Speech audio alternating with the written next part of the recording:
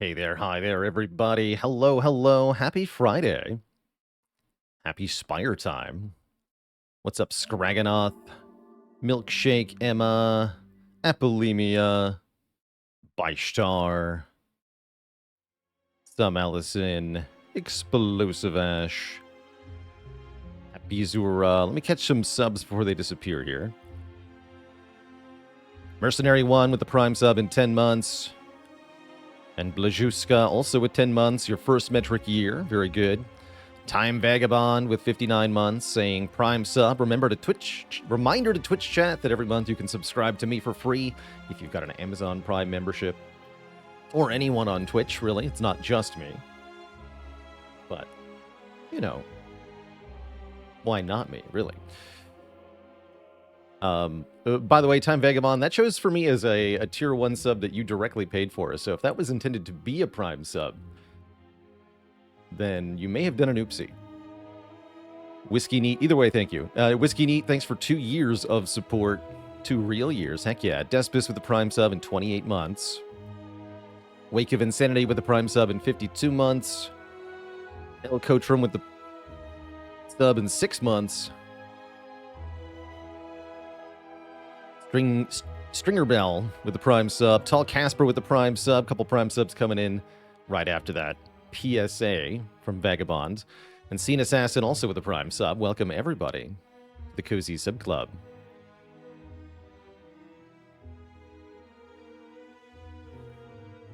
I'm a Windows user, Chucky Prime. It's for gaming. I know Linux gaming has come a long way, but it's still very hard to beat Windows as the OS of choice for something that gets overwhelmingly used for video games.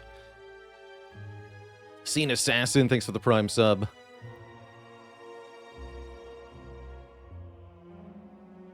And Spades, thanks for 5 gifted subs. Gunter Parzival with the Prime sub at 39 months. Gunter says, I heard Twitch Prime can only be used on this channel, so you thought you might as well. Otherwise, you're just wasting free money, right? There's literally nowhere else on the internet that you're allowed to use Twitch Prime, so I guess you have to use it here, is what I guess we're being confirmed now. Reports are coming in from across the internet, fueled by AI chatbots that are citing me as the source, recursively. And now the entire internet is full of only news of this. Nighthorns, thanks for the Prime sub in 23 months. Apolemia with 100 bits. Necrosmug with 100 bits. Again, also something that can only be used on this Twitch channel. Literally nowhere else. Jormakim with the Prime sub in 6 months. Guess I have to, is what the shrug emote says.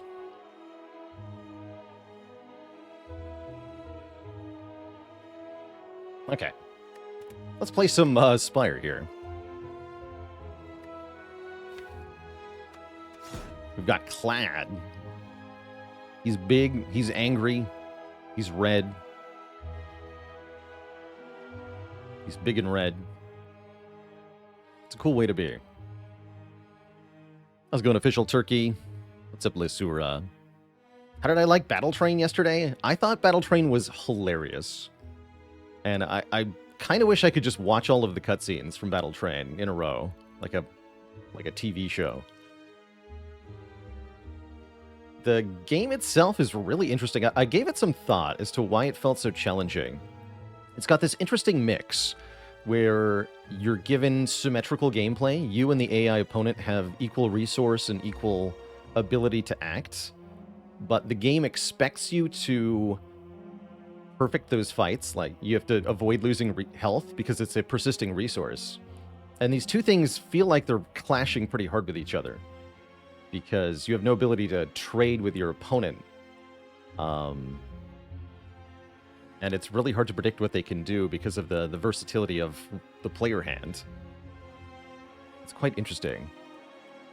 It does feel like, and there's no free healing in Battle Train either. You don't get a post-boss heal. You can only elect to take a heal instead of money, like once per act, and it's not that big of a heal. It's pretty crazy how little room for error there is. That's not to say it's bad. I also think that coming in from a brand new player perspective, I don't have and given that this is a pretty novel type of game, I don't feel like I had a solid grasp of what successful strategy in Battle Train actually looks like. We did find some success, but I'm under no illusion that I was playing optimally or even close to, because I had no idea what I was doing. That part was kind of fun, actually.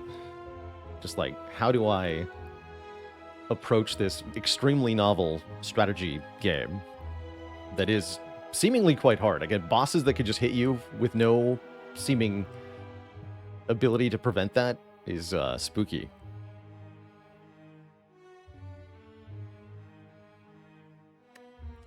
Yes, words. You can still use our Battle Train link. Absolutely. Here it is for you. This one goes straight to the Bandai Namco website. And I think they then have a link to Steam, if you're looking for Steam.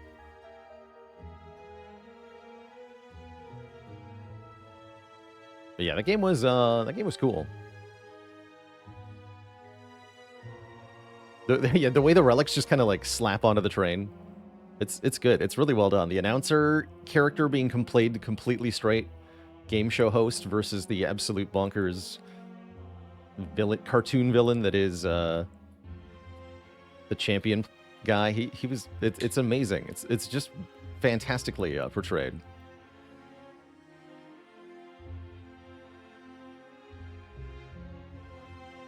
I have a lot of games that I want to play at the moment, so it seems hard to want to fit more of Battle Train into the schedule, but it certainly could be worth returning to.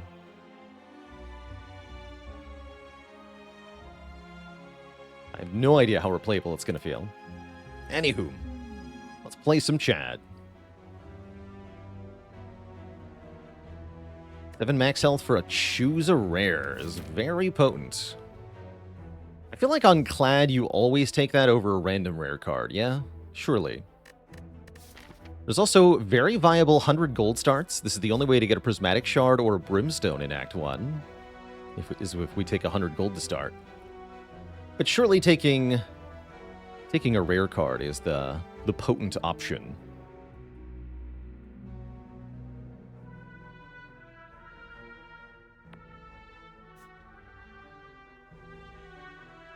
I think you want to get to this rest site and then ideally try to fight the Burning Elite.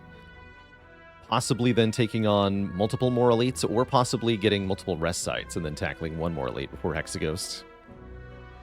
Neruzi, thanks for the Prime sub, and 30 months. The metric year times 3.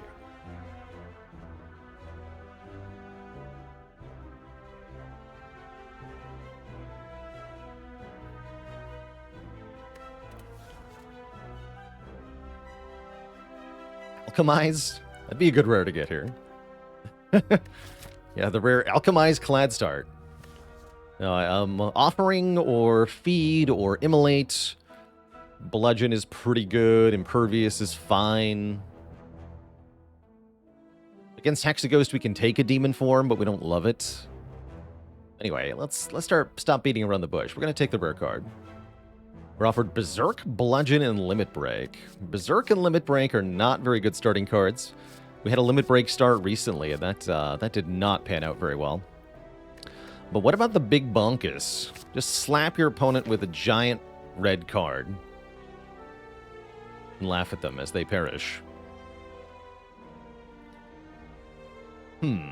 So the question that lies before me is, if I want to try to beat the Burning Elite now, do we go to a shop or do we just want an extra combat? Shop's not particularly good. It might be nice to be able to get a guaranteed decent potion, like a Fear Pot or Liquid Memories maybe. But I think we'd rather just fight one more enemy. And if we have absolutely nothing after 3 combats, then we can go to this shop and say that we'll handle the Burning Elite later. We can still get 3 elites after that.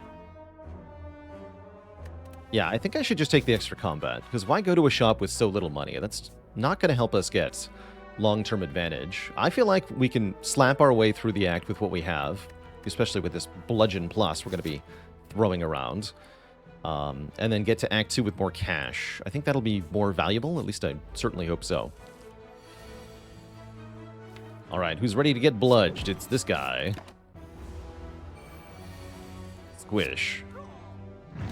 Well, that would have been +6, but we are already at full health, sadly.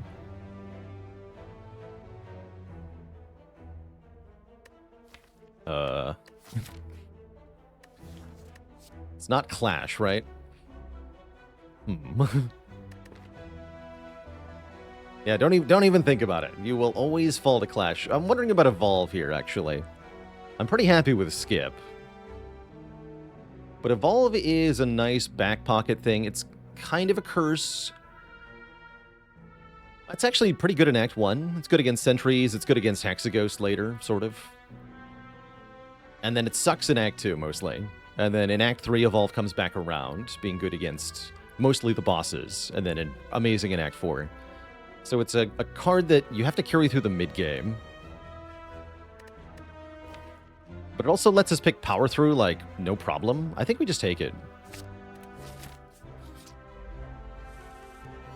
Squish.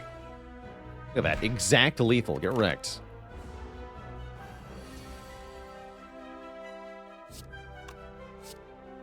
Alright, I'm going to play Evolve, Strike, Strike, because we have to give Burning Blood a reason to exist.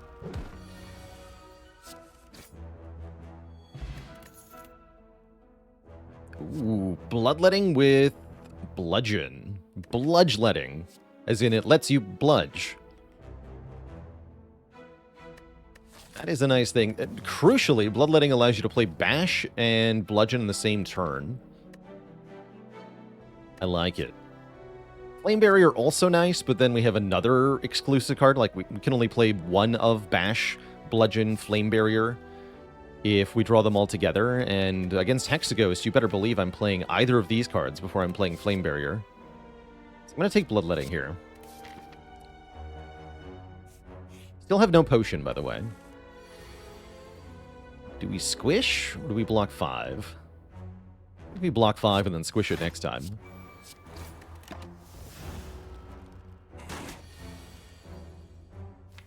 Also Bloodletting here, but I don't think I need to, right?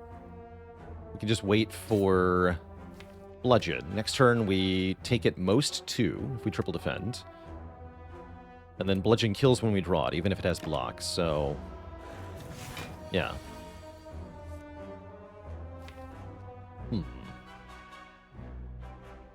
What if I draw exactly Bash, Strike, Strike, Strike, though?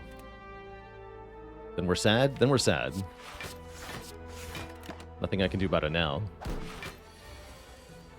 Oh, good. It's squished. Okay, so only -1 in that fight. Do we take it in Flame? Probably not. Doesn't seem that helpful. Did I play a Watcher run yesterday? Sure did. Yeah, we did 3 runs yesterday. Just cuz. I think these are all bad. And Flame is starting to pivot away from Bludgeon. It's still tolerable, though. Like, we do need ways to kill Hexaghost. Deck really wants a Battle Trance. I choose to believe, though. I choose to believe in our power to kill the Burning Elite. I choose to believe in our ability to skip these cards. Let's take these events, see what happens. We can pivot if the events are really trash somehow. I don't know what that would be. We'd have to get, like, Matching Keep or something stupid. Essence of Steel, Bloodletting, or 55 gold for a relic. My friend, that is the cheapest of all relics. I have no shop coming up. I need this potion, so give me a relic for money. Very cheap. That's a boat thingy.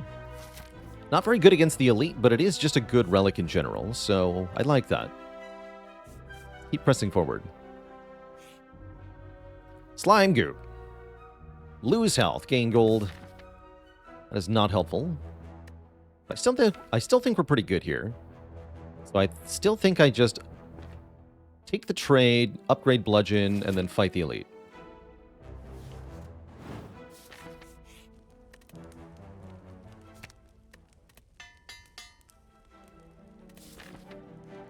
I sure hope that works out. Alright, so Metallicized Egg. This is probably pretty good. If I get Bludgeon next turn, this thing is ruined. 5 out of 9 chance for that. Yeah, bonk.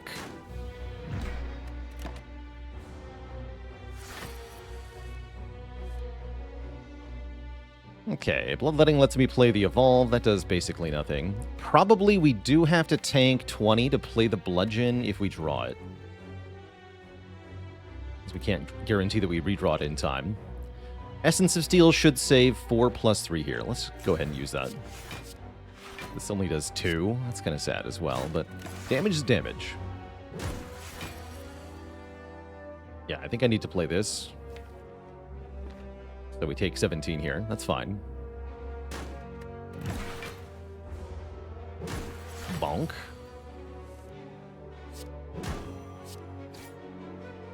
And then if we draw 3 strikes or the Bludgeon, we can kill it. We get neither of those and we're sad. Great. We're not sad. Get bonked. We get $30, an Ancient Tea Set, the Emerald Key, and probably Uppercut here for more vulnerable, as well as Weaken. I guess Iron Wave isn't too bad either. I think I'd like an Uppercut just fine. And I do think I want to go the upgrades route. I'd love to upgrade this Uppercut. Possibly the Bloodletting. This is an easy fight. Thank you, Anchor. Making it even easier here. Should be a +6, perhaps? No. Not at all, unfortunately. Okay, we just go Defend. Strike here, Evolve here. Take 7. Other option was kill the front one, take 9. Squish this one. Next turn, kill this one. Squish. Okay. That's fine. Block every turn. Actually, not that bad. Do we need it to get out of Act 1? Not really. Do I want it in Act 2?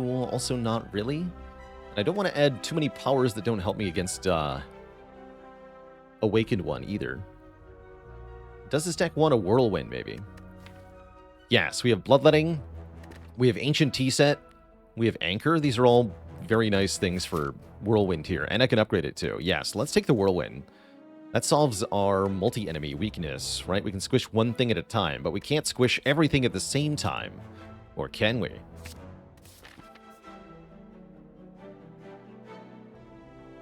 Yeah, and I definitely want to upgrade some stuff here. Whirlwind and Uppercut. And then we should thrash both another Elite and Hexaghost.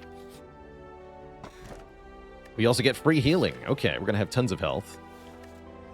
Convenient for the current path. I don't mind going into Hexaghost with full health. It's not something one usually strives for, but if it just happens and you also kicked ass during the act, then that's great.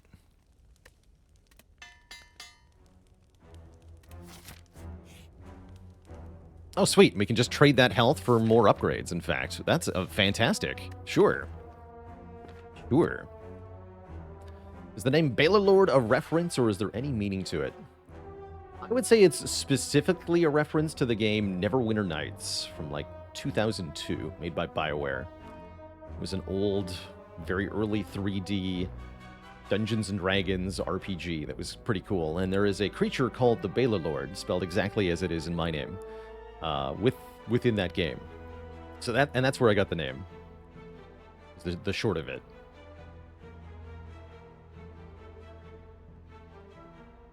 Let's upgrade 2 here. There, the Whirlwind gets upgraded. Now we can upgrade something else. This is awesome.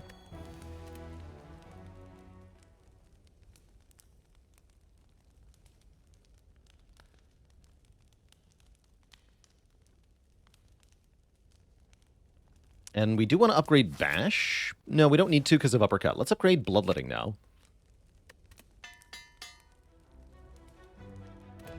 Hey there, Doggo the Goat. We did a full stream of Elden Ring plus Shadow of the Erdtree with a quality build, strength and dexterity, using mostly the Zweihander. And that full playthrough should be up on, at the very minimum, the the Archives channel. I don't remember if the full playthrough is on the Plays channel or not. Did I miss a dad joke? I might have. I bet I did. Oh, yeah, there it is. Dyslexic Stoner wants a dad joke. Here's what I've got for you. How do you teach the Ironclad a new skill? You give him a demonstration. No refunds.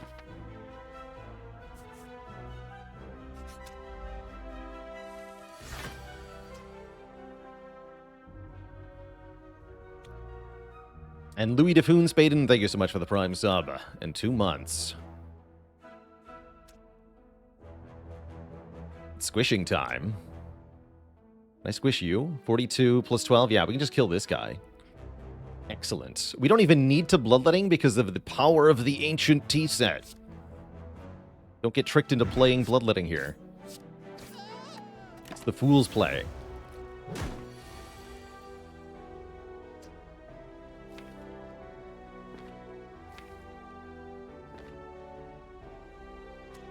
Uppercut defend only takes 1. There's definitely... I could actually take up to 7 next turn if I don't play the uppercut. So yeah, let's play the uppercut. Would have been fine, though. So you probably could have saved that one with a greedy line, but I don't think you should.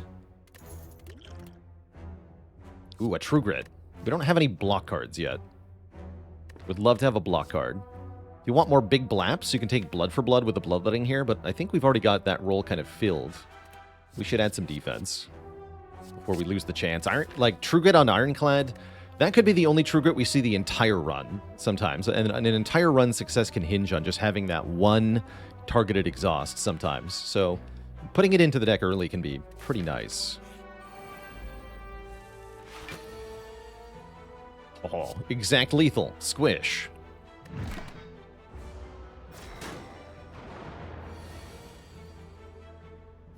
I didn't think we could count on the Whirlwind. Let's just go defend, defend, evolve. I know we skipped a lot of days by getting a kill turn 1, but I don't have much better to do on this turn anyway. Should be a pretty free fight here. Yeah, they're dead next turn if I do this.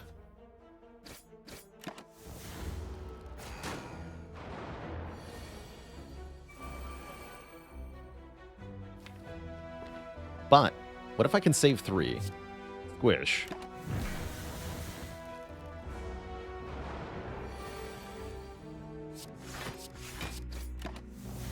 Pretty hard to break a hand with the Evolve. We got that added block card in True Grit, so I think we can just kill without taking the 3 damage from playing the Bloodletting.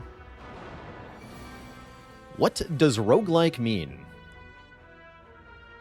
It's an excellent question, actually. It's a genre that we typically hold to have a few core features. Feature number 1, if you perish, reach 0 health, or fail otherwise during what is called a run, during the gameplay of a roguelike, you have to start back at the very beginning. There's no saving your progress and loading a save state. There's no getting a checkpoint where you revive.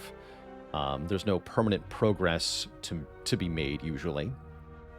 Core element number 2 is that the game has to feature random challenges. You can't simply try again to fight the exact same enemy in the exact same way, like a Souls game would have you do, because the layout of the level will change, or your equipment available to you will be reset, or otherwise things will be different each time you attempt it.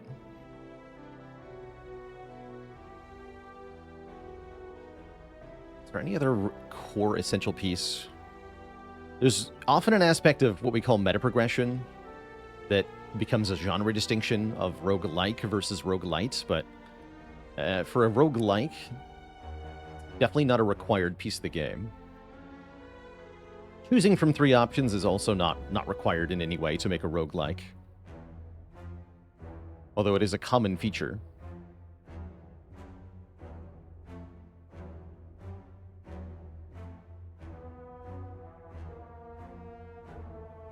Yeah, some rogues are a lot more open-ended, actually, in what the player is allowed to select.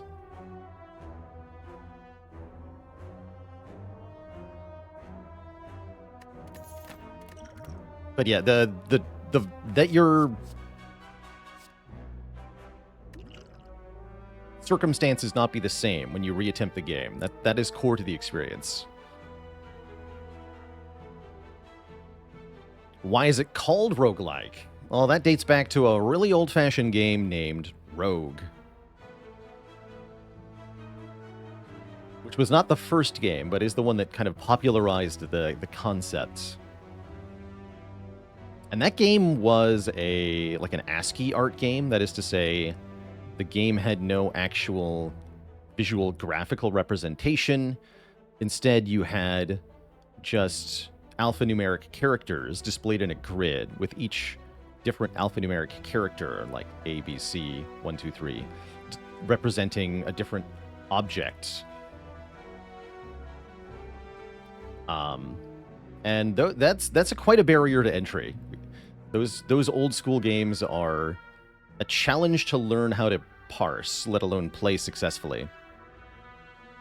I've never done it personally. I haven't played any ASCII art games. Although I think there was a sub-segment in something that I played, like, I don't know, Frog Fractions or something. So I understand the core concept of it, but I don't play those games myself because, yeah, they're a pain in the butt.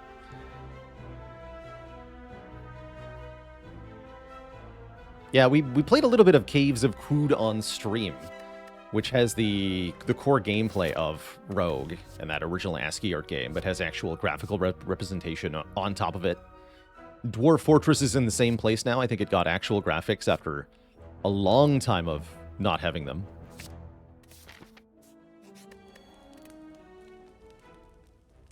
I guess I can upgrade True Grit now, or we can upgrade Pummel Strike. With the Bloodletting Plus, I really like the Pummel upgrade. Yeah, I really like the Pummel upgrade here. But if I find a Fusion Hammer, I'm definitely going to want to have True Grit up. So let's get the True Grit first.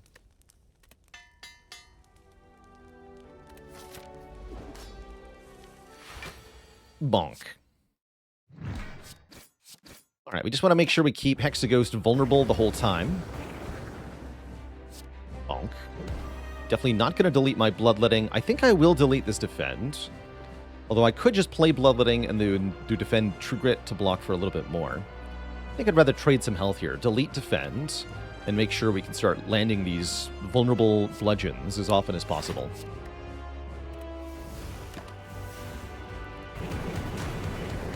Not expecting to have to use either of my potions here. I do think it's worth playing Evolve, so we'll skip the Whirlwind for now.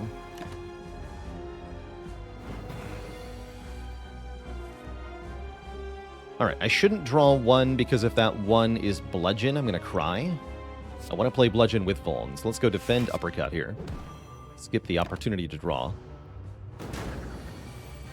Would not have been Bludgeon. Now I can just Whirlwind. Well, Strike Plus and then Whirlwind, yeah? Tank some damage. Not that I have a choice with this hand. And then next turn looks like a Bloodletting turn, perhaps. Yes. Go Bludgeon, Bash.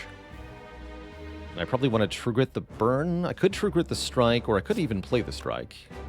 I think I just want to prevent 2 here.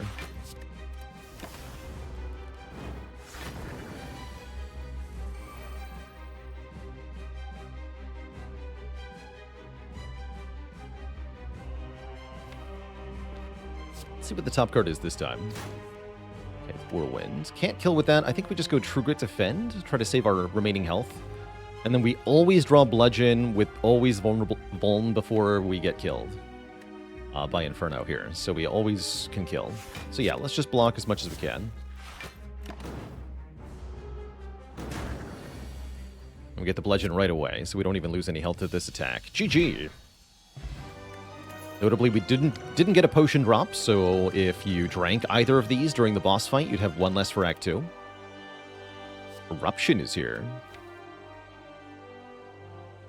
I don't really have anything better to take, right? I don't want a second Bludgeon, surely.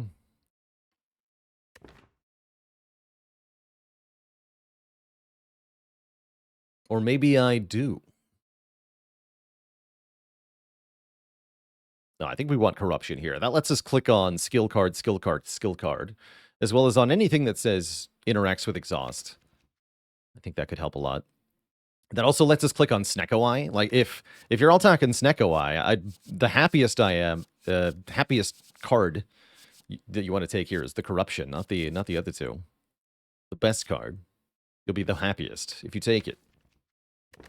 You'll be overflowing with joy at the Snecko-Eye. That isn't even here. It's all a lie. Looks like a very good Velvet Choker, right? We are bonking here. Velvet Choker does prevent us from doing Corruption, Dark Embrace, Feel No Pain nonsense. But we don't even have that combo yet.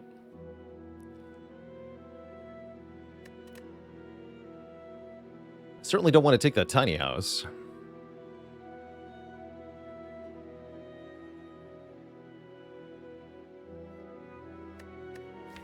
I think I'd rather go with Choker over Dome here. Dome has a real actual downside that we have to contend with. Not knowing which enemy's attacking, not knowing what attack pattern we've gotten. Limiting our cards per turn at the moment is no penalty. So I'm okay with that.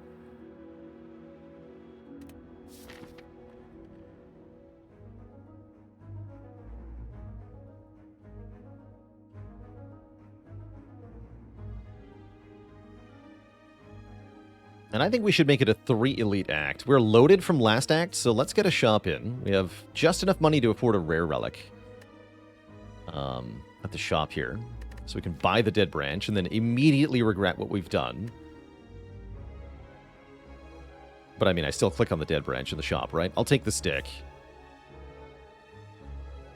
We have Omamori, which makes going to events a little bit better. A little bit. Only a little bit.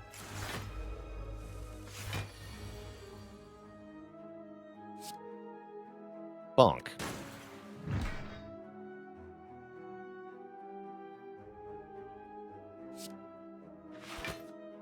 Do I Bloodletting to also play the Strike?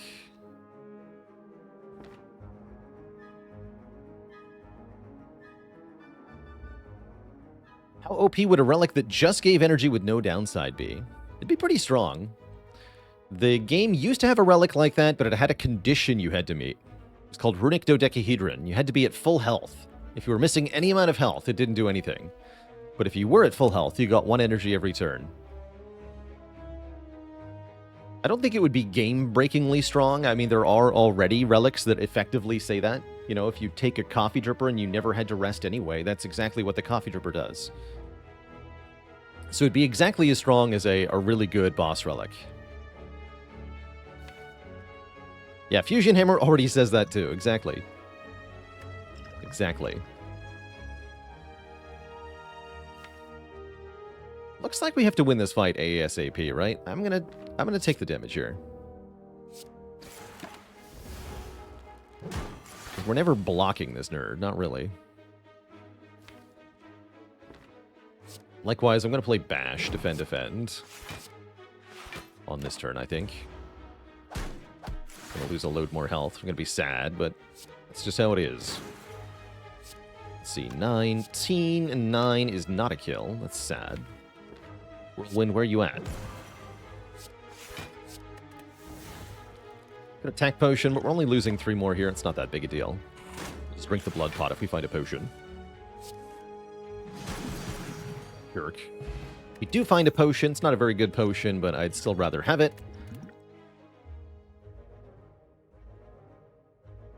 These ain't it. These are not it. Would like skills that are blocks. So would like Flame Barrier back.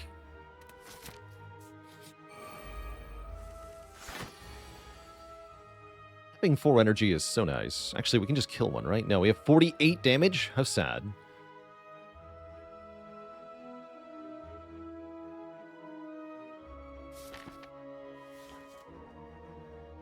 Don't take very much damage this turn, so I don't feel that motivated to attack potion. Let's just go bludgeon here, bring him to 11, and then True Grit the corruption. Seems fine. This also seems fine. Kill this guy and block.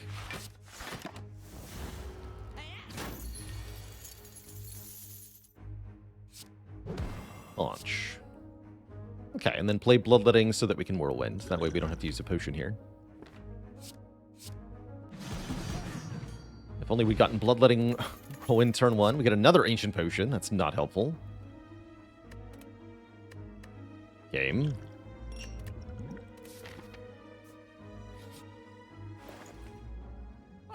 Okay, well, Choker is starting to seem a little bad now. That's sad. But it's not that bad. Some of these things we still want. Probably not the medical kit, though. But Dark Embrace, yes, we still want Dark Embrace. For sure. Dome, come back.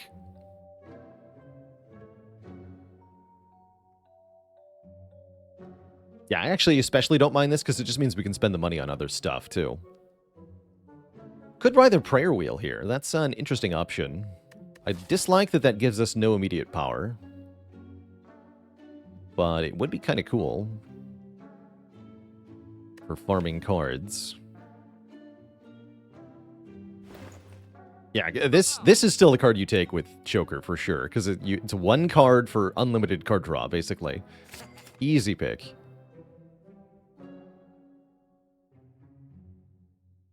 Don't know if you buy Master of Strat here. That is still a pretty good card draw option with this deck. Could also just remove a strike. Am I the biggest Dark Embrace fan? I might be. Yeah, I actually might be.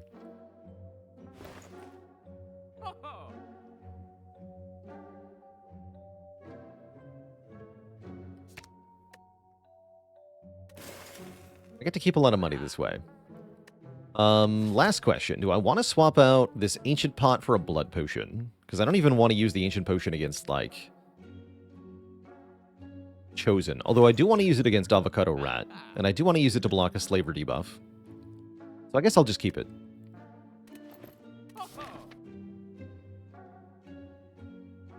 And then...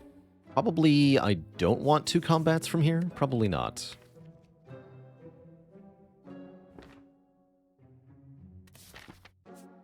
Yeah, I don't mind the Choker, and though a couple people mentioning that they think it's anti-fun, I find the Dome more anti-fun.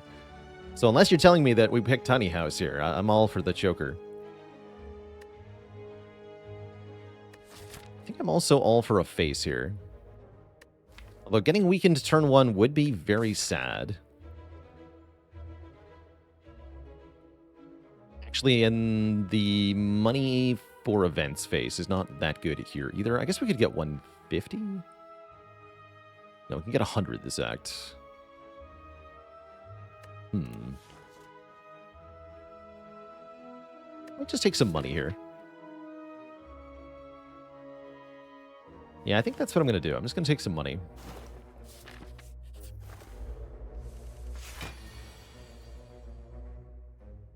Caca. How sad that I cannot play Bludgeon and Uppercut together. Here is our opportunity to Ancient Pot the debuff. But mostly I'm just going to play attacks anyway. I think we want to focus our damage on Chosen, because I can simply kill the bird with Whirlwind. So I think we play the Uppercut and not the Bludgeon. It's kind of sad.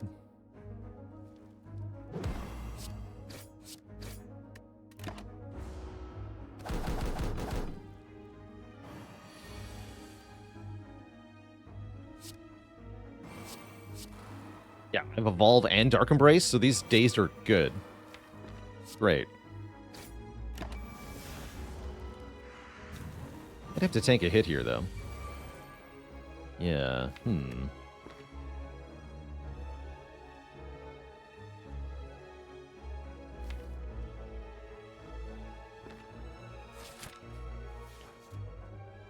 Take 18 here. We play Whirlwind. If I play the True Grit, things get a bit weird. I guess that is the better line, though, right? Because we can True Grit and then multiple Depends. Okay.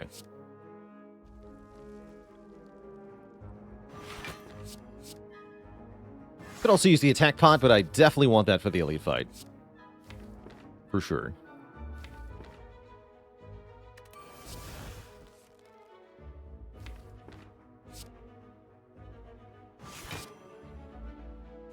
And I might as well do damage to both of them. We're going to draw a full hand next turn anyway. So this way we only take 11. Hoping we can hold on to that, but it doesn't look like we can. I regret my choice massively. Life is pain. Alright, now we kind of have no choice but to Whirlwind. Freaking swoop, man.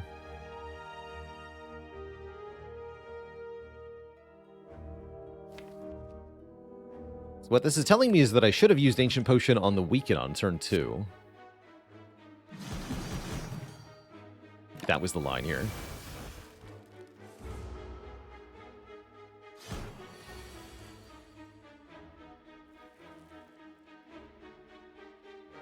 And then you're actually doing 6. Terrifying. But we can go Bludgeon plus True Grit. That's fine. Don't have to play Bloodletting here. We instantly draw cards. Yeah, Feel No Pain would be good here. For sure. Anger is not good because of Choker. Okay, not that much health into this elite, but we can rest and get a Eternal Feather heal here. First, we have to beat the elite, though. And I think this is already a situation where the attack pot is looking really good, because if we cannot kill at least one gremlin here, then next turn looks really bad with limited block. So we should definitely attack pot right now and try to get something that kills a gremlin, which Blood for Blood does just fine. Let's get rid of the gremlin, the mad gremlin, because I don't want it attacking me next turn as well. If I'm getting attacked, I want to deal with just leader next turn. But we do want to weaken the wizard. It is going to get blocked, and I might be playing Whirlwind. Okay. We're not playing Whirlwind, at least not yet. I have Dark Embrace down, which makes this a really good time to play the Corruption. Skip the Bludgeon here.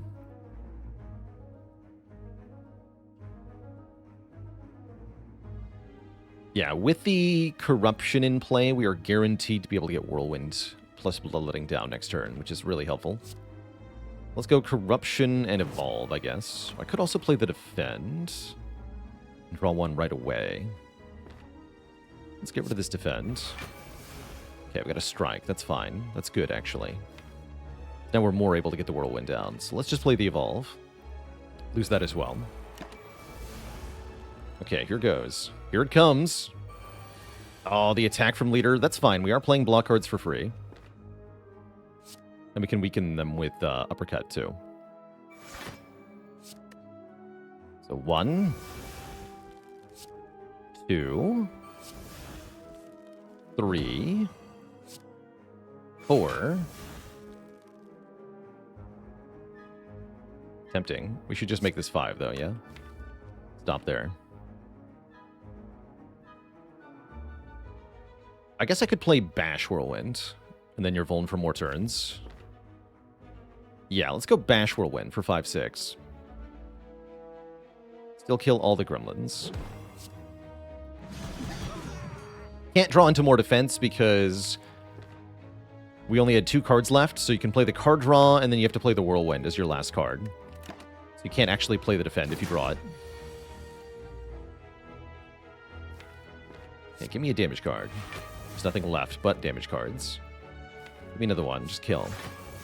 Great. Okay, now we win. Winning is good. We get a Shovel. Another Ancient Potion. Game. And cards that are trash. Except maybe Sentinel. No, Sentinel's good.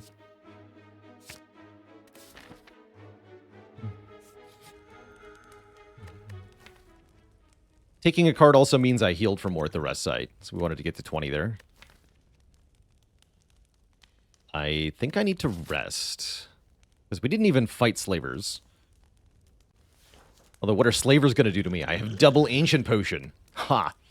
Skinny Skills. Oh, yeah, they can do 34 damage on turn 1. Skinny Skills, thanks for the Prime sub and 22 months of support. I'm sleeping.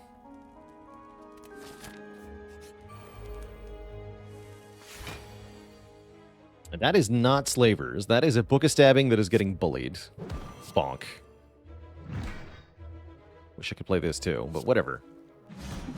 You're already halfway dead.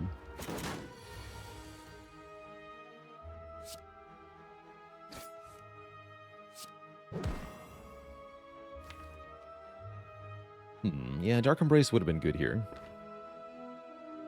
Actually, we're going to get bullied a little bit here. Kind of scary. Thankfully, we have Evolve for the redraw, so I don't have to deal with all the wounds. But yeah, we are getting stabbed a bit. Just a bit. Just a lot. Getting stabbed a lot. It's very bad. Actually, I'm dying. Help!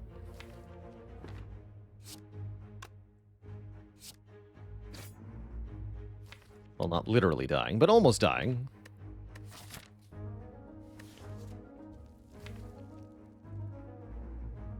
Not even sure Dark Embrace would have saved us, actually. We just go for a kill next turn, yeah? There is a draw where we die. It's only the big hit next turn, though, so we're fine. Who built this deck? The Spire did.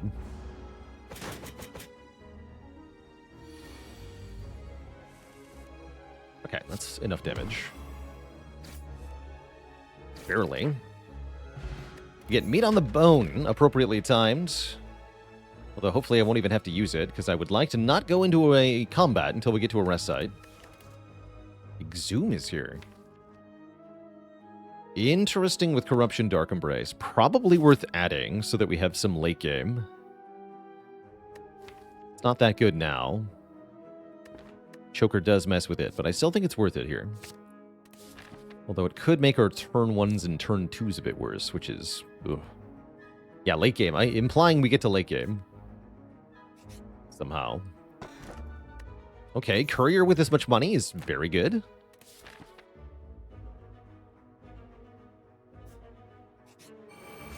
Yeah, it's a combat. Of course it is.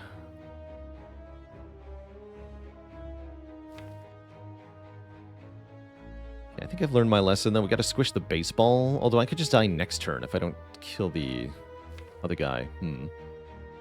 This looks pretty bad.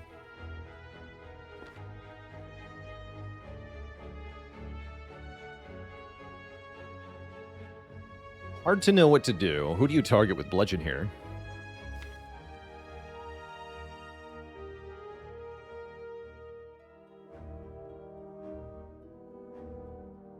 If we don't hit the baseball with Bludgeon now, how do we ever kill it by turn 3?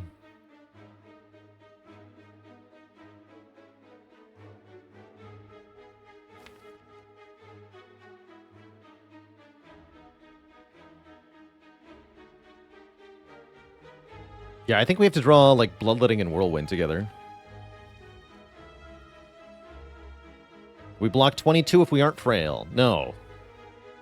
We could maybe do Defend, True Grit, and tank that way, but then... If that's our draw on turn 3, how do we survive the 11 on turn 2, right? We don't have the cards for it. We just don't have the cards for it. So we have to go for a kill. I think we have to.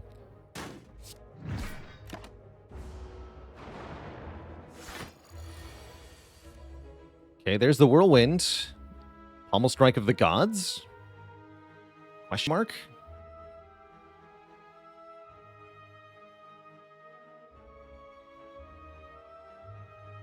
Is there any other option at this point? I don't think so, right?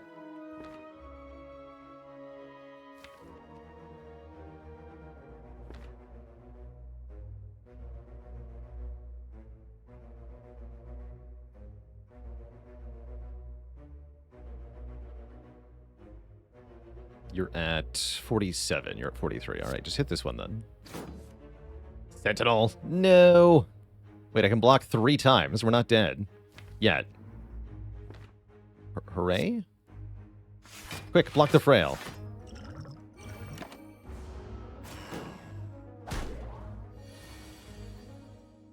No. That ain't it. Boop. All right, we fall flat. Not too surprised. This deck did not have like the power through that it needed to actually get started. We don't have the big block cards. Without that flame barrier, we're actually really hurting for any sort of defensive option. That's tough. We die rich. Although we did go to the shop, so... Oof.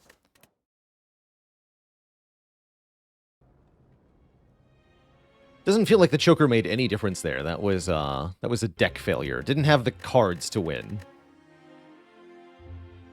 Book of Stabbing hurt us real bad. That was worse than I thought it was going to be.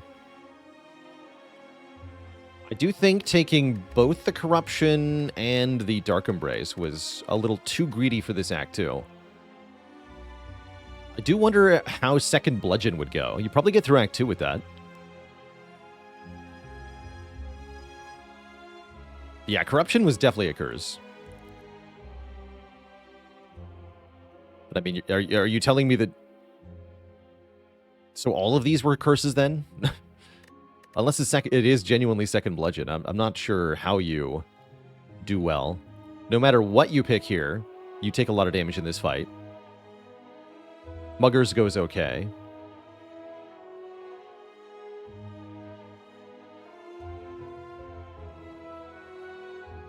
Gremlin Leader seems hard.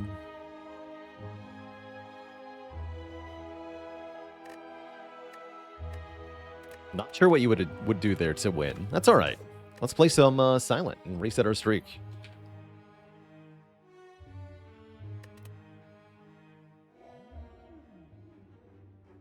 And I'm thinking just probably a common relic here. Wait, where's my map? Game? The illusion of choice.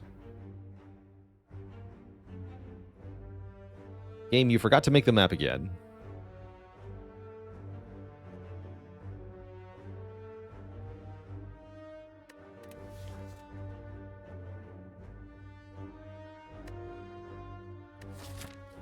Believe it or not, the map can actually randomly generate even fewer nodes than this.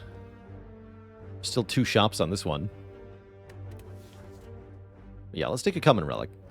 Meal ticket. Okay, that definitely means we're going to a shop at some point. Probably this one. That would give us good reason to fight these 2 elites. Hoping we can make this a 3 elite act. That's going to really depend on what our first 3 combats give us, though. Good cards and potions, we can charge forth.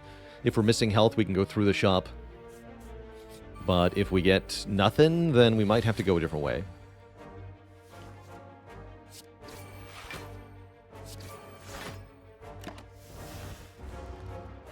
Probably strike. No, we gotta go triple block here. Interesting.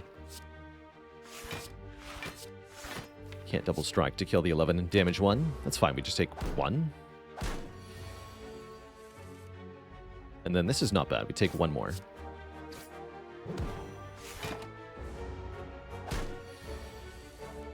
Bit of a weird lice fight, but not bad. Uh-oh. Do I take Deflect floor 1 over Skip? Probably.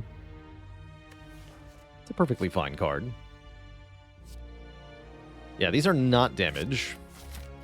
That does make it hard to believe that we could do 3 elites, though. We'll see.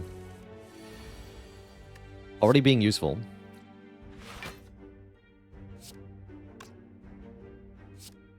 I think Acro's a little too greedy there. I have a hard time imagining you can afford to Acro in Act 1 most of the time. I fully believe Skip could be better, though.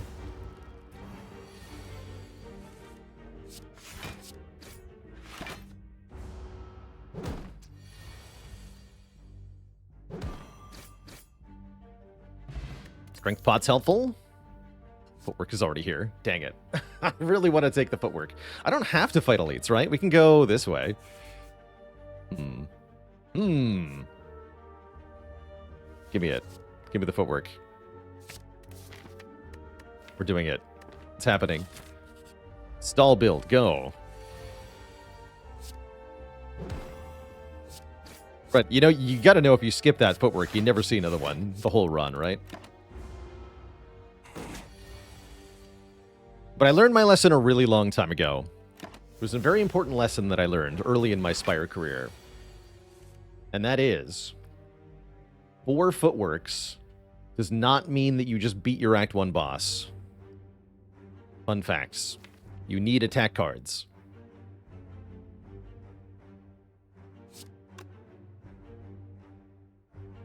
Okay, footwork, defend, survivor's perfect here. Now, if the boss is the Guardian, then you can sort of do it. If you can just block the 36 hits, you're okay.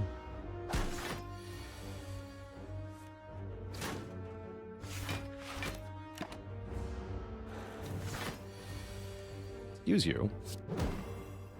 You are not allowed to do that, Mr. Worm.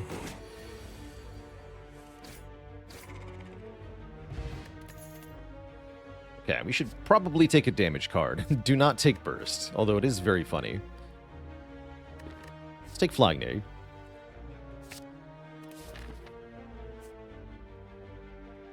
And let's take an event. Shimmering Mass of cards, huh? Wow, we can really upgrade stuff. Actually, I quite like that if I'm dodging the elites for now. Then we get even more value out of the deck. If we get strike upgrades, that means our damage problem is less. If we get defend upgrades, that means we're better at the thing we're already really good at. Either way, I like it. 2 defend ups. That's actually really good. So I'm happy with that trade. And yeah, we're not going for the shop into the elite, though. I think that's too ambitious right now. Let's take an event. It's a shop. With a well-laid freaking plans. Get in here. All right. My deck is ready for Act 3. Oh, we're in Act 1? Oh, crap. Maybe we take another Flying Knee here? I like it with the well-laid plans, especially.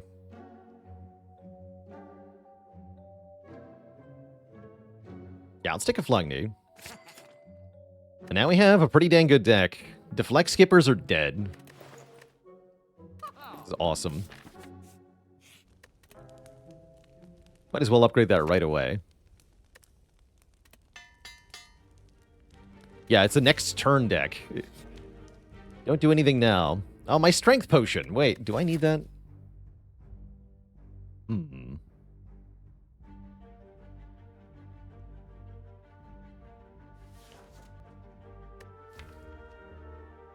I mean, just give me a relic. Dang it. Can I have my potion back? Ah, heck. It's a dark day. It's a dark day. And we do have to fight an elite, by the way. It's a little spooky.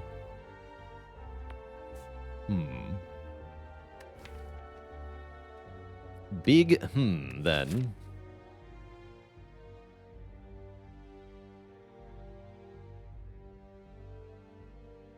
Do I have to skip this rest site? Is my next question. Yeah, we need cards and potions and stuff, right? So, like, can I go to the rest site? Maybe not. If I go to the rest site, I'm just upgrading Flying Knee. Yeah, I don't think that I should. Let's take a fight.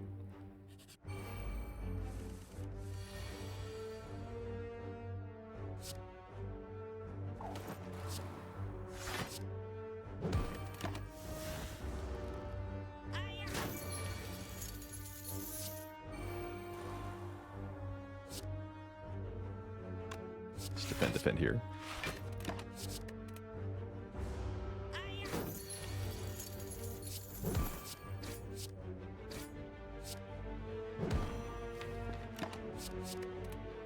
Might actually escape us here, because our damage is that low. Now we're good. We got him. We got him. Thank goodness, too. I need this money to buy a potion. These are my attack options? Oh, man. I think we need Sneaky Strike as a way to deal with Lagavulin. We have no discard, but... yeah, Acrobatics come back. Ish. Peace Pipe. That's also not helpful, game. Although it is hilarious. We'll take that. Remove all my strikes later on? Sounds very good. I guess we take another combat then. Skipping rest sites build. This feels so bad.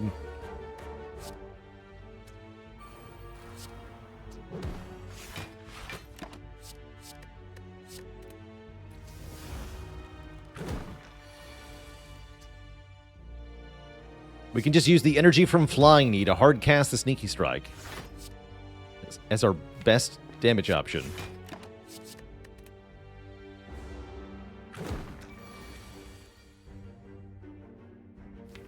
Words I never thought I'd have to say.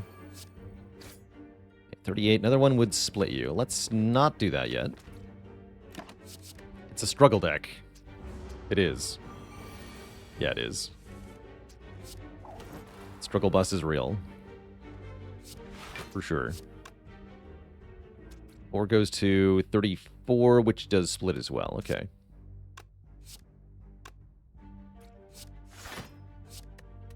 I keep holding for the moment. If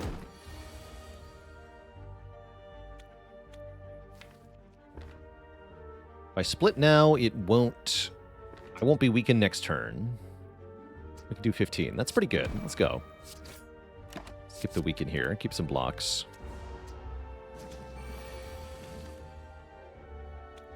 And then try to focus this one down. Let's do... I can do defend, keep the good blocks, or I can play a slimed. If I block a bit more. Like deflect, defend, play slimed, keep defend. I think I want to keep the best blocks, though, so I'm just going to let the slime go.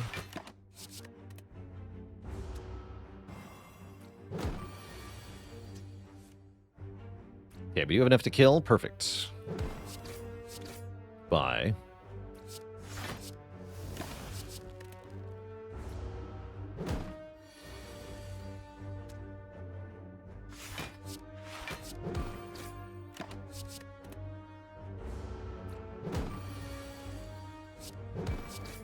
Cool. More blocking. We get a dexterity potion. Oh, and a poison card. It seems really helpful, actually. Also, I think we're very not likely to fight this Burning Elite. We could just take a bunch more combats rather than going to the shop. Go like this way. Hate that idea. This has been a really weird Act 1. Is Flask into Slime Boss viable? I think so. In this position, yeah, I think so.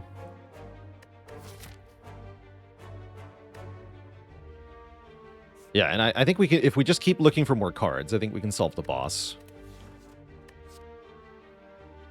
So yeah, one problem at a time. Let's just keep dealing with the hard pools for now. What about this fight? Can we solve this fight? This one doesn't seem that bad, although this is a pretty crap turn 1. Need to 9. 9's a bad number. We can U then.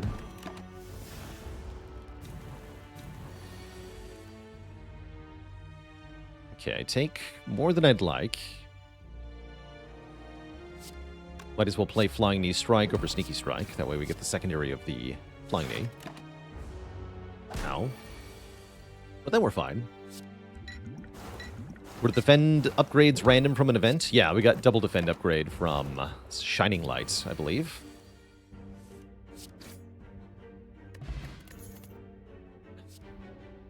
Wait, Bane? It's a start.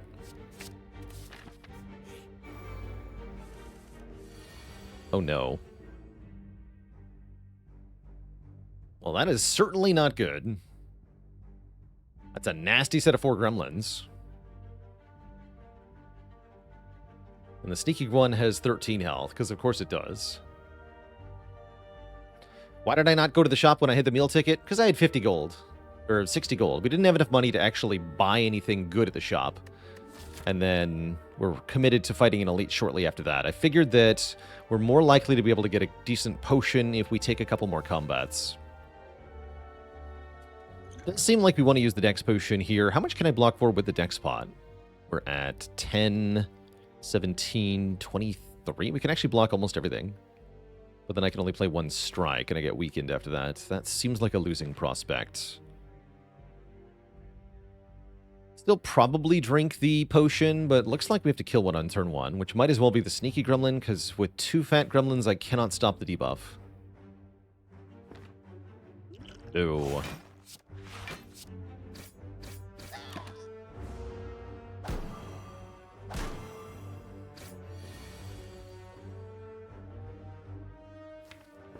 Okay, and we can weaken one Chonkus.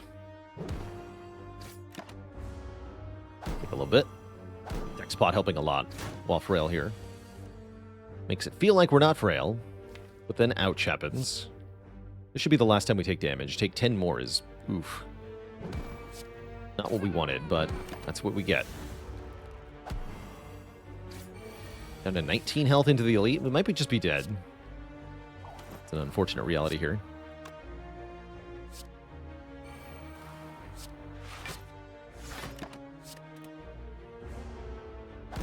Depends on the elite.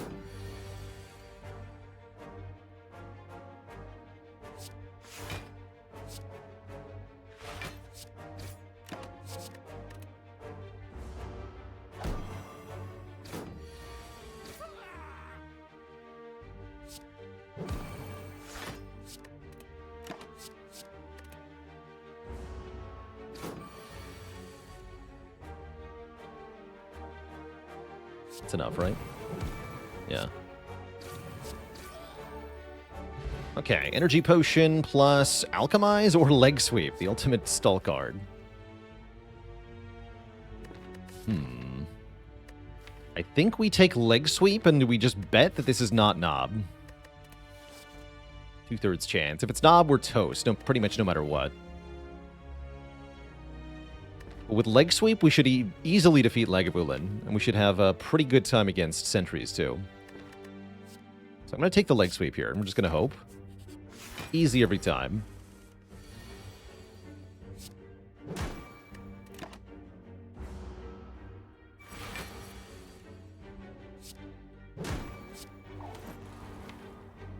Okay, please give me the well-laid plans. Thank you. Great. Well-laid plans and a bunch of strikes. That's actually fine, though.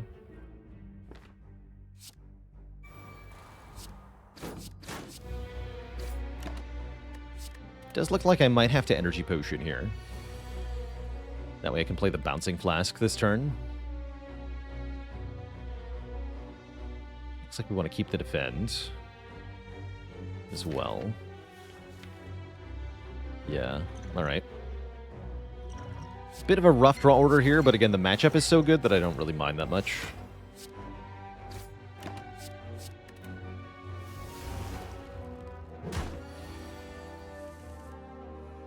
Okay, that worked out just fine.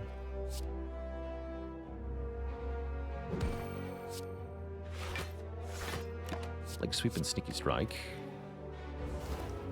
Just need to keep playing bouncing flask. Missing it here is bad. At least we did good damage with the attacks. Bottom deck the bouncing flask. Cannot flying knee into it either. Oof. Extra annoying.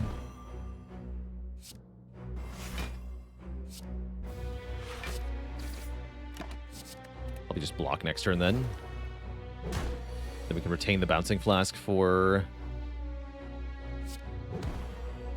debuff turn, right? We can't kill, right? We would do 9... Actually, no, we can just do 16 damage with our attacks, plus 5 from poison. Not enough, so block. That's fine. Take 2 more, and then we're out of here.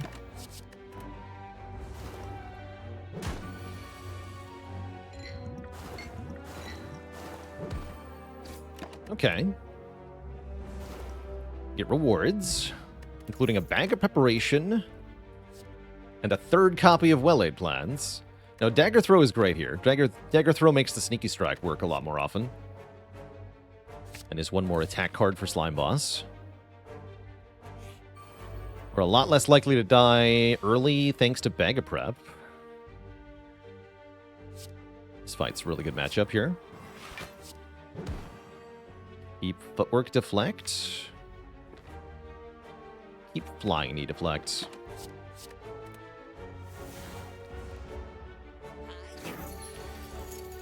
Yeah, that's the way.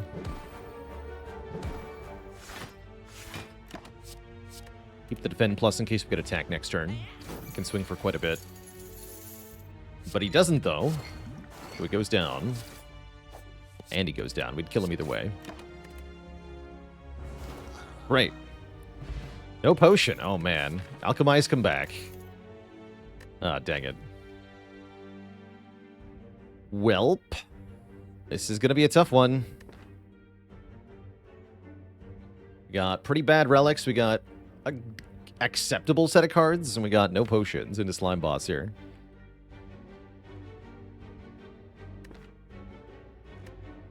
Could take Dagger Spray.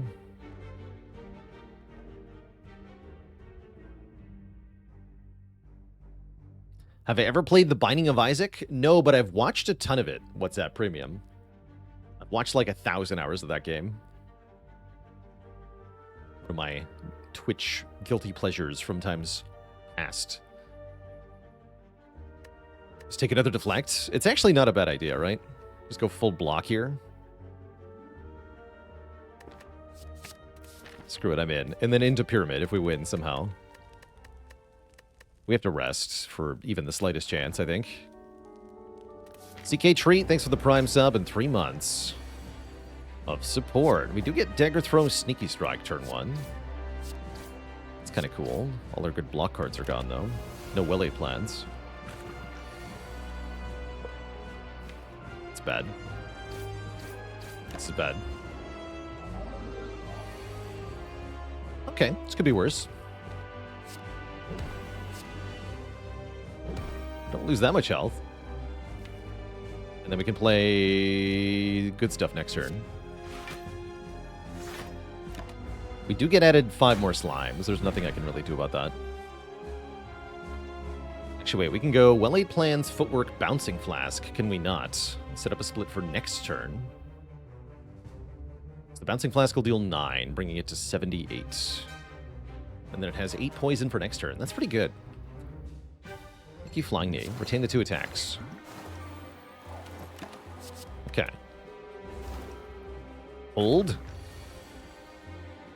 Maximum damage this turn. Hold double deflect. No, hold leg sweep deflect. We split at below 50. That's not bad.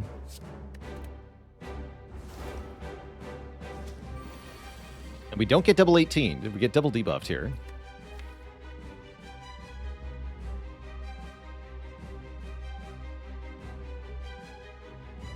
Question is, which slime we have to kill first? I think we're more afraid of the Frail than we are of the Weaken here. Realistically, we're going to get bogged down with all the slime in this fight. I think that's what's going to do us in. Although we can lose one now. Which does help a little bit. They both have to attack now, though. Double 18 here. Can I live this? Yes. Can I live this easily? Nope. Do I need to hold on to deflect Survivor for Sneaky Strike? That'd be nice, but I don't think we're allowed to.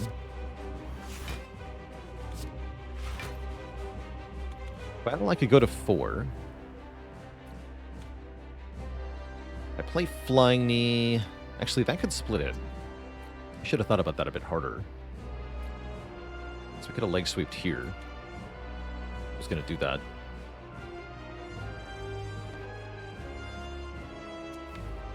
I want to do this, though.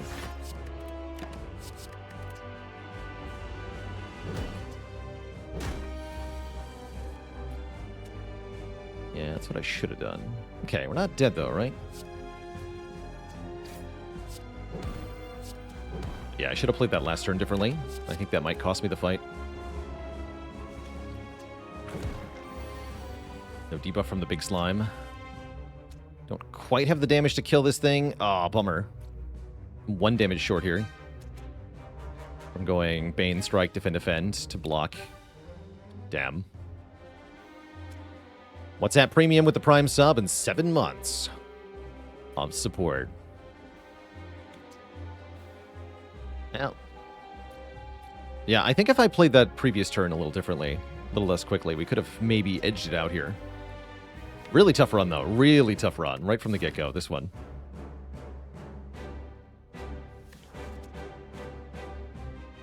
GG. Yeah, I should have kept the Strength Potion. Strength Potion, come back. Ranwood, you killed me. It's the lesson. Never trust Ranwood. Not even once.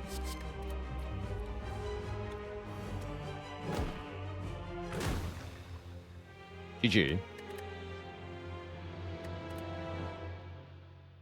GG. Yeah, tough run. Really tough run. Let's play Defect? Let's play Defect. I hope you do better, this friend, he shouts, drinking your strength potion.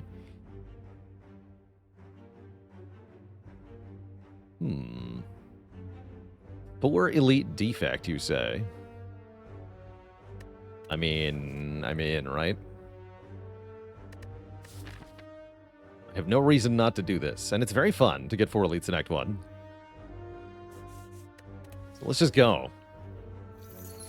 We even get the worst curse, or the best curse, depending on whose perspective you're evaluating it from.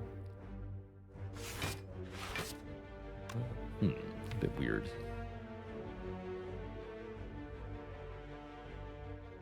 I think I want to hit this one, but it's odd. Lightning Orb agrees I made the right choice.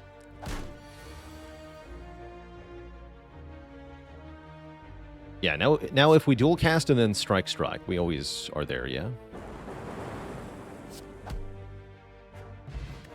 Strength Potion came back.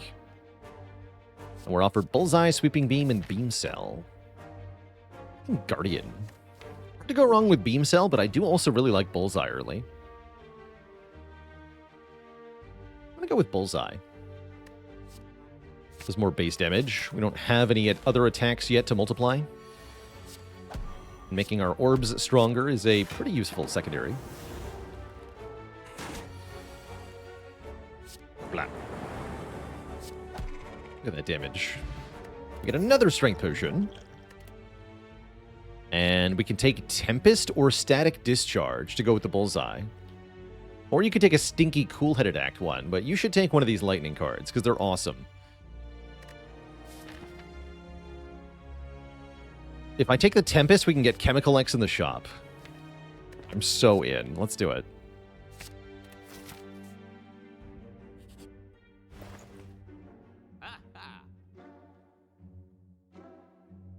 The stick is here, but do I want to pay 333 gold for the stick?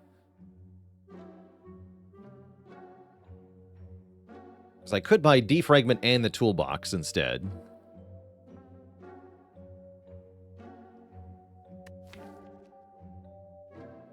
If I take the stick, I don't even remove Clumsy. That's kind of funny.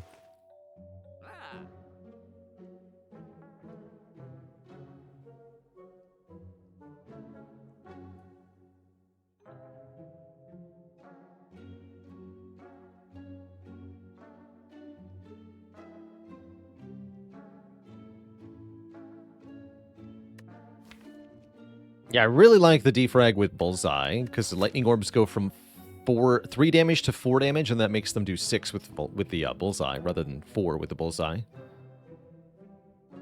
Really like this toolbox. Sorry, stick takers, not today. And then I think I just lose the strike now. Or, actually, no, we should lose the curse, right? Yeah. Lose the curse.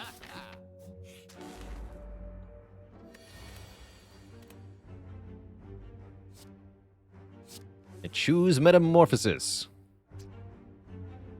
Alternately, I choose to play Defragment, Zap, Dualcast.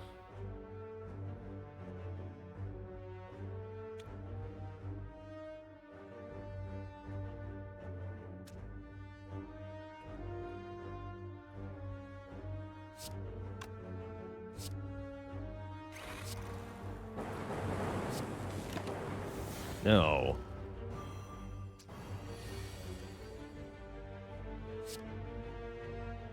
Orbs heal 6, right? So we hit you for 6. You go to 15. No, won't be enough. Not quite. Okay, so we'll take 4 here.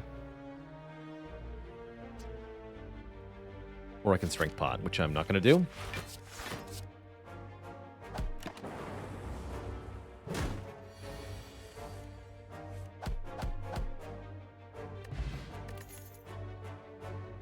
Storm?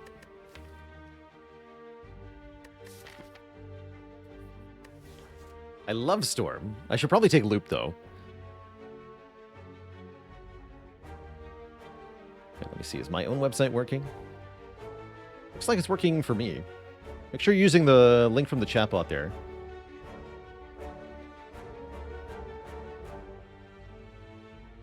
Interesting.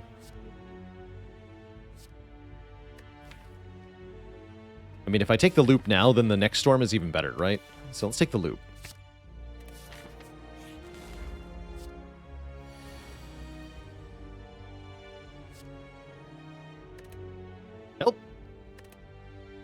Choose violence.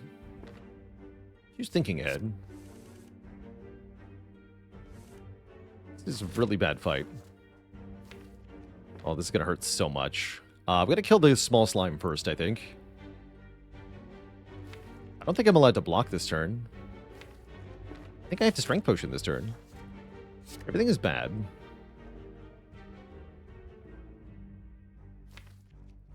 Take dual cast next turn.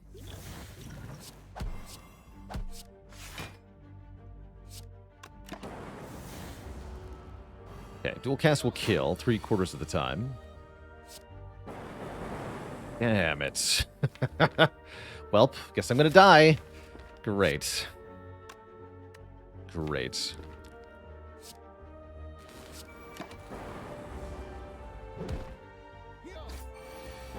Guess I'll just die then.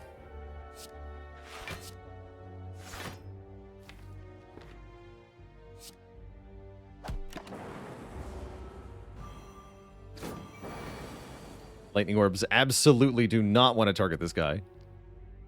Take another 10 here. Blah. Dual cast would have let me kill him, too. We could have done strike, bullseye, dual cast, but no, I can't do that even.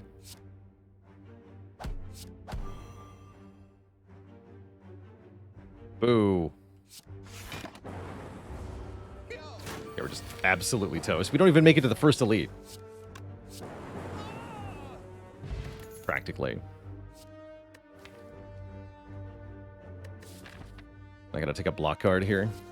It's Knob, we're just kinda hosed.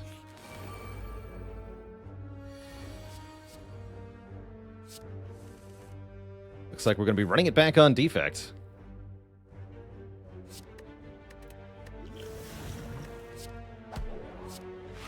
Tough day, man. No way I blocked for enough on this turn. Not a chance. GG.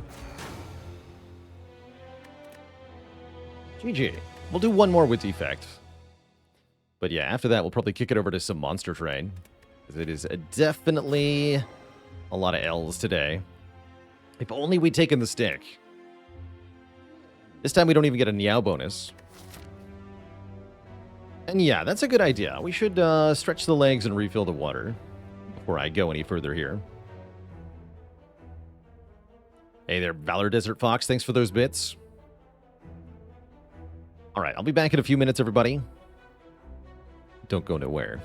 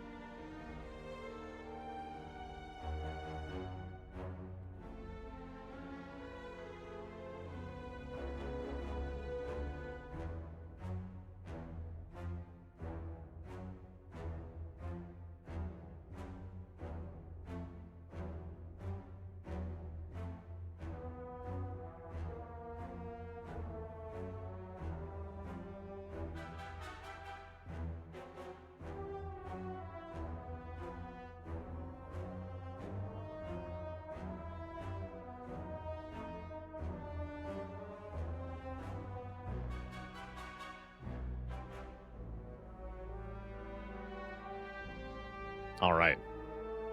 Let's try one more time with the Defect.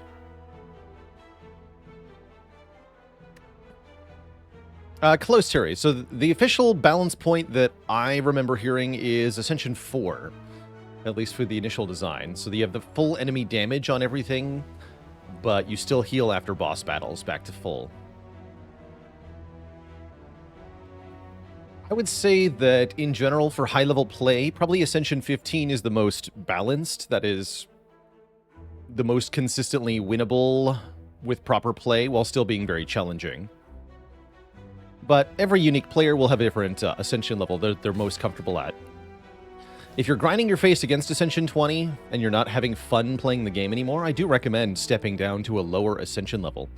The game is very fun at its core, and if you're tackling it at the right challenge level, it will be more enjoyable. So never forget that you are allowed to lower the difficulty if you want or need to.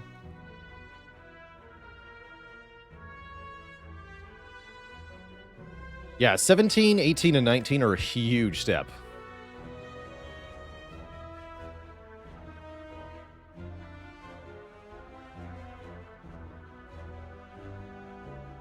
I talk about hard pool fights versus others. Is there a specific list? Yeah, so how it works is, in each act, your first several combats, that is your first 3 combats in Act 1, your first 2 combats in Act 2 and 3, come from an easier set of encounters that we call the Easy Pool. In Act 1, the Easy Pool consists of the Jawworm, the Cultist, the 2 Lice fight, and the Small Slime plus the Medium Slime. Is there one more I'm forgetting? I think there's just 4 now. So every run will see 3 out of 4 of those Easy Pool encounters. The hard pool encounters in Act 1, which you'll see on your 4th and subsequent in combat.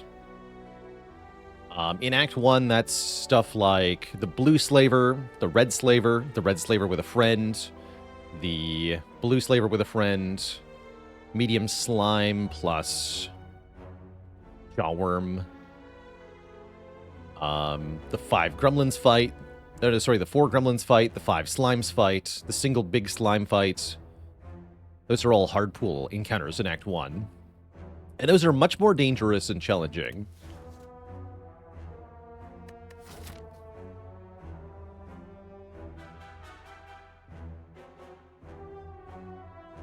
Fun fact, Act 1 used to have 5 easy pool encounters. Single Blue Slaver was formerly in the easy pool. He is actually a pretty good 1v1 matchup for the Silent Starter deck, but Ironclad really sucks against 1 Blue Slaver. And so he was eventually moved into the hard pool for Act 1, where he now lives happily.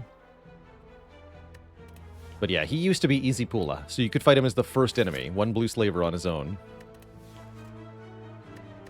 I guess I'm lamenting here. We could maybe snipe this elite if we go this way. It's kind of a long shot, though. Might just want 7 health. But yeah, I'll take the lament. I'll do it. I'd like to get a couple elites this act, at least.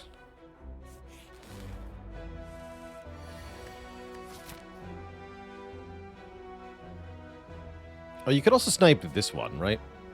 But you have no reason to.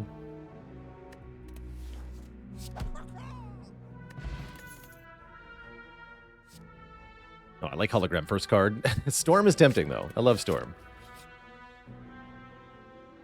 Watch this be electrodynamics. Transform Strike into Genetic Algorithm. Okay, we got a very early algo indirectly. That's kind of cool. Yes, 1 Blue Slaver is considered the same level as a slaver and a Blue Slaver with a slime. That's right. It's an oddity of the Act 1 pools, for sure. And partially a consequence of the single Blue Slaver formerly being easy pool.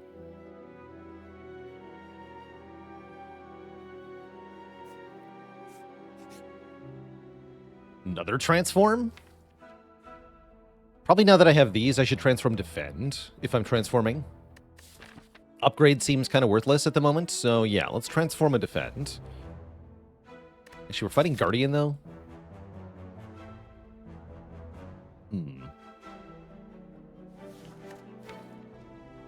Yeah, build your own Pandora's box.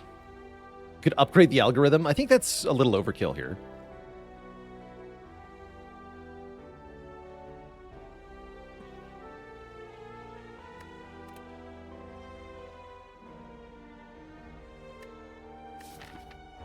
I'll transform a defend. I'll do it. Into Rainbow. Oh, I like that. Okay, now I'm feeling pretty good. Rainbow power. 18 bucks. Still no potion. Still no attack cards. Literally no attack cards. At this point, I could opt out of the elites, but I'm going to try to snipe this. Happy Pride, that's right. I guess hologram is my attack. We have to upgrade zap. Great. Good luck. Oh, good. It's Ranwid. You do not trust this man.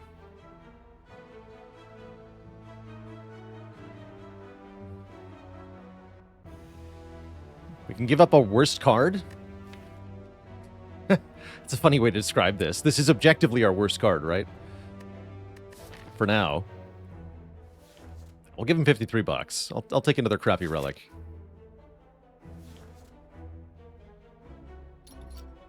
For a Regal Pillow. He knows something we don't, and I don't like it. Oh, we get to play this. Oh, nice.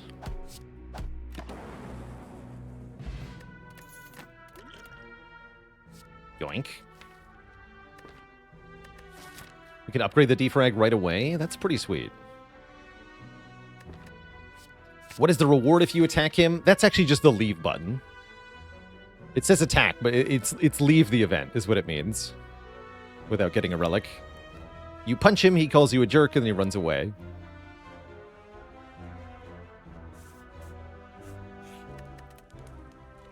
Could have punched him.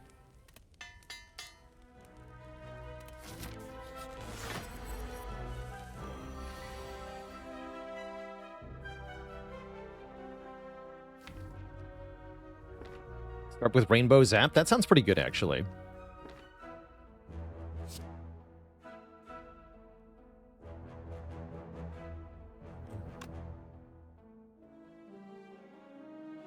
And a dad joke for the crowd. A dad joke for the crowd, courtesy of Daimuda. Where do they send photons who break the speed of light? To Prism.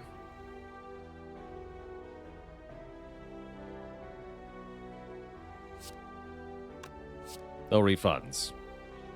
And Daimuda with the Prime sub in 11 months of support. Yeah, all things considered, it's a pretty light sentence.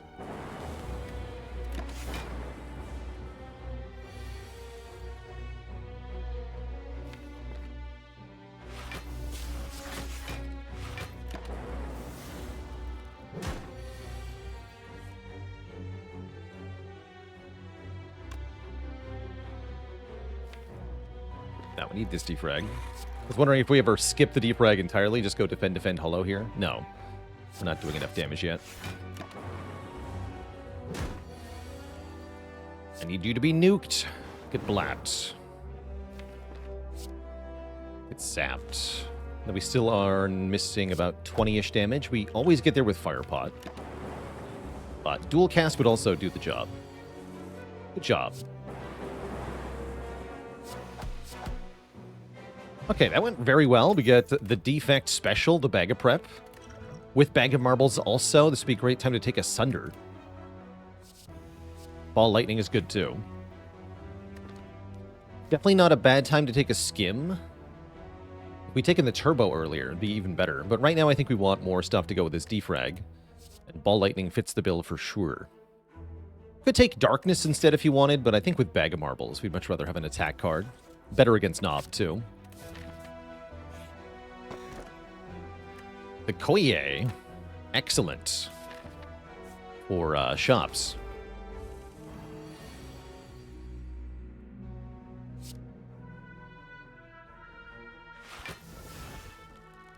Pay the jawworm tax. That's all right. Could use a potion here, but I don't really feel like we should.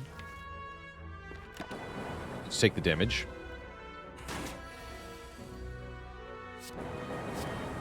We already played Algo, so just kill.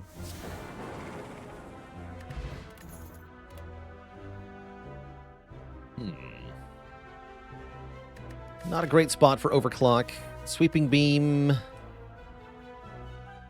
Actually, yeah, we should take a Sweeping Beam. It's a lame card, but it does get the job done of dealing with multiple enemies, and we do have a weakness to that. This is 50-50 to be sentries, too. So yeah, let's take the Beam. Not a huge fan of Sweeping Beam, but it does what it needs to do sometimes. Yeah? Look at that. It's doing things. Happy to use one of my 2 potions here. Let's play 1 card and then evaluate. Looks like a pretty dang good distilled. We should defrag first. Strike, strike, zap. Cool. Great. We always draw a rainbow on this turn.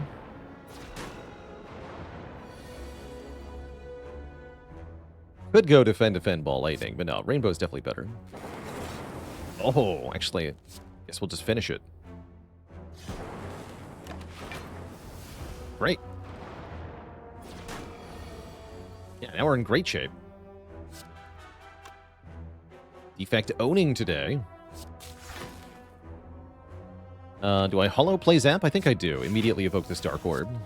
And then we blap for a lot of damage across 2 turns. Perfect. Alright. And we get a really cool relic. Symbiotic Virus. Starts us with a Dark Orb each turn, which makes a Darkness card kind of cool, actually. Or we can take Greg. I think with 2 holograms, Greg is actually insane. We should take Greg.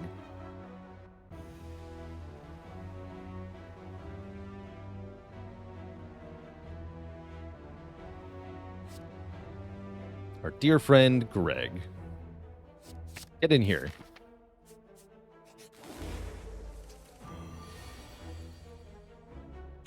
Greg says, gain energy right away. There's no downside. There's no exhaust. It's just an energy card that gives you free energy. That really shouldn't be allowed, actually. Absolutely should not be allowed. But it is allowed.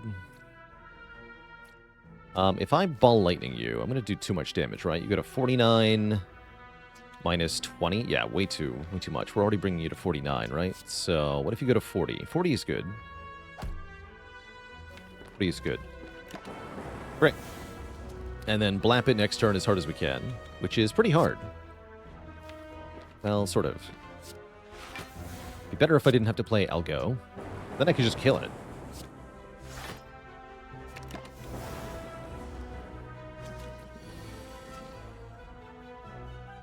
This is still fine, though. Get a Flex Potion. Another Algo, another Hologram, or a Tempest. I think with Greg, we want a payoff for the energy. I think Tempest is hilarious here. Let's try it.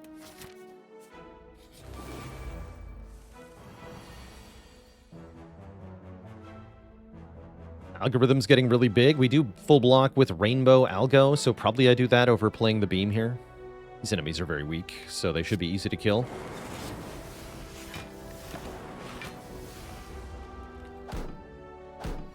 Just have to channel some orbs, and then we win.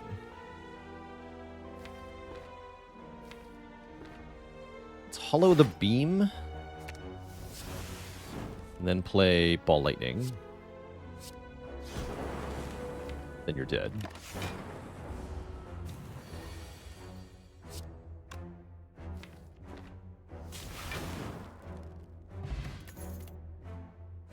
Yet another hologram. Honestly, Steam Barrier looks good. We don't have that many block cards at the moment. We did lose a defense. We're fighting Guardian, too. And a 0-cost block. We could also take Leap here if we want a slightly better block. I think I like the barrier, though.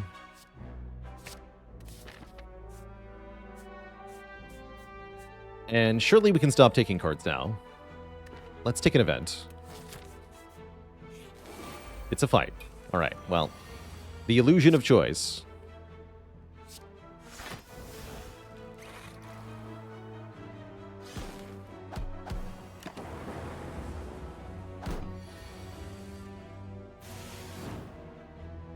Works out fine, though. We get some money. We get offered Consume. I don't think we need Consume. What about Second Tempest, though? I'm kind of in. It makes me want to upgrade Aggregate, actually. Upgrading a hologram for the Guardian, also a pretty good idea.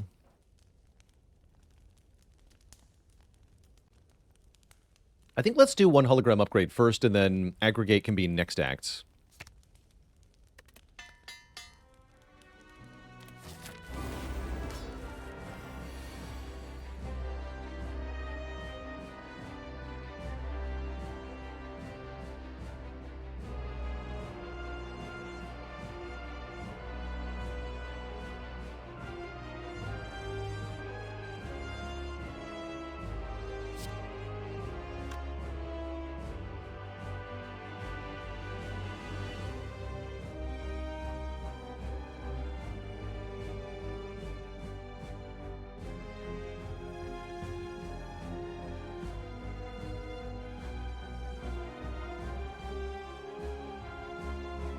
Just need one moment, Twitch chat.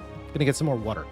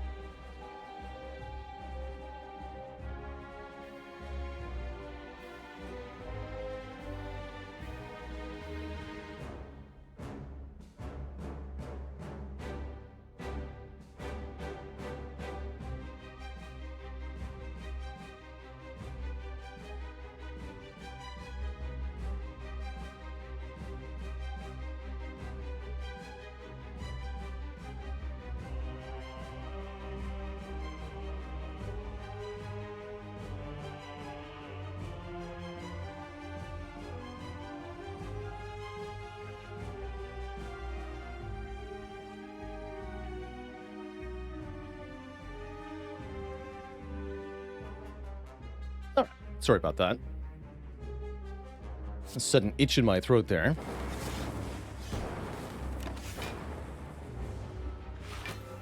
We should have just enough block cards for Guardian here.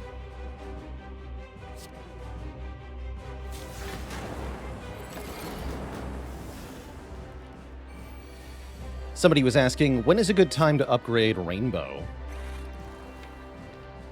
I think the answer is when you need to play it multiple times to beat the boss. Because if you're upgrading Rainbow, that means you're expecting to play it more than once.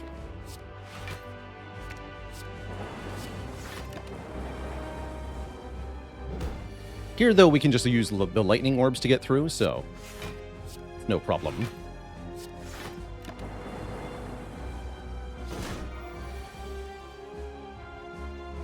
Great time for Algo to show up. And I guess we just keep up the pressure here. We could play Defend instead of Steam Barrier, but let's go Steam Barrier plus Strike.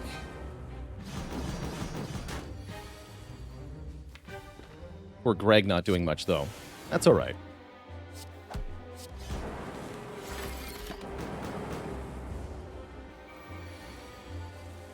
This fight is almost done.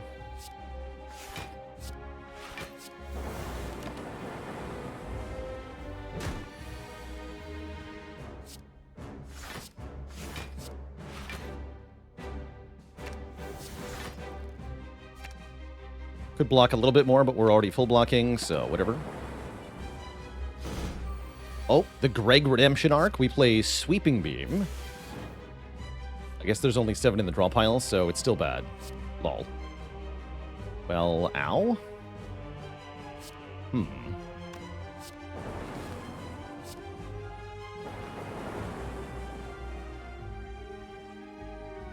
Firepot kills saves us 20 health. Going into next act, we'll heal for 15 of those missing health. So Firepot here saves 5 health into next act. We're also quite likely to get a potion here. So I think I will use it. Firepot is good in Act 2, though. We don't get a potion, so maybe I shouldn't have done that. We do get an Echo form, or a hilarious Thunderstrike. It's a pretty good Thunderstrike. But no, I think we take Echo form here.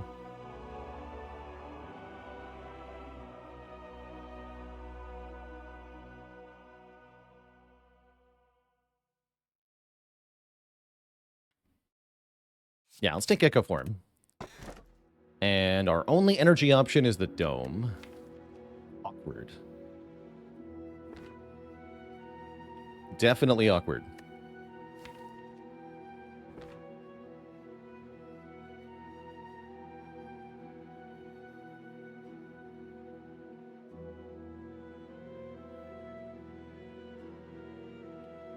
Guess we'll take the Dome this time. More energy makes this deck absolutely blap. We'll see if we can go through with our eyes closed, so to speak. Burning Elite, probably not the way to go here.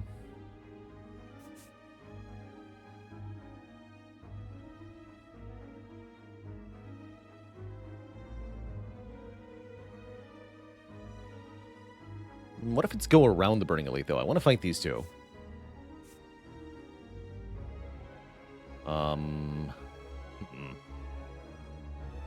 Oh yeah, we can go this way, right?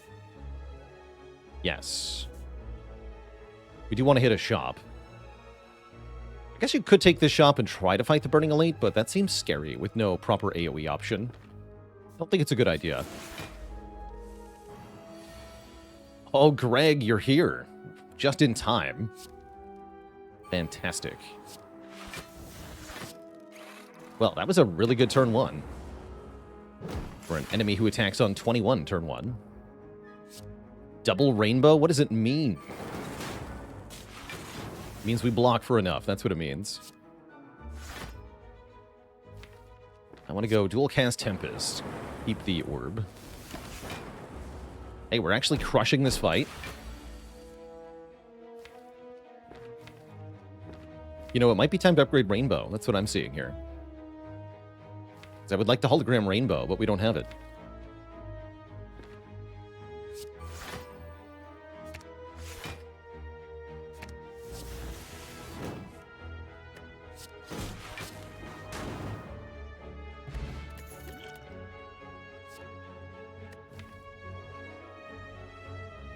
Yeah, I like one more good block here.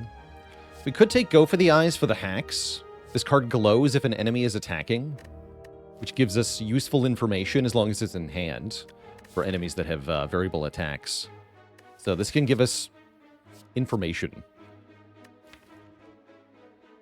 even without playing it. That does sound kind of nice. Let's take the hack card. The cheats. The inside intel. Oh, what if we just took a second rainbow instead of upgrading rainbow? You know, I kind of like that. It's on sale and everything. We can buy Preserved Insect as well. That's pretty good. Hand of Greed with Courier is kind of cool. Don't really have the ability to hold on to fights long enough to actually abuse it properly, though.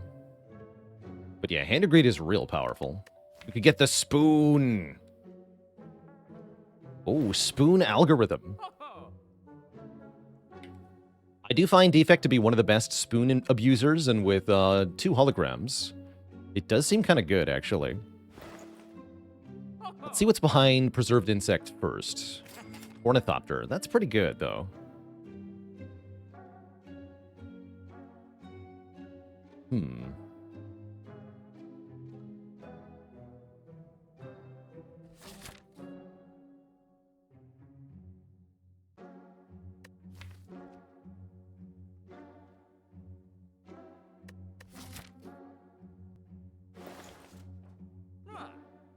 All right, I choose to believe in Spoon. So we still have enough money for Rainbow, too. I believe. Then we get an upgrade, too. Do we upgrade the algorithm for maximum nonsense? I'm very tempted. Let's do it. I'll take the event, though. Relic for a Shane curse. Don't think I want to carry that curse into 2 elite fights. I'm sorry, buddy. If only I had not bought the spoon, I could buy your Darkstone Periapt. Oh, well. I mean... yeah. We click that. We 1000% click that with Spoon. Spoon apparitions. Make us intangible for 1 turn each. They're very good. Ghost Robot. Go. And we have Echo Form. That's right. We do need Seek, though, to really round this deck out.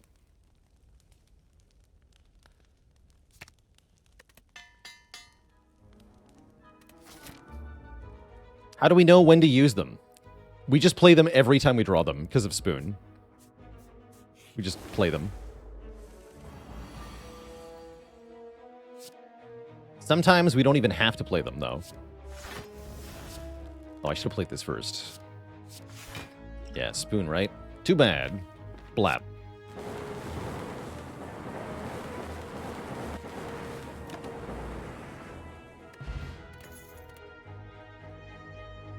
No. Rebound is very funny with Spoon, but no.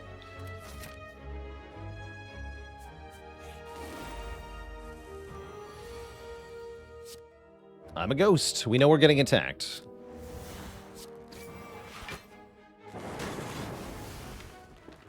So I do need enough block for that. Well, I should have hologrammed to go for the eyes. Played it again.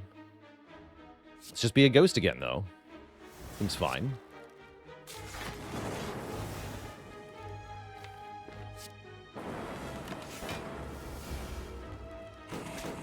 Alright, never attacks on this turn. Good. But yeah, we just always play them, pretty much.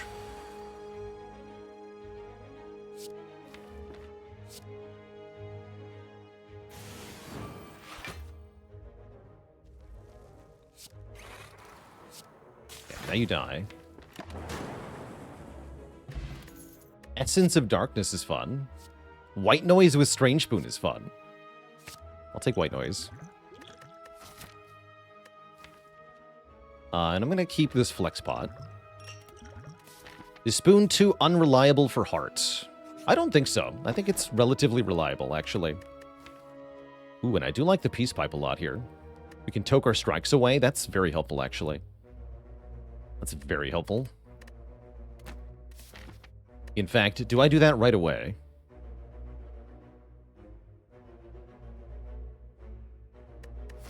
Defends are kind of bad, too. Let's lose a defend, not a strike.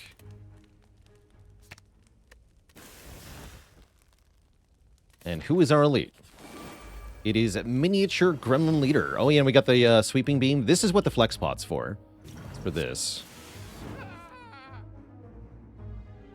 I think we have to assume no attack. It's unfortunate. Actually, do we? We don't have to. Probably shouldn't. We'd go defend, hollow defend. Here's where the dome is really punishing in this fight. Because if we're not getting attacked, we want to play Defragment, Ball Lightning, Zap, and just hurt it. But if she swings at us, we'll take 18, and that's really bad. We have so much defense in the draw pile, I'm not afraid of a buff here. So yeah, let's just go defend, hollow defend. I think that's the play here. Oh, good call. The reason I was okay doing that is if she buffs into attacking on this turn, we're fine, right? Because we're just intangible anyway. Don't need to play this because she can never attack twice in a row. She could attack here, but we're still a ghost. And I can hologram a ghost so that I'm still a ghost next turn too, guaranteed. Or I can hologram defragment. No, I want to guarantee ghost next turn.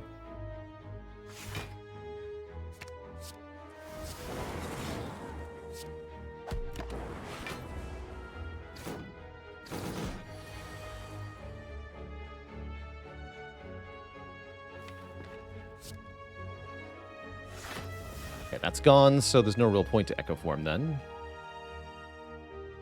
Although...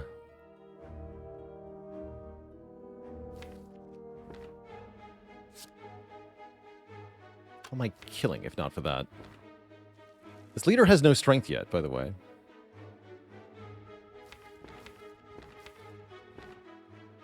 Screw it, let's go Echo Form now.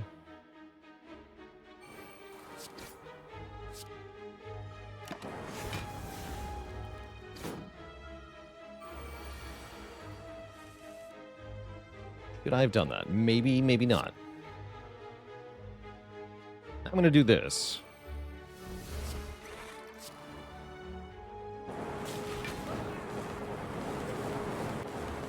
The Blappening.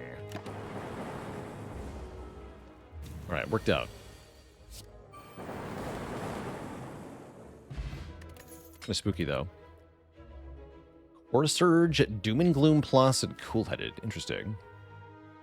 Frost does seem kind of nice here.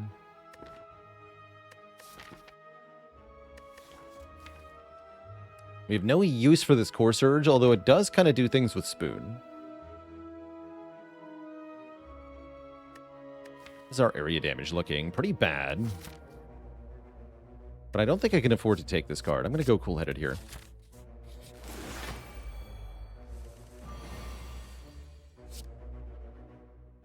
Are you attacking me? No. Okay. That means you're buffing turn 1? That's bad. It's also bad. You must die now.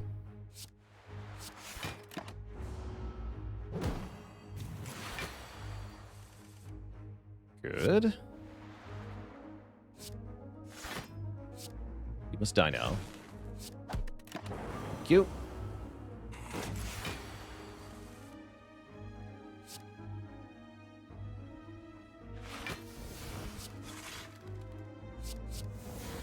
Cool.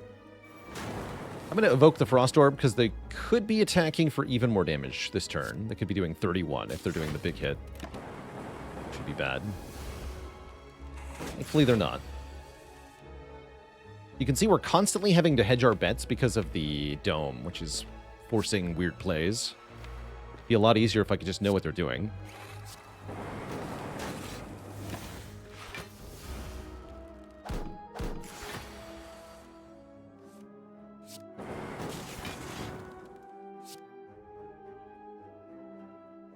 And 5/5, yeah, that kills.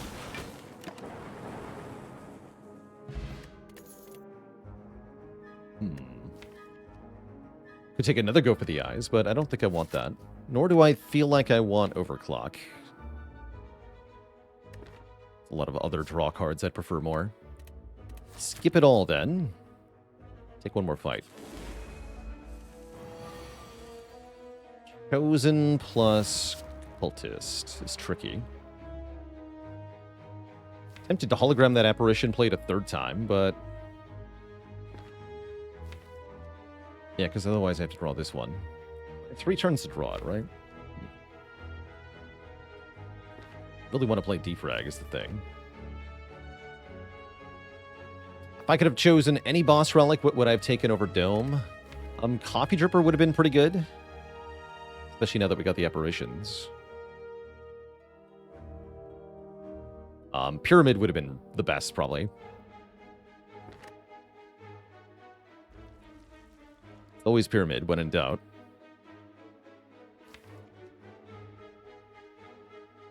I think I need this focus, unfortunately. Let's just hit the cultist with Go for the Eyes twice.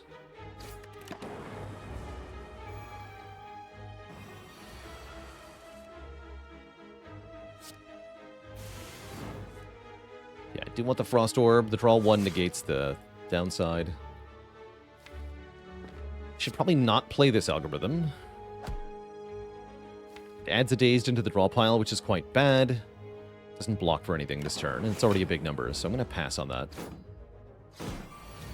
This turn is really scary, and yeah, if we drew a Dazed, we wouldn't get this Apparition, which saves our life here. So, yeah, don't play that card. And then probably just Tempest, yeah? Kills this guy.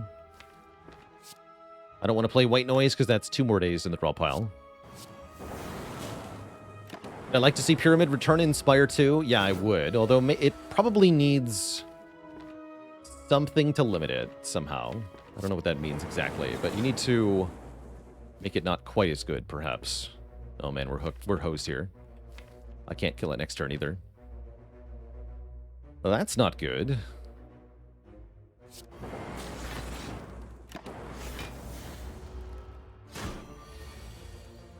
Oh no. Wait, yes I can. I lied. Alright, we're fine.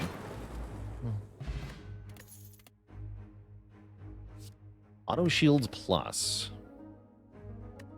I don't think so. Interesting card, though. Alright, we fight the Miniature Slavers. We can Echo Form an Apparition on turn 1. Hard to imagine not doing that, yeah?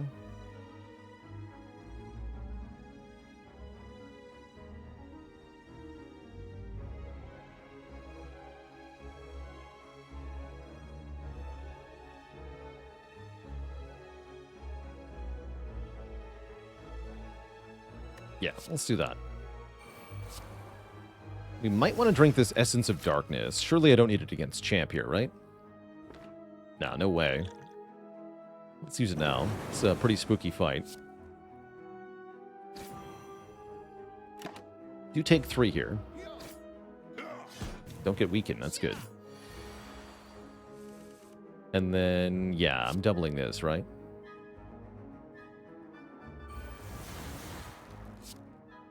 Seems like the logical thing to do.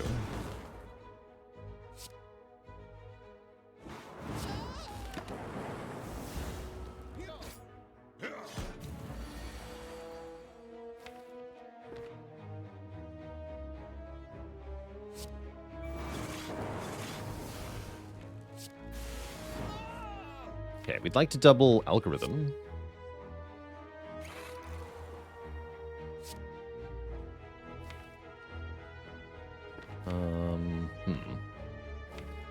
Guess this is fine.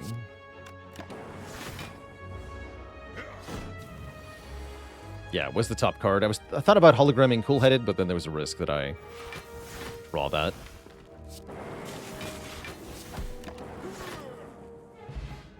Okay, Bronze Scale's not bad. Potion of Capacity, pretty good against Champ if we feel like we need the help. These cards, not so great, though. I have to imagine Champ is not that bad.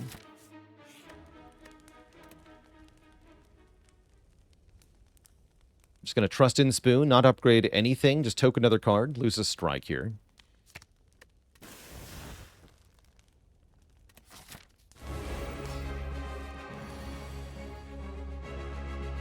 Are getting attacked on turn 1. Let's play it. Spoon. Okay, 1 rainbow down. We'll be very careful with our Dark Orb. Want to sit on 2 Frost and 1 Dark for a long time. Or we Potion. No Potion. Let's go Echo Form Apparition here. Spoon. And we can double the defrag later.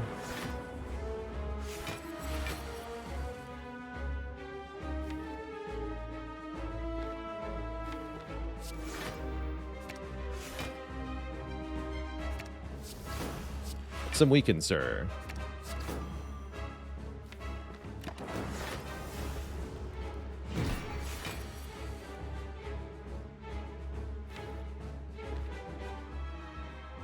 I want to double the white noise, I think.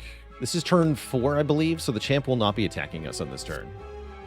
We don't need to play the apparitions, although we can save them by playing them.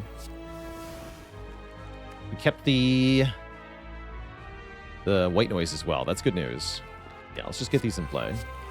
And then I'm going to try to save these. One gets saved. That's good.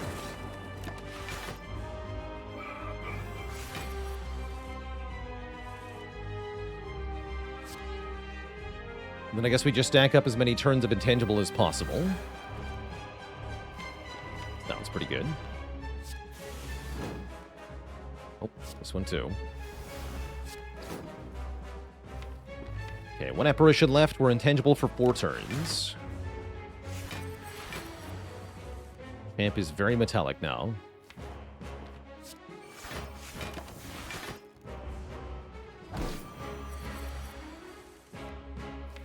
Double the white noise. Okay, it's fine. Dark Orb's cooking, but we're not doing much else at the moment.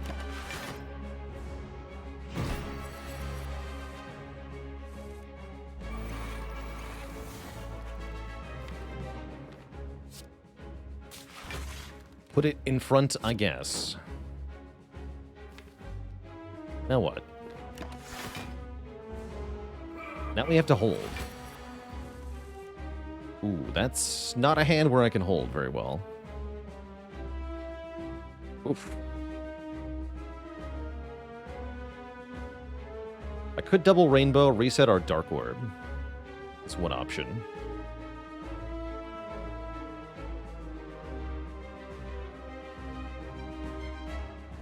Potion is doing what here? Potion lets me get more lightning. How does that help?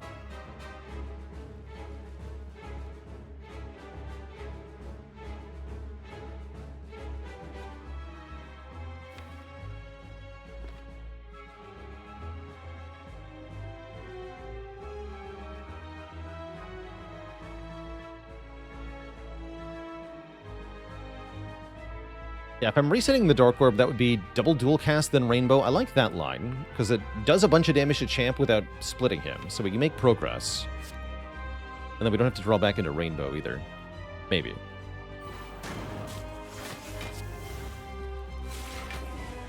Does leave us with a Lightning Orb I have to get rid of, but that's not hard. Was doing 27, so I think that line was probably worth it.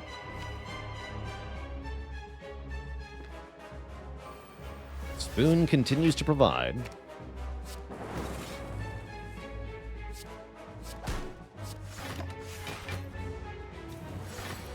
He's getting stronger. That's concerning. But it's definitely going to make it harder for us to stall for long enough here. It's not good.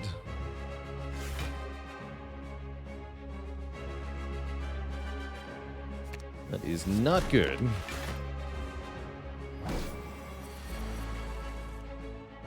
Not even attacking. That's fine.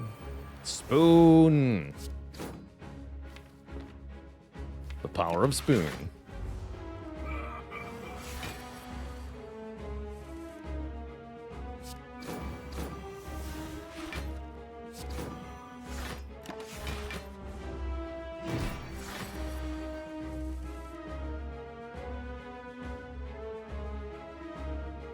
May or may not still be attacking me. I'm gonna double this.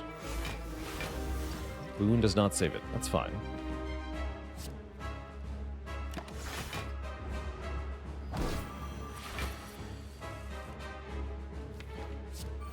Boon. Boon of the gods.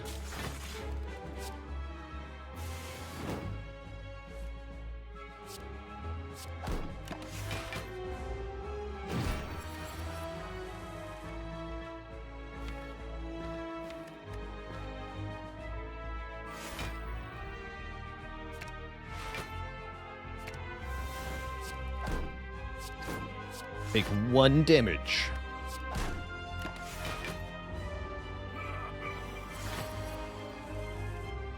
Well, I will take none damage. Spoon.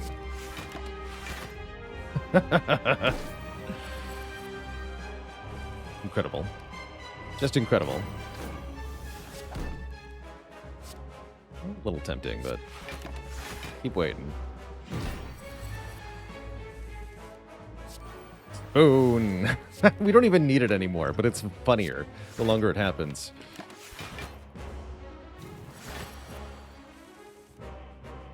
Alright, we just kill him now, yeah?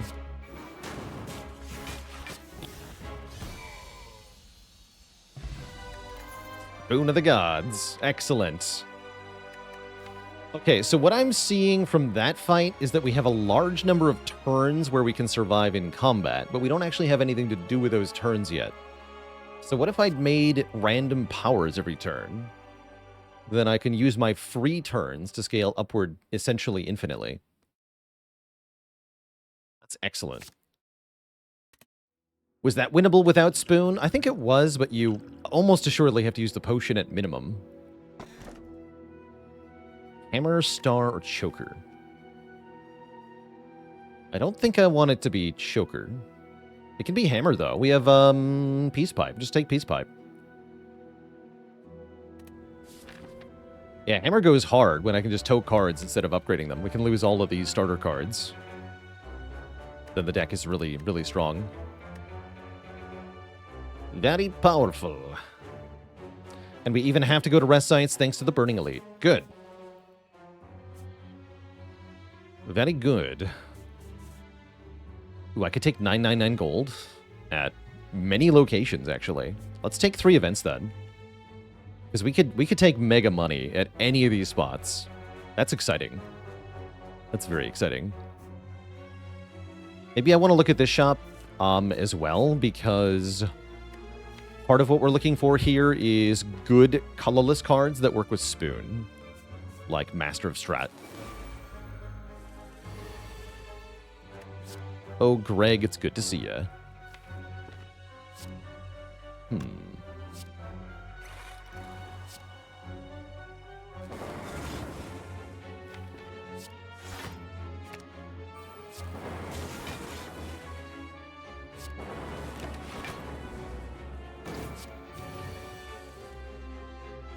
Double X. Yes, the power.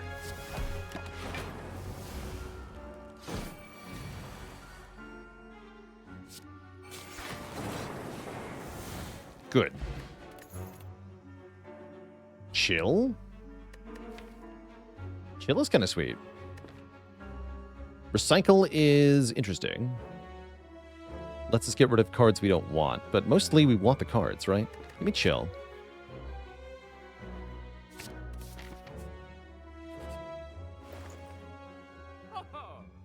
Oh.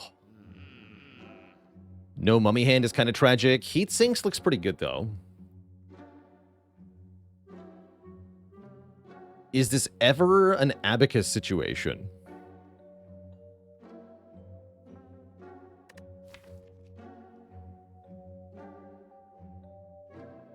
I think this gets weird. I think Abacus is actually going to be really good.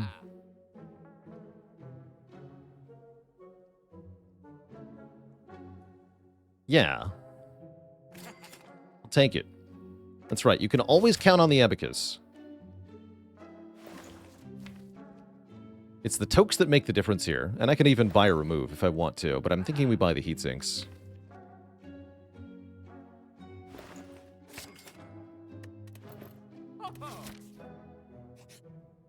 Ooh. These guys are hella scary. I think they kill me, probably. Barring a really good hand.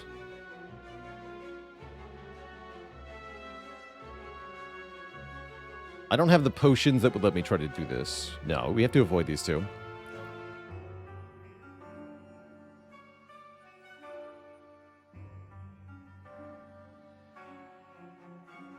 No pain, no gain. Well, no death, no leaving the run. There it is. There it is. We take that. Can it really be this easy? I am rich. All right, no whammy. No transient, please. Thank you. Ceramic fish, you're late. All right, toke one of the normalities. Get rid of it. And then we're going to go here. Tesseract is the other really good event we could have found. Excellent. We get to look at 3 colorless cards. Some of which have really good effects. None of these, though. Wait, these are all trash. Boo! Where's the good cards? Damn it. Could maybe take Bandage Up.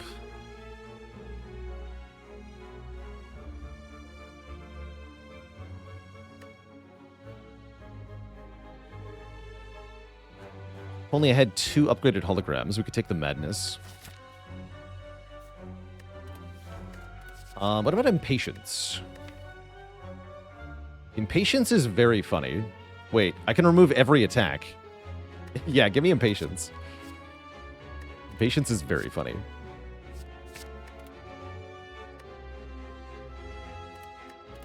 But yeah, we probably do want Bandage Up, yeah. Kind of weird.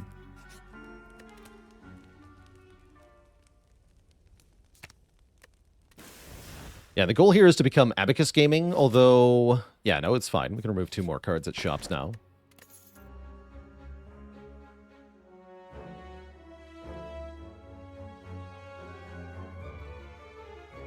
And here's a dad joke for the crowd, courtesy of Time Rift. How do you sharpen a sword that's made of water? You have to use a whetstone. No refunds. Oh yeah, that's also garbage because I'm going to remove those cards. So that relic sucked.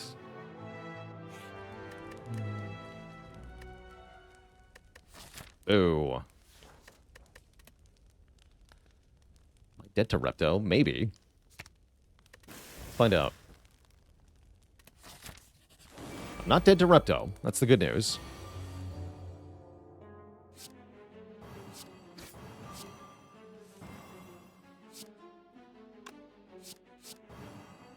Ooh. Promising. Did get weakened, so it is attacking me. Good. Good.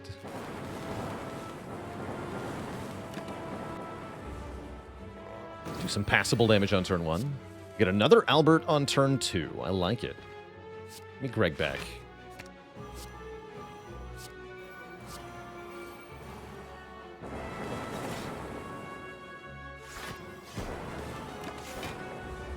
Okay, no attack that turn. Could be an attack this turn.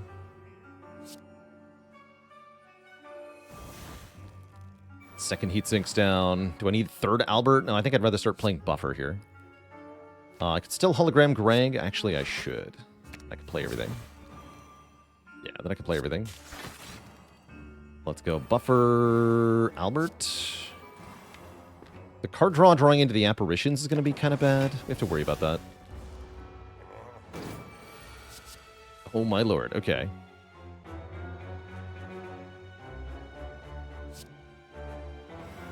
Spoon.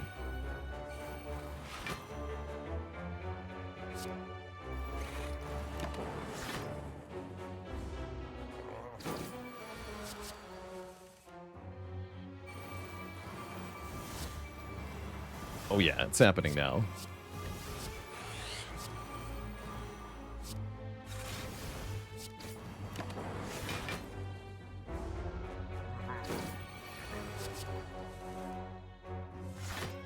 Yes.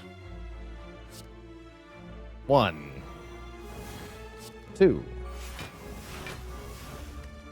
3.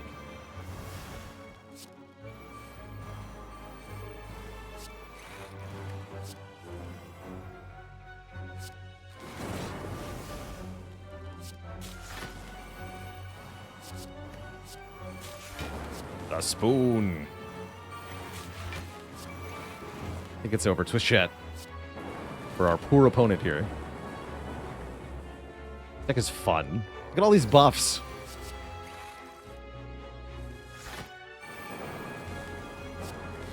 Oh, yes. I would like to be intangible for 5 turns with my 3 apparitions in the deck.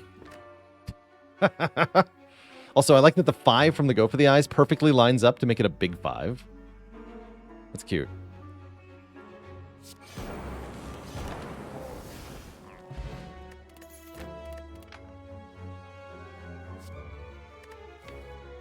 Consume says plus, but I imagine we want buffer here. Let's say plus. Fighting Nerdbird, I don't know. This is a really good answer to Nerdbird. Which I do need, actually. And then we get to go to the shop with 1,000 gold. This is amazing. But first, we choose if we want Madnesses for 6 current health. 2 max health if I don't want them. With all this card draw, actually, yeah, they're really funny. Sure. Might be a bad choice. We get to mirror something. We get a Helix. Secret Technique is awesome here. Secret Technique is really good. Super buy that. I don't think I buy Finesse. Super buy Helix. Super remove Strike. What do I duplicate here? Greg? No, Echo Form, right? Yeah, we dupe Echo Form. Obviously. Data Disk, yes. Cables, also yes. Happy Flower, maybe.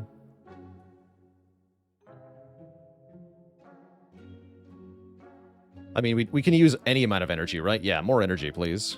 Not an apparition? No, the second Echo Form is more apparitions. Should maybe have bought Power Pot? Maybe.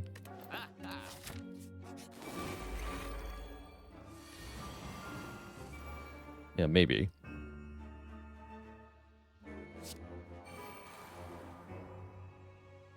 This will do 9. This does 4.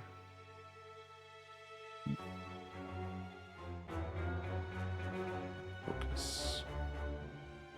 I'm not really able to keep this buffer. It works, though.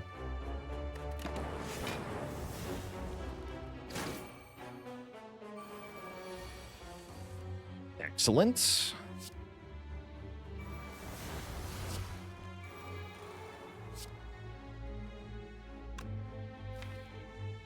Yeah, I do want to play that even if it draws another app, which it does.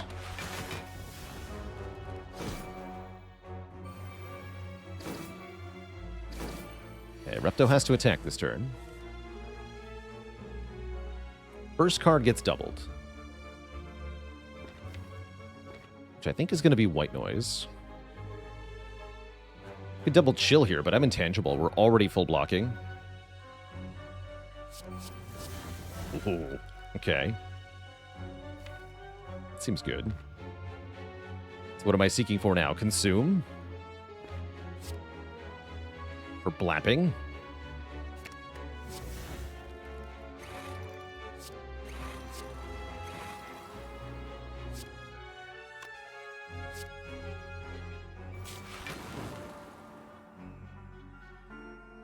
Let's wipe these out.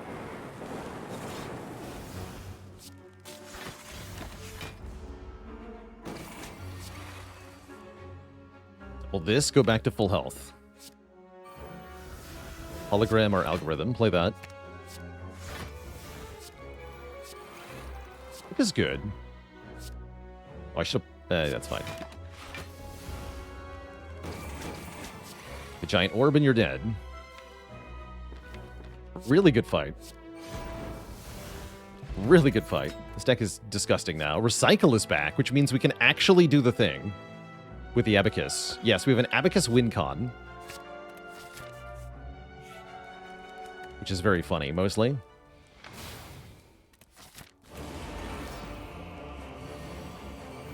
Alright, turn 1 Echo Form. You'll love to see it. Heat sinks first. Then Cool-Headed Algorithm.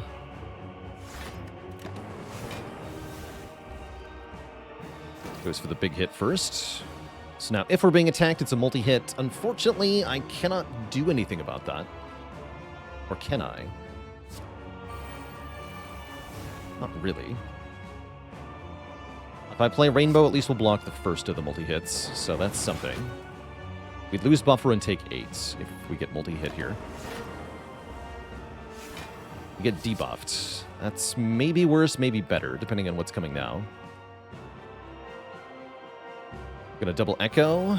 Draw 2. I can double Secret Technique, fetch Apparition, and then play Apparition. That's gotta be it. Then fetch something I don't want to play. Second Apparition doesn't get played because the time meter ends our turn. But yeah, we just saved our life. Would have been like 15 by 3 or something. Don't think against time meter you want more than 3 Echo forms, so I'm not going to play this one. We're going to go double Apparition. Spoon saves it. I think I just hologram that twice and then do that again twice.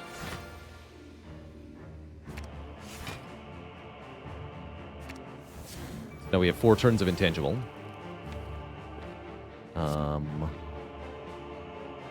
I play Greg, we go to 4 energy. Yeah, let's play 4 more cards. Can I do that? Sure can.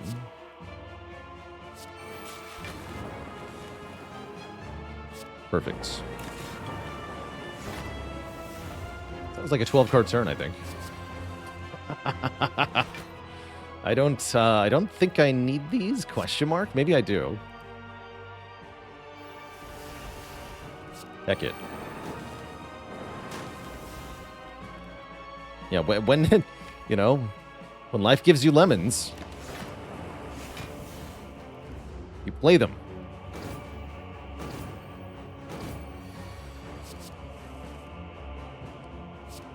Time for you to die.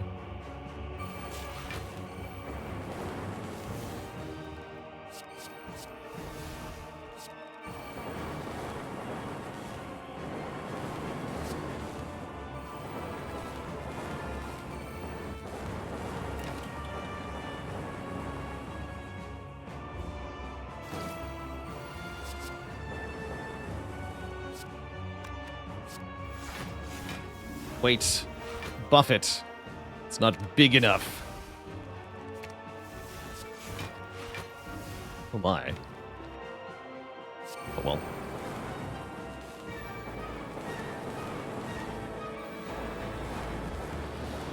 Ow. Well, that was silly. It is Awaken 1. Okay, this fight is actually hard. Although, maybe not if I get double Echo Form on turn 1, which is perhaps the best time to get these Echo Forms. It's kind of cool.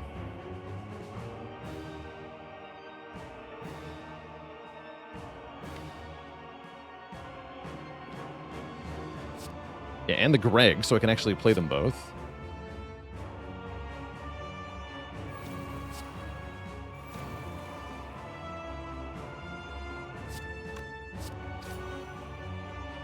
I guess we could also just play all the powers and be intangible. That's perhaps an option here. That's going to depend on draw order, though. See, how much damage are you doing? 26 with Weaken is what, 21? We do block for 21, right? Yeah, we block 21 here. It could Tempest. Then I have no Frost next turn. But I get to do a bunch of damage. That does sound good. I choose to believe.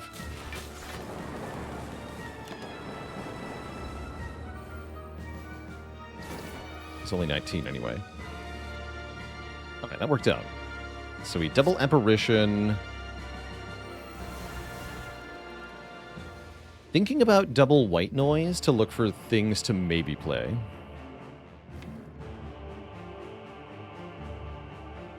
Other option is go infinite here, actually. Wait. That's our line, right? We try to go infinite. It's weird and funny.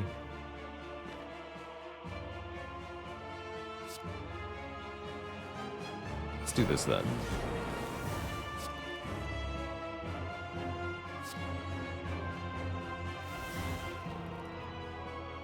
Play Rainbow, though. Actually, that might have been a mistake. We get multi-hit.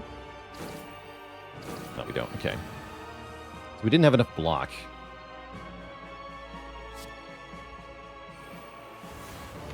Spoon saves that. Try to get rid of this. Spoon saves that too. Okay, ought to play defrag.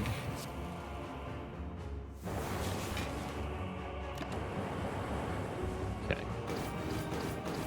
We're safe for a little while now.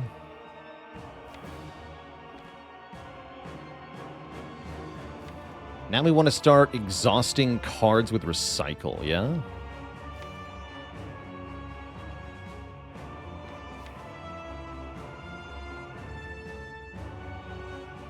How am I going to kill this thing? Double consume is acceptable here. Into blocking with frost. I have 9 focus, so I'd get 22 block a turn. That's pretty good, but not enough. Is recycle reliable with spoon? Yes. Yes, it is. The phrasing on spoon is a little bit weird, but the short of it is that it doesn't affect recycle.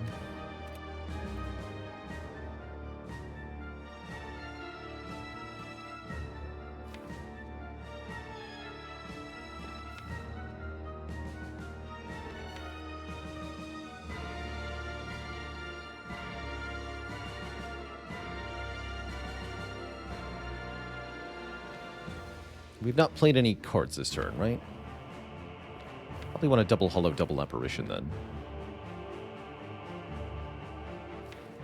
I'm wondering if I have to play creative AI in this fight at the moment. It does seem kind of good, right?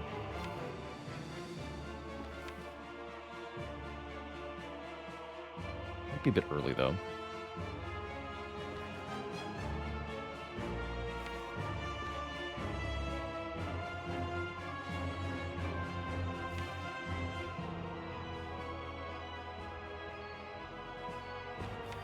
We can slowly kill it with some other stuff. Actually, no. Let's get rid of creative AI. Let's lose it.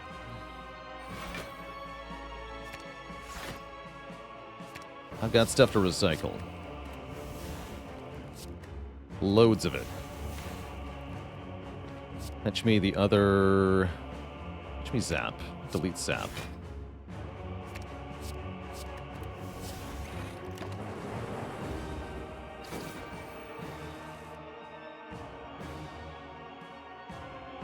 So I'm not playing heat sinks either then, yeah?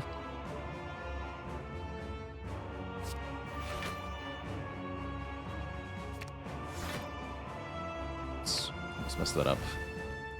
And recycle, defend heat sinks. Now Madness can only affect this hologram, which is important.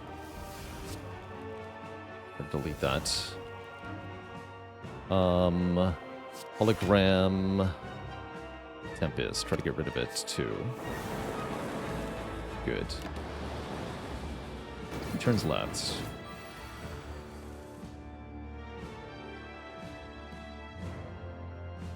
Okay, we double Rainbow, then we double Madness, and then we're infinite. Perfect. Well, not infinite right this turn, but we'll have an infinite setup now. Yeah, we just win.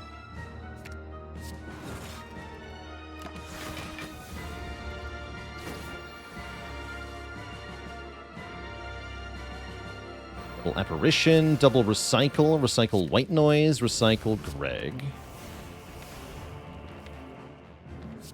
Fetch this and just play it. Yeah, we're doing Ironclad on Defects, is kind of what's happening here.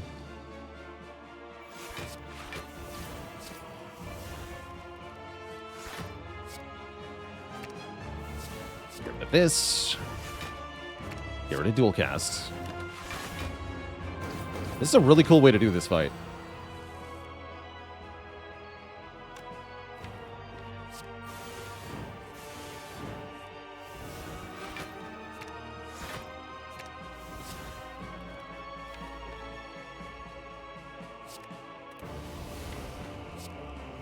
That's gone now. That's gone now. Open the Eyes is gone now. Now we're down to just 7 cards.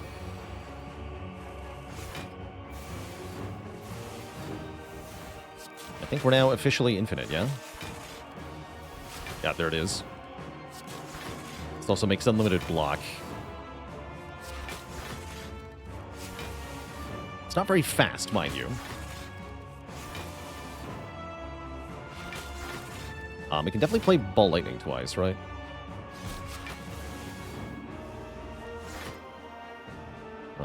Right?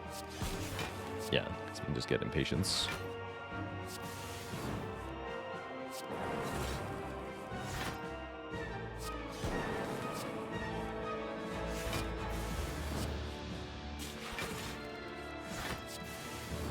Sweet.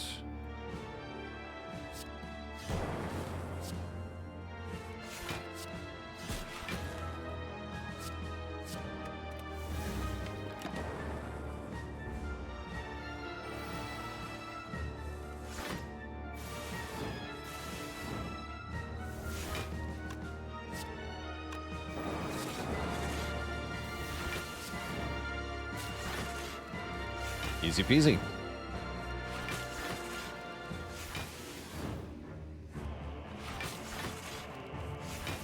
All right, we're on to Act 4. Eventually.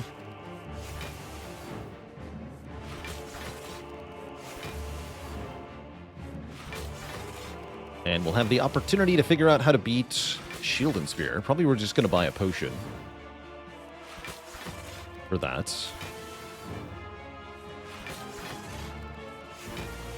Remaining fights should be a little easier than this one if in terms of executing this kind of plan, because we also get to play all the powers, right? Hold back on those. Body Slam would be good here.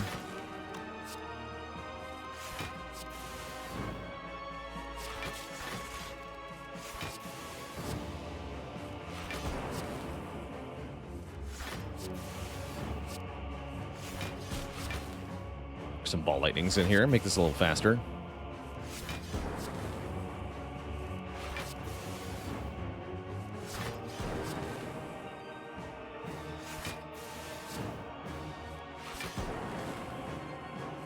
Flippity blappity.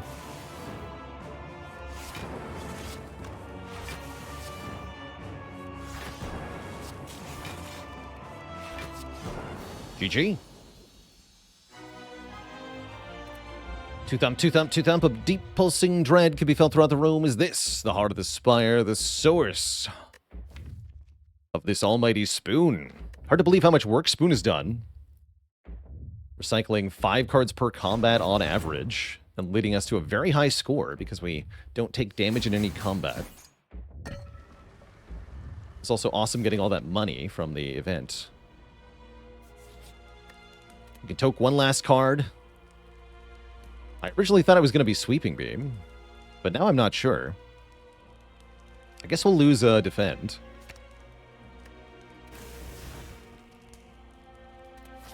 Sweeping Beam proved its value there. Passitter would be good, but no, we'll just take a potion. Gambler's Brew, probably the best. It's a nice way to not die at turn 2 of Shield and Spear. In case we brick that, that draw. Same with Heart, if we can keep it. Yeah, I'll just take that.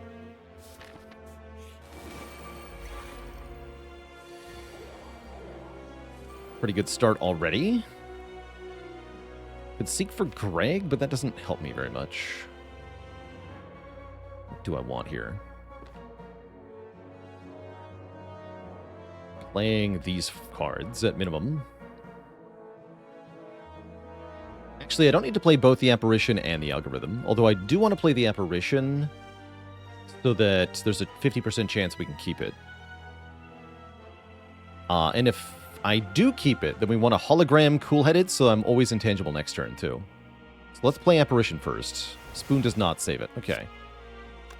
And we're going to go Consume.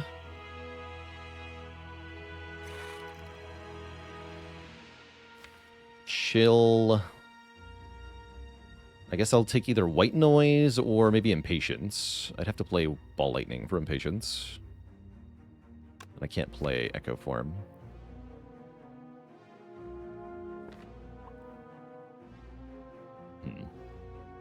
Give me the White Noise, then. Cool.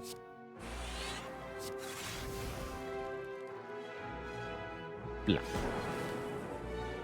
No need to play this, no need to play this. Okay, that's good. That's what the Gambler's Brew is for. Because we cannot tolerate this hand.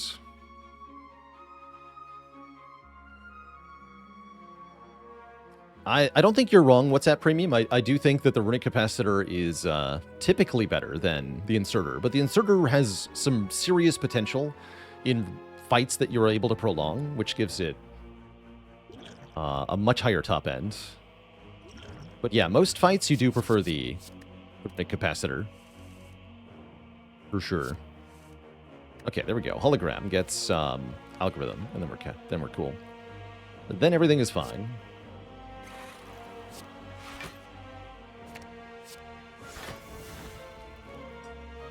Boom.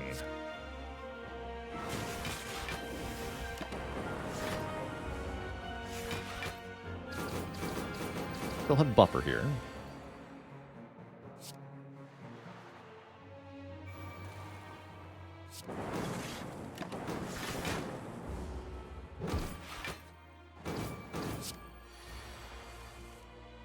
Hold this. The Dark Orb will always hit the Spire shield, so I'm not going to bother playing Tempest here. It's a waste of my orb damage.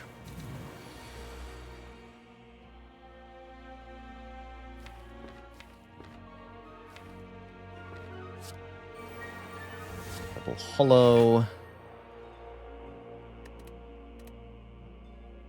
Recycle.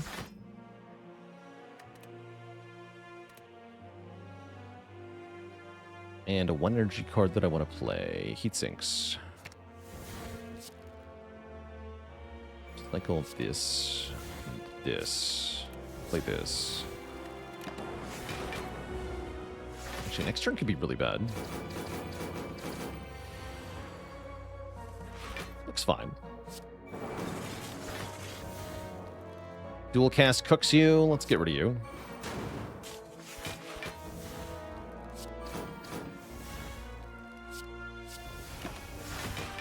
Like we're pretty fine now.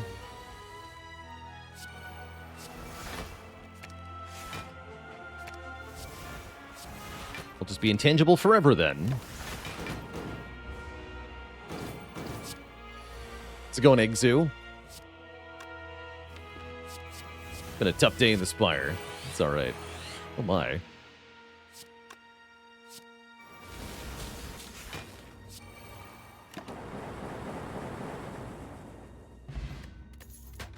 Puzzle's not bad. Overclock with a plus on it. I think I do take that one. That can be butt saving. We can get rid of the burn if we have to. I think our odds are pretty decent here. We don't have the Gambler's Brew, but we did get turn 1 Echo Form. What we didn't get is a way to protect our buffer, so that's bad.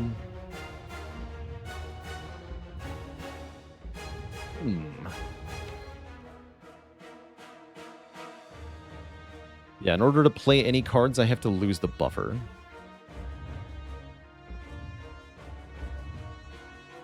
And then I'm going to draw with with Puzzle as well. So I think that means I need to Secret Technique for Greg, based on how this turn is going to go.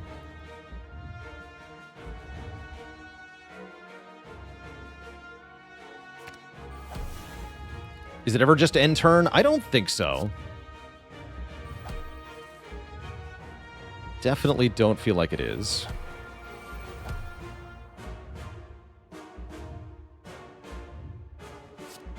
We'll play that. And then maybe Tempest. Tempest looks good here. Yeah, not with Echo in hand, basically.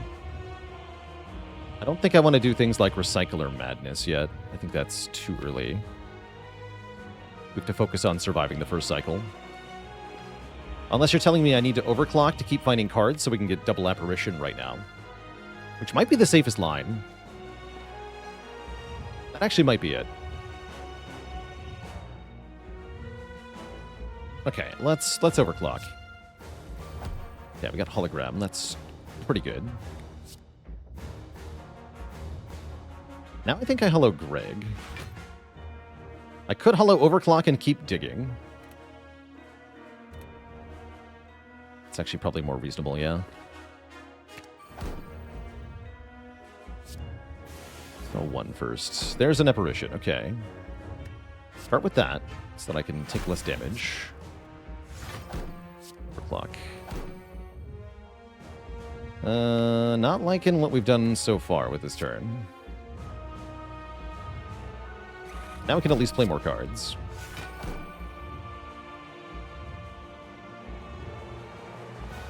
Always Madness the dual cast? I guess so. Or the Zap. Let's do the dual cast. Recycle a Tempest. Makes my other Tempest stronger. I want to recycle a real card, though.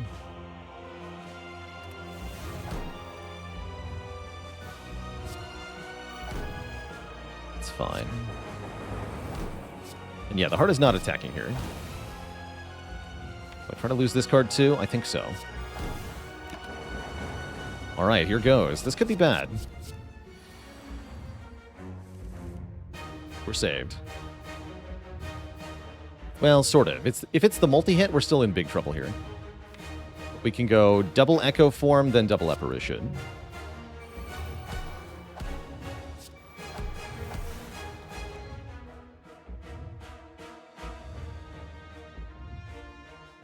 And then double Apparition again. Takes us into the following cycle.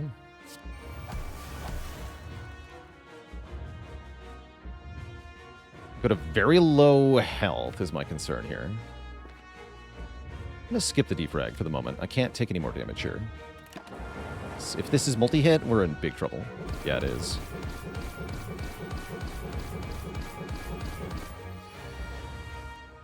Okay, double Rainbow to get blocked to start. Take 1.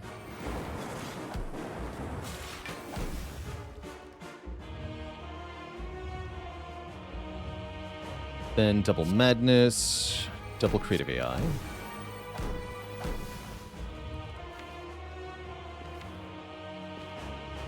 Okay.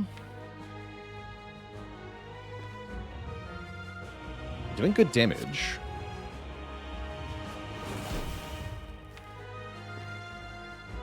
We're fine for the moment. This is the only actual direct block card.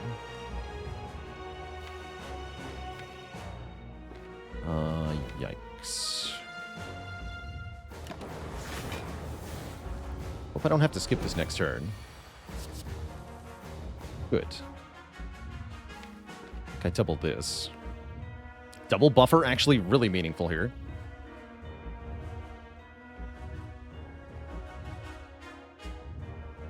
Let's go double Algo, double White Noise. Double buffer.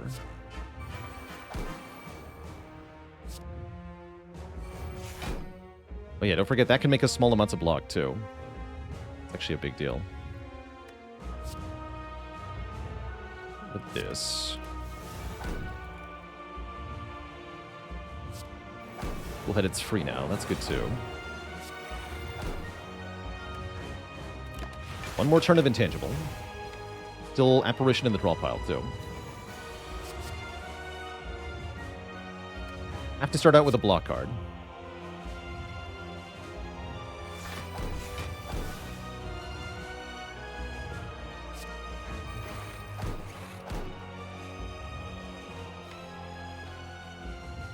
And we need to push damage, so let's just double bias here.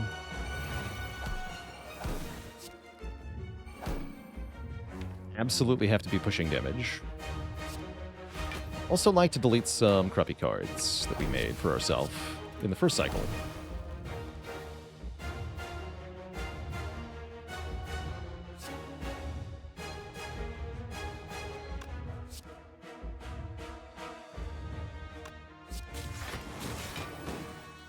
Lightning Orb in front for max damage. Word of Madness. Let's play this after all. Okay, this is the multi-hit. That's not... Well, actually, that's fine, right? I have 100 block. The card. Double this. There's Loop. We only need Apparition. I don't even need Apparition this turn. Might as well play it to maybe save it, but I've got other stuff to play.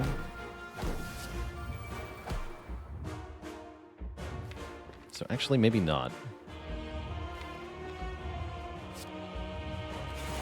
Yeah, I've got other stuff to play.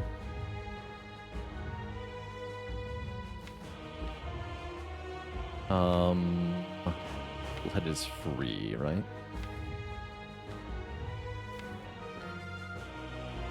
More lightning, though. Didn't see a way to get Frost in front for next turn, but that's fine. We just do more damage this way. We still have 2 buffers, so I don't die if I play something else. Also, we have the Abacus. Who needs loop when you have the Abacus Twitch chat? I saw Abacus doubters in chat earlier. Where are they now? Where are they now? They're not here, that's where.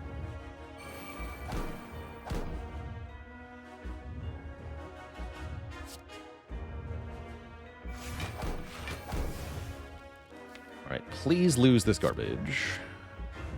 Although we're winning real fast, right? Please lose this garbage.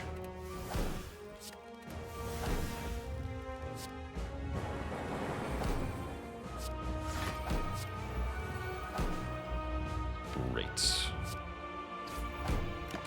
Okay, now Frost in front.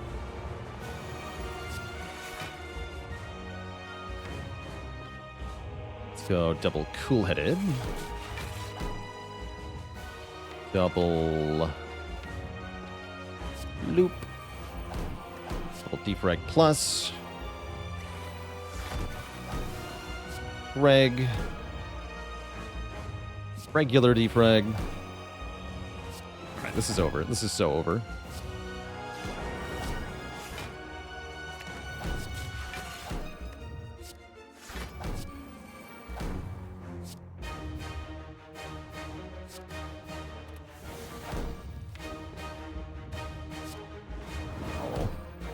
This is very over. GG.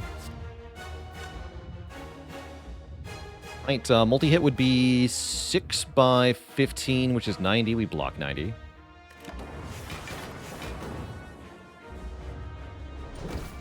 Dead. That was cool.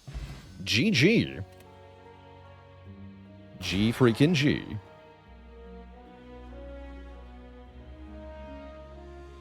Not too bad.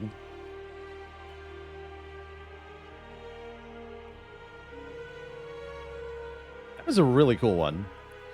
I'm gonna mark that one. GG. 3378.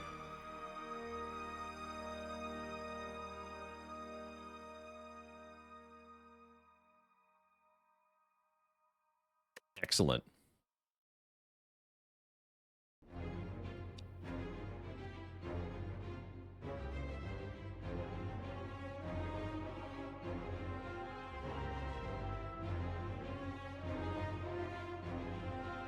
Absolutely excellent.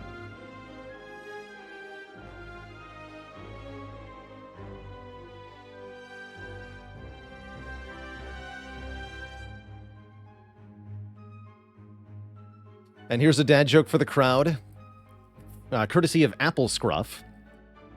What kind of program did the Defect have to install in order to prevent their cards from exhausting? Silverware. No refunds.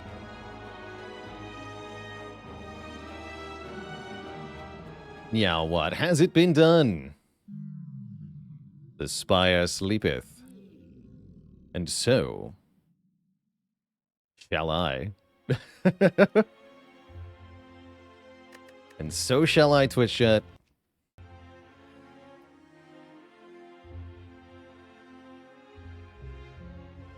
And so shall I. Next up, we're going to do some monster training. But first, I'm going to refill the leg, stretch the water, grab a quick snack here. So I'll be back in 5 or so minutes for, well, some more monster train.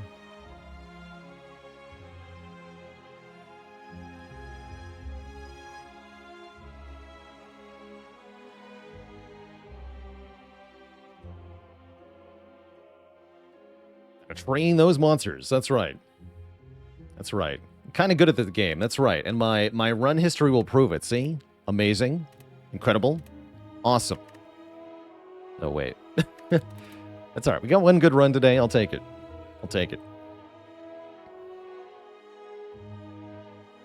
But first, it's break time. BRB.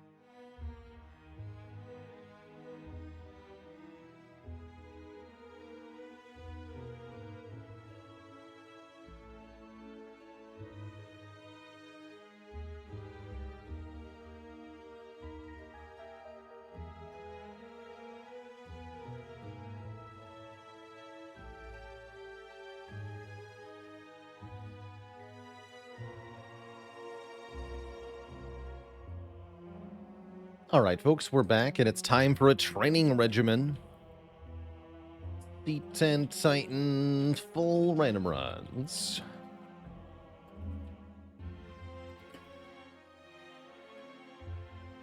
I think we're still at 11. I don't remember, though. Maybe we're not.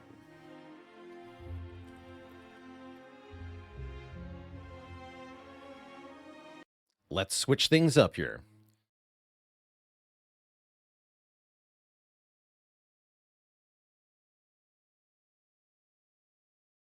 Oh, sweet, Tom. Thanks for putting up the game vote. As ever, we hold a monthly vote to help me decide a new game to try out on stream. Today's vote, or this month's vote, just opened. So now is your chance to follow that link in chat and help me pick a game. As ever, the top voted game will get played live on stream.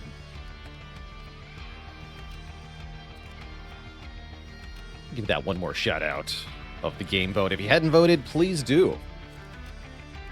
Does that mean no more XCOM? No, there'll be some XCOM. I think we'll do some more XCOM tomorrow. A little bit. Just a bit. Might do some more Spire or Monster Train 2 tomorrow as well. Let me just check something.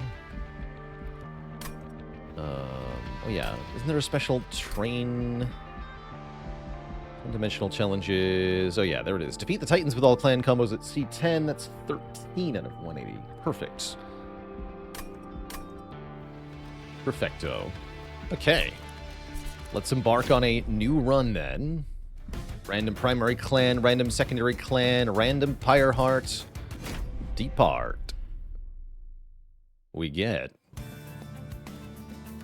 Hornbreaker Prince with Umbra. Have we won this combo? No, we've only won with Stygian. Okay. I would call this one of the weaker starts for sure. We have an Alloyed Construct. We have Plinks. We have Torches. 2 Prismal Dust, 2 Ritual of Battle. 1 Alloyed Construct that we can't feed. That sure looks like a recipe for losing the first fight, honestly. Ooh, but with the Emot Tome, things might be different. Wait, Ancient Pyre Tap. Wait a second. Wait a second. With Fhyra's Greed? This is actually insane.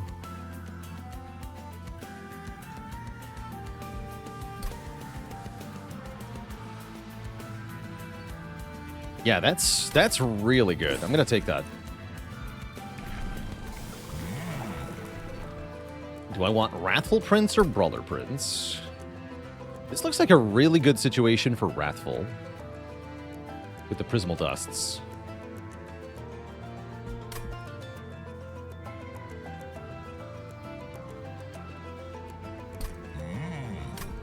I'm going to try him. Probably going to regret this, but we'll see.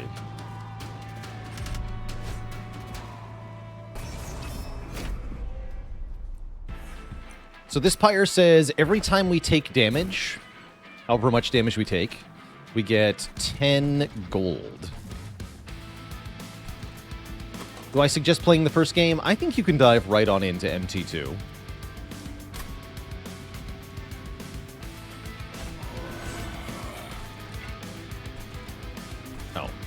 Wait. I meant to put him in the middle.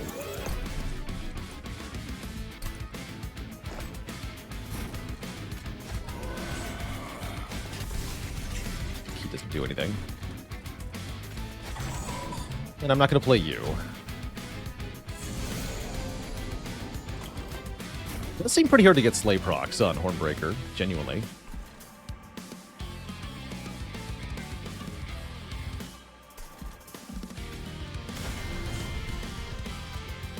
So, am I allowed to play this at all?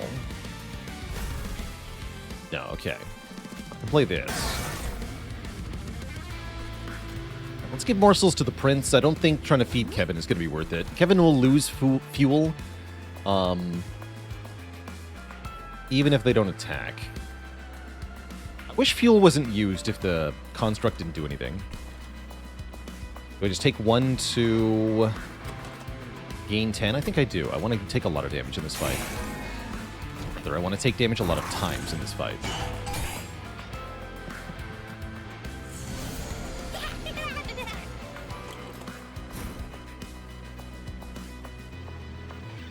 Get rage 3 when we get hit.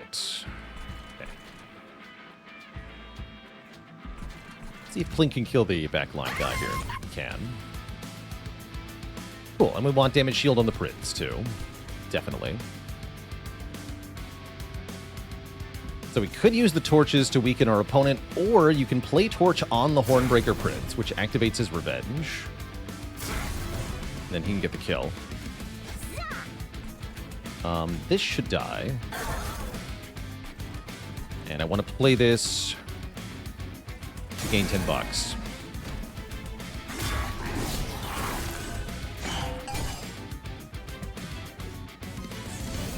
Can you torch the Pyre Heart? No.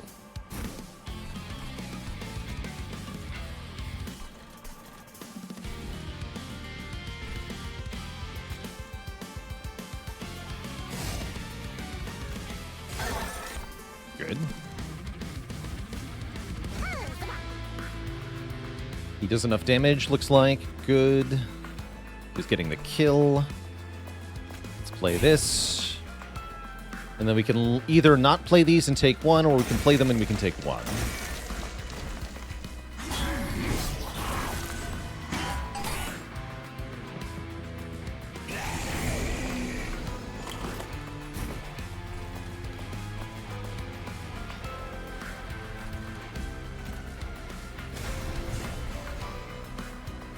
Looking pretty good here.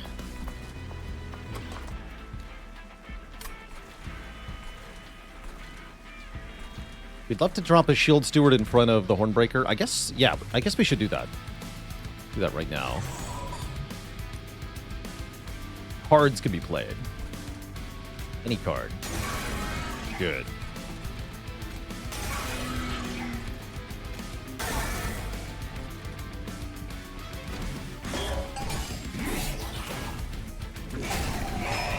Okay, that's going to mean we hit the first shop with loads of money.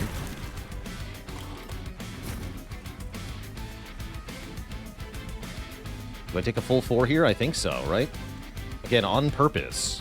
Taking damage here. Yeah, in the words of Zagreus, ow, money.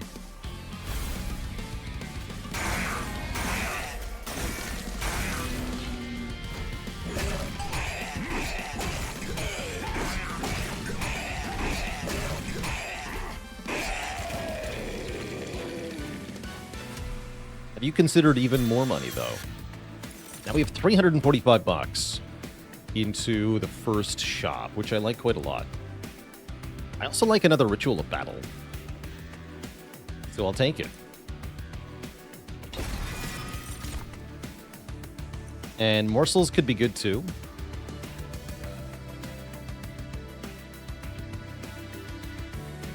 Let's take a pack morsels. That way we can maybe feed our construct at least a little bit. I was thinking I probably wanted a Hellhorned banner anyway. Hellhorned unit plus Merchant of Steel looks pretty good here. We can even do that again next floor, perhaps. Although getting the healing is going to be important.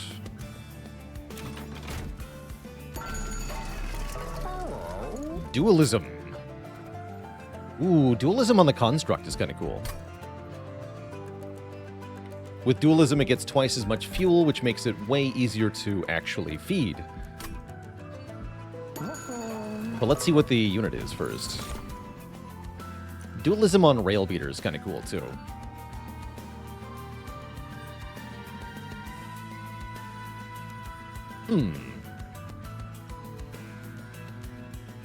You know, I'm not sure.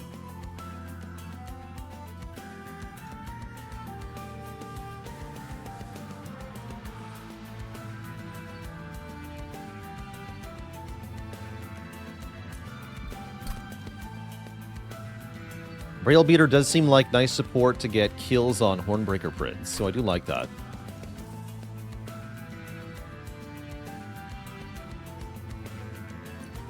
Let's take the Rail Beater.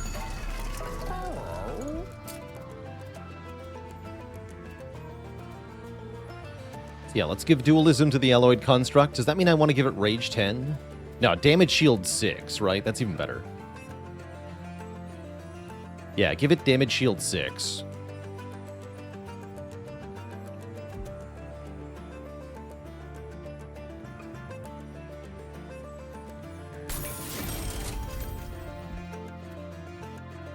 Or more multi-strike, which we could maybe find. Quick is good. Yeah, quick is good too.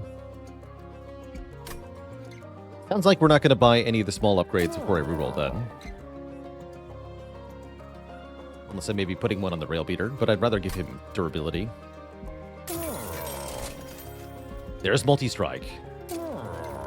Also large stone. I like large stone a lot on the rail beater. So I think we're either doing this and then making a Heartstone, Large Stone Rail Beater, or we're taking Frenzy Stone.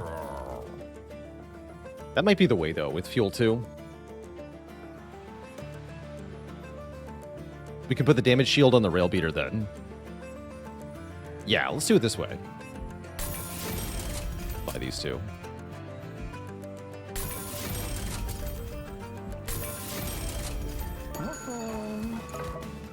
Okay, we got a lot of power out of that first Merchant of Steel.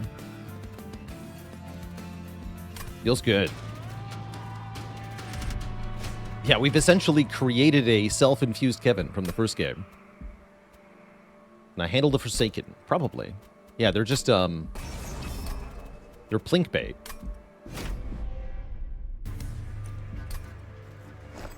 And if I can't handle them, then guess what? Free money.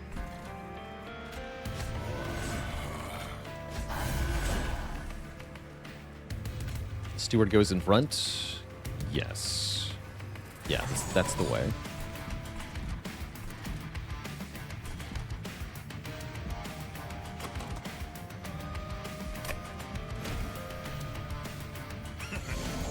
Let's see. Grr. Only one plink this turn.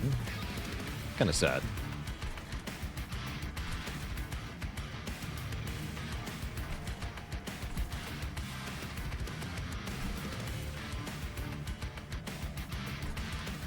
So I think we start by playing Prismal Dust for 3, and then I can just pay 1 health to play the other cards here.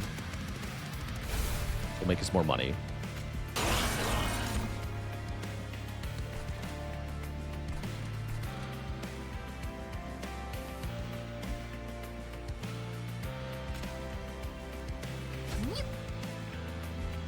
You need help here, though.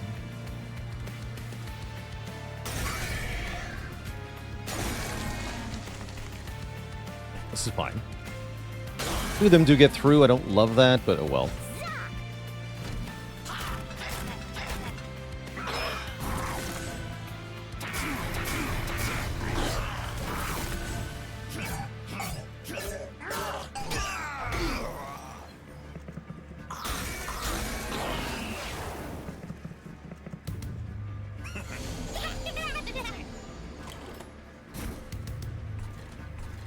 Okay, Blink on the top is guaranteed to get 2 more souls. Let's do that.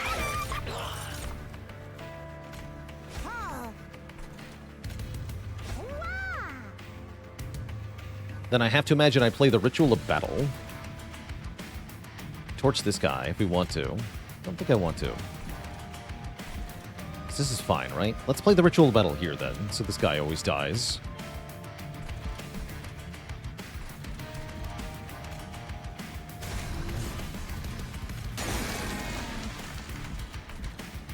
So this is fine, this is fine. In that case, we probably want to do this. You kill this, you melee weakness this, so that Hornbreaker Prince kills it next turn. Could pay 3 to play the Ritual of Battle. I don't want to do that, though. That's too much health. Health is a resource. We do have to, at some point, stop using it.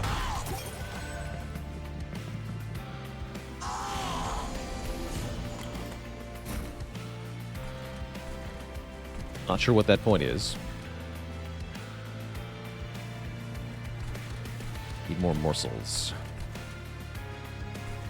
Let's start with this, I guess.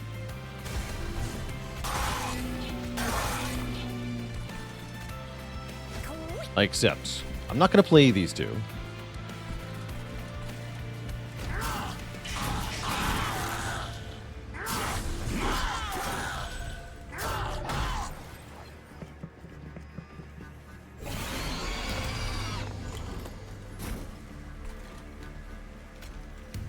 Good timing, Shield Steward.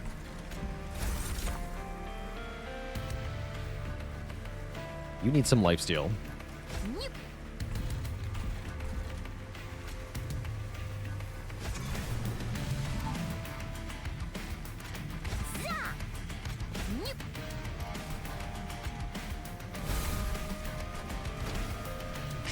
Alright, that ought to do it.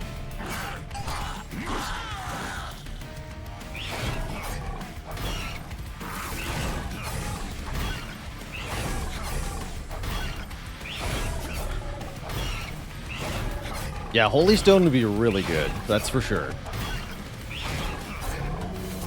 Probably worth going to a Merchant of Magic when we can.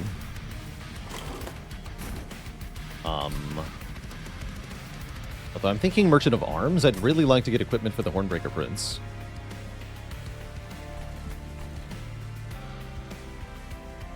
Guess I want to take a bit more damage then.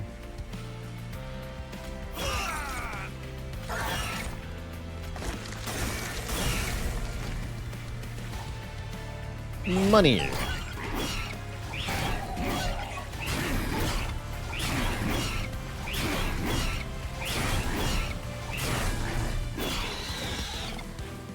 Excellent. Back over 300, that's a good amount to have. We want a hidden passage.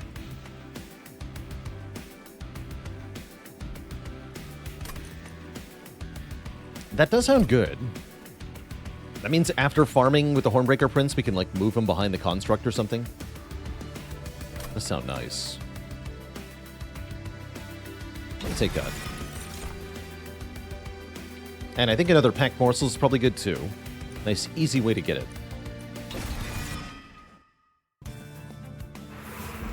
And then, yeah, I'm going to go Merchant of Arms plus healing. We do have good units, so I wouldn't mind looking for another decent unit, but right now I'm feeling like we're okay, especially if we get the Prince a decent set of equipment here. I should have checked the event first. All of Mirrors. What if we had 2 Hornbreaker Princes? Bloodthirsty Blade would be very good on the other Hornbreaker Prince variant. I don't think it's that good on this one. Overall, not so impressed with any of these choices.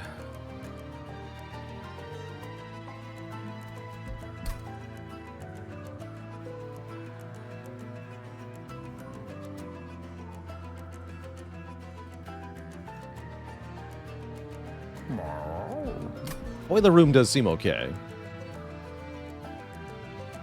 What if I could feed Kevin 2 morsels per morsel? What if I couldn't feed Kevin any morsels because the room was full?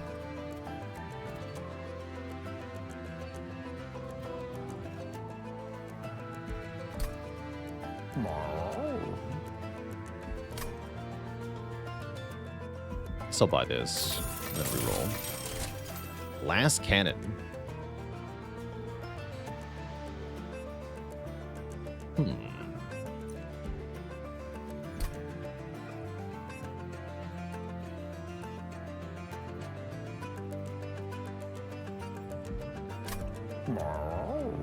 Last Cannon.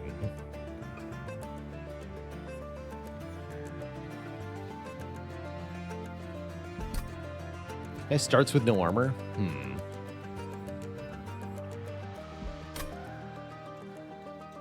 Kind of like this glass cannon. If only we'd given damage shield 6 to Kevin. Boombexy, thanks so much for the Prime sub in 12 months of support. It's not bad on Railbeater. Not great, though. Could Overgrowth Carapace the Prince? That is tempting, too. Gives him some really beefy base stats, actually. do like that. Yeah, you know what? Let's try that.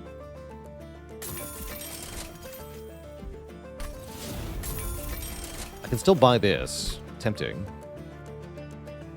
That's really tempting. I'm going to take that. Yeah, it's a bit weird with the morsels, though, but I can just put the morsels on top floor.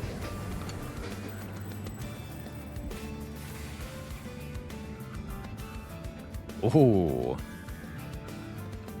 Permanent Rage Revenge. If only I could put this on our prince. Gain attack power for every missing health? That's also really good with this setup. Oh, man. Oh, that's really good on Alloyed Construct.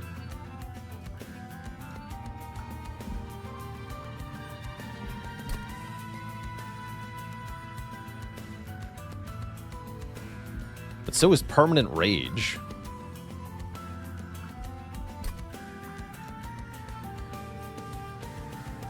Not tanky enough for me to farm Revenge procs, though. Oh, he could get Titan Skin 10. Also crazy. Oh, actually, yeah, this is doubled Rage, right? Oh, my good lord.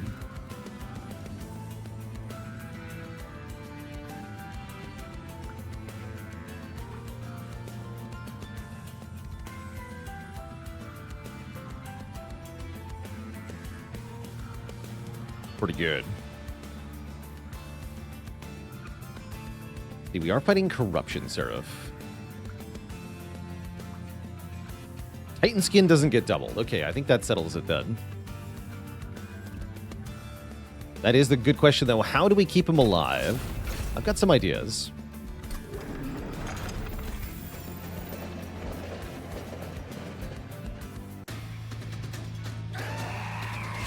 Let's see. This is nobody on the floor, Archeon. Okay.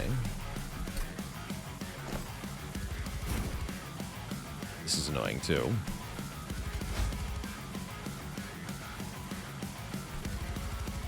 Means I can't play the Rail Beater. That's okay. We put the Construct on the middle floor?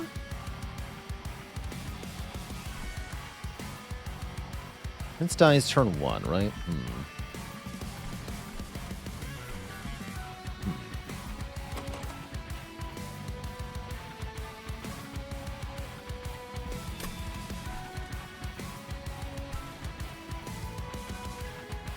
Maybe we skip the Carapace. Oh, can we keep taking damage? Oh. Well, then that makes it easier. Wait, this works in deployment? That's busted.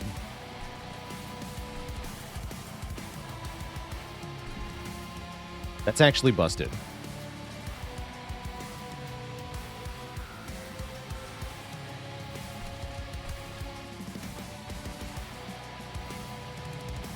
Okay, so let's go Hornbreaker and a Steward on top.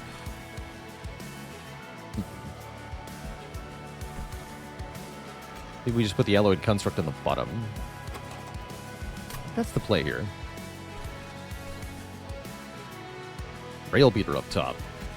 Prince in the middle. I think that's it.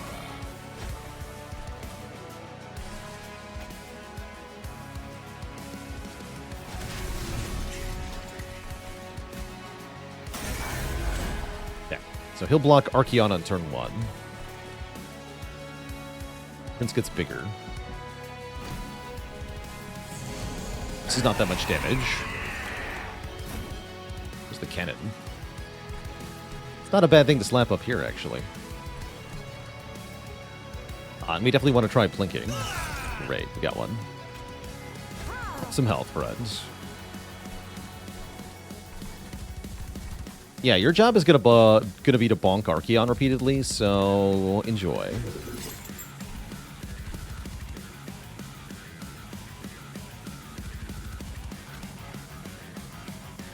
Gonna preserve 1 health here.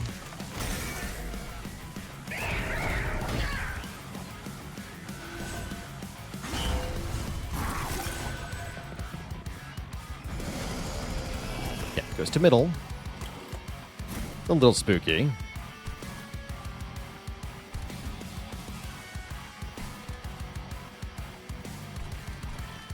And I'm going to put Prismal Dust on Kevin here. He's going to start growing. My child.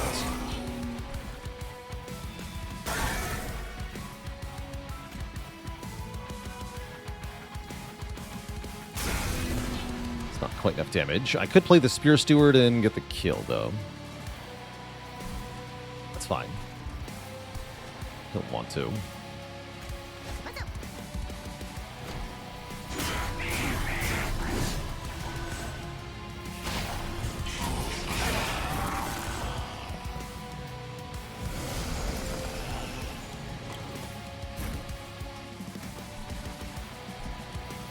Hit me.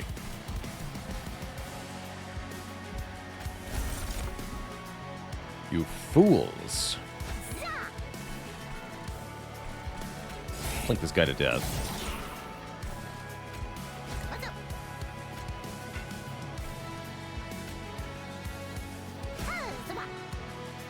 Still gets bigger even after eating. That's great.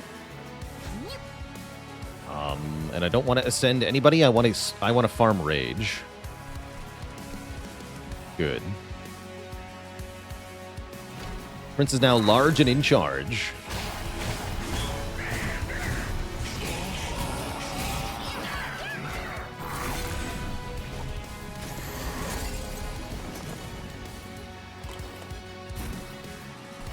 There's the boiler room. Bit late in it.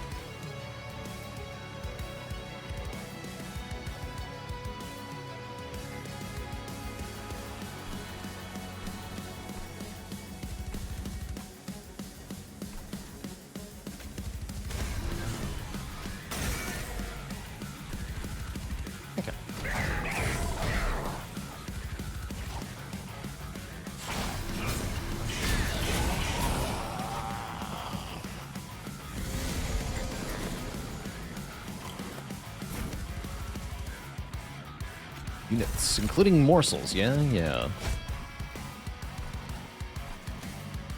You need lifesteal. Oh, you don't have, right. You are too chunky. Oh, I see. That is with the armor gain. Okay. Ow. I don't think it matters much. Might as well just torch Archeon. That's fine.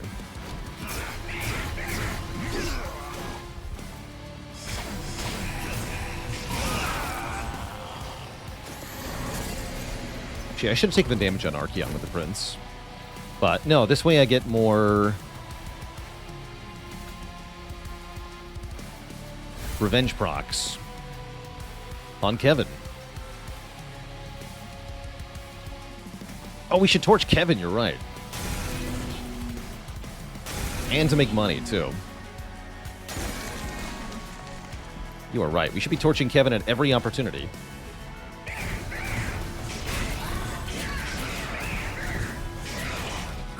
Oh, how I wish Kevin was quick. I think that's going to be the biggest challenge, is keeping Kevin alive. Ooh, trample. Trample is very good here. I'll be taking that. And do I want any of these units? Probably not. Probably not. He's already got Rage 50, by the way. Wow, that is... that's a lot of damage.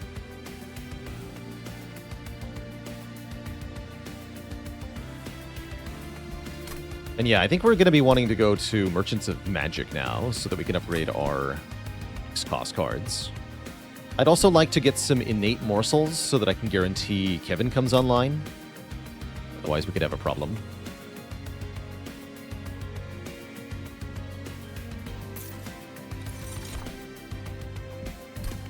In support of what we're trying to do, what do we want most? Ember seems not that important because of the Pyre Tap. So maybe it's card draw. Although these X-Cost cards still benefit massively from more Ember.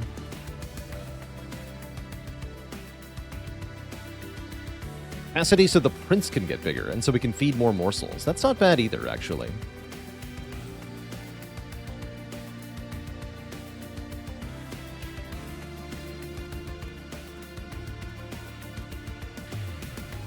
I do think I like the draw first.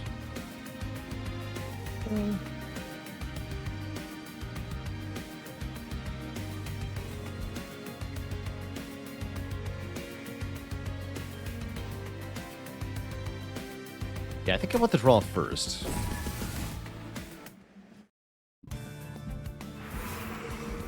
And then we're going to go to the Merchant of Magic, which is also a heal, which is also very good. There's Intrinsic, there's Holdover. Do I want anything to actually be Holdover, though? I don't think so.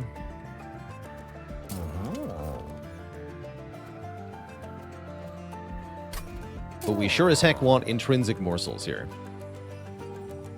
That's kind of a must.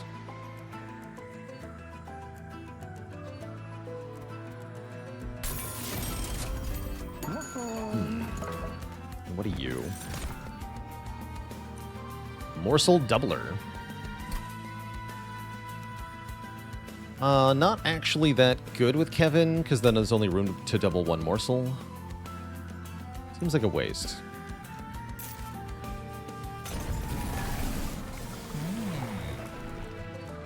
Could cross path into the multi-strike version of the Prince, which is actually not bad. Kind of like that.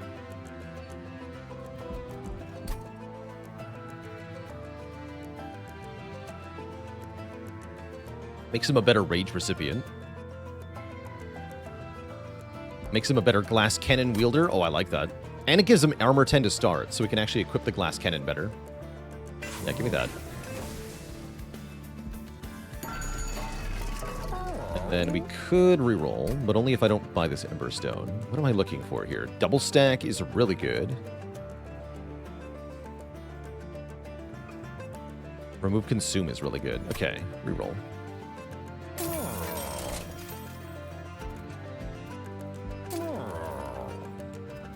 Slap Consume on one of these Rituals of Battle. That's nice. But no, I think we want to double stack one of the Prismal Dusts, right?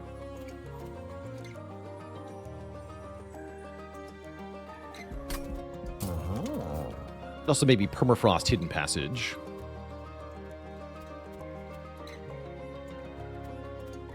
I also don't hate that idea. But yeah, let's double stack Prismal Dust.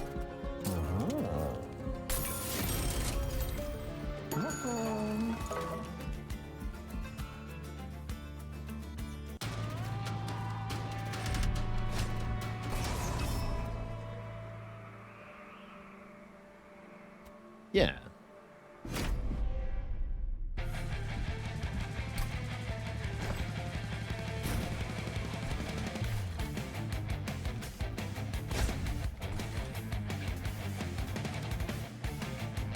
Try Construct on the middle, Prince on top here.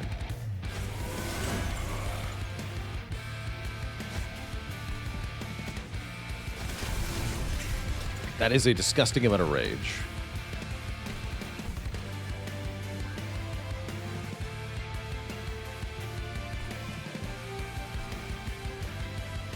I guess your job is to sit on the bottom here.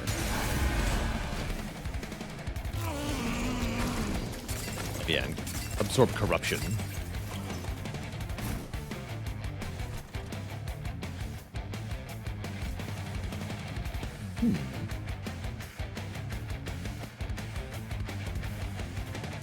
He's getting lots of health, though. I don't want to give him the glass cannon.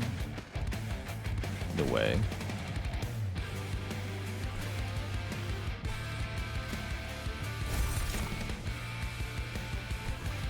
Okay, the attack morsels died as spikes, sadly.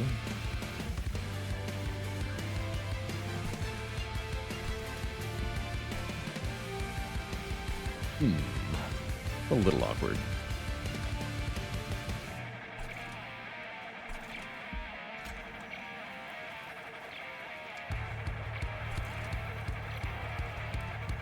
Do we equip morsels? I think that is allowed. Not sure, though. that. Double rage him, then I can feed morsels to him. Bit of damage. Definitely want to do this. Let's see if I get a kill here. I do. A bit of damage morsel. Actually, we can do it like this, right? Sweet.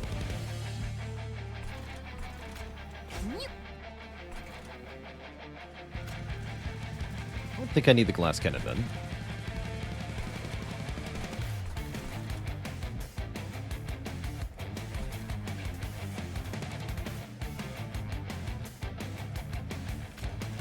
Although then maybe that's an opportunity to use it on the morsel here. We can wipe out the prayer stone if I do that. It's kind of cute. Yeah. Cool.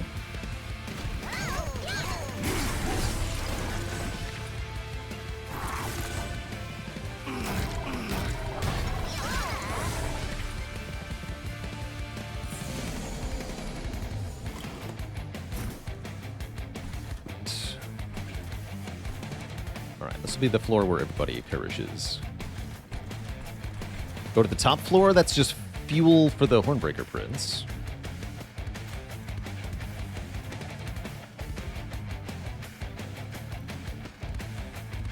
Tom says, something funny you can do is put mitosis cap on a morsel. It gives you a permanent copy of the morsel that goes in your deck.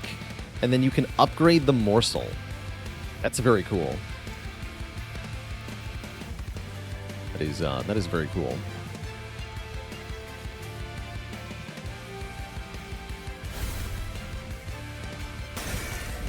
I do want more morsels, so yeah. Great.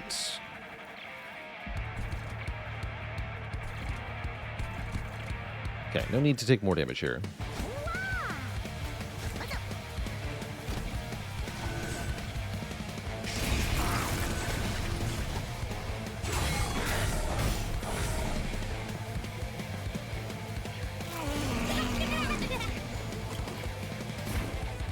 Nice double kill for the Hornbreaker Prince.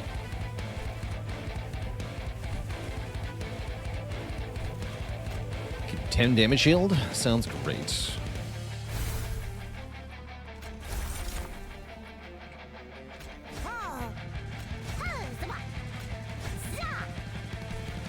Okay, this is fine then.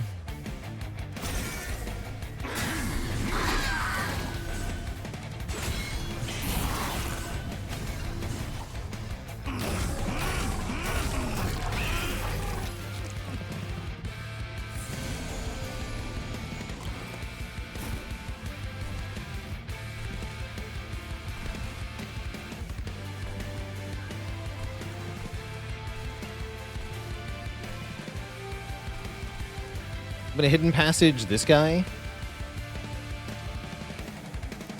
so that he hits our construct one more time. I guess we can also play torch on him. Our construct, that is. Let's give trample to you. I don't know that I want to torch Kevin when he's got damage shield, but I guess you could say the same about putting this enemy on the floor. Looks like we're fine though, right? Some more power.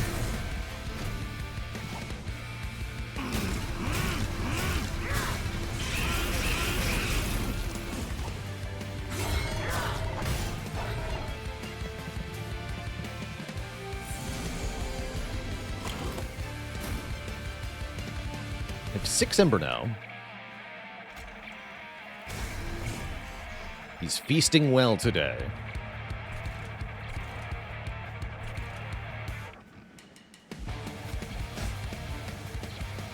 Ah, screw it. Just give me all the rage possible.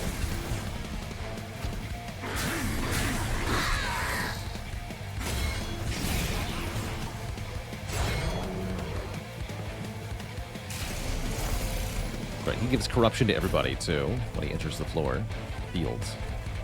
Because he is a jerk. Kevin's gonna perish. That's the sad thing here. Before he gets to do any damage, even, which is actually scary.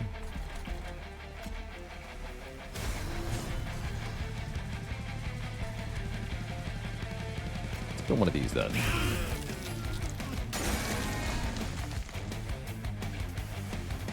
that's right. He incants on the floor he's on, so good to ping when I can.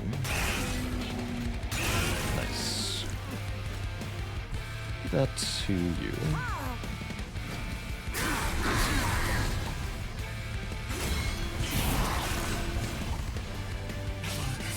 Maybe chump block with a morsel to get in 600 damage here. Or we can ascend him behind the prince. Wait, that's even better. Now he just dies anyway. Put a steward in front of him. There we go. That seems fine. Save our health now.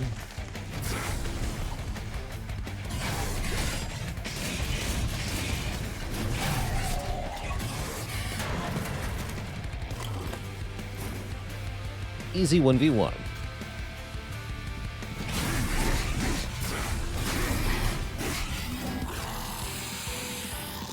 GG. Alright, what's Kevin sitting at now? 86 rage. I like a way to apply armor, and I like a way to rearrange my units. So I'm going to grab March of Shields here. Trigger feeding on a morsel unit 2x times seems pretty strong. Grovel seems pretty good. Although that comes with an Ember. Let's take the X card. Seems to be working well so far. And you better believe we're going Merchant of Magic again here. We get to remove 2 cards, we get to duplicate a card, and that's after we make something that's really good. There's the Holy Stone. Oh, Holy Stone X cost card seems very good. That seems really good.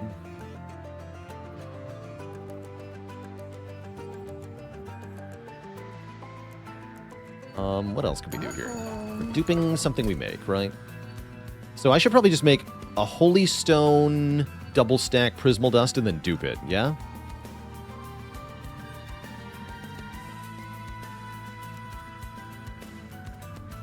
That feels like the best way to tackle things.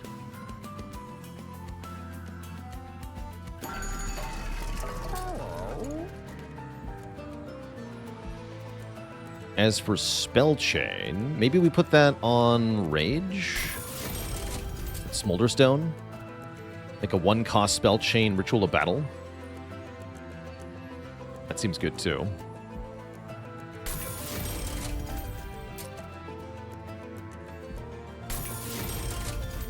And then reroll because I will still buy other stuff. Another double stack. So we can make another double stack Prismal Dust. Okay, sure.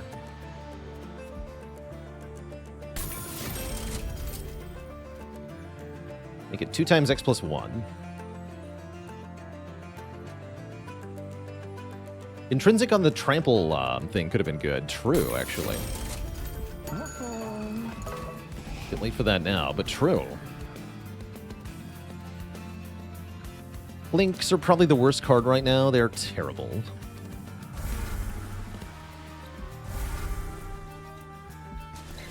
We are duplicating this. Okay, currently feeling good. Ooh, Misshapen Fiends, huh?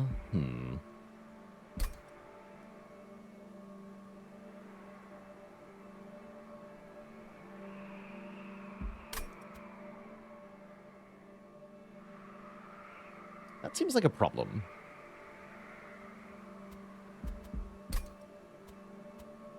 Ooh, corruption, yeah. Or stinky corruption.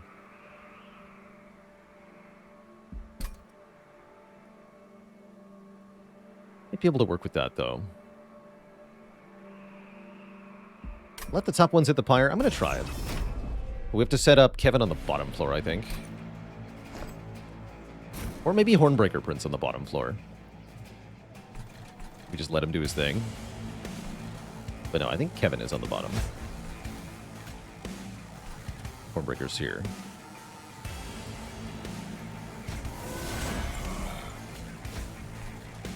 This is what I'm thinking, currently. And then Shield Steward and Rail Beater to help catch some of the things going up top. Could also put the Shield Steward here, actually, to absorb the corruption on the Prince. Yeah, let's do that, too. Let's let me get all that stuff played.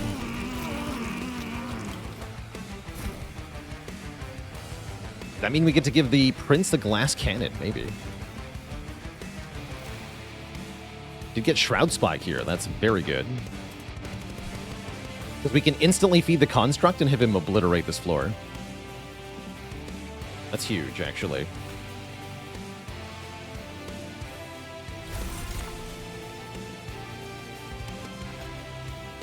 Oh, but you make my units cost more. Oh. So it's only 2x. Still worth it, though.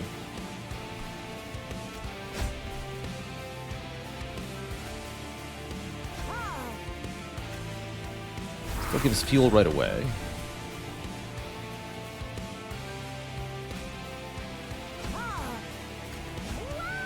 Okay, let's torch one of these. Take some less damage.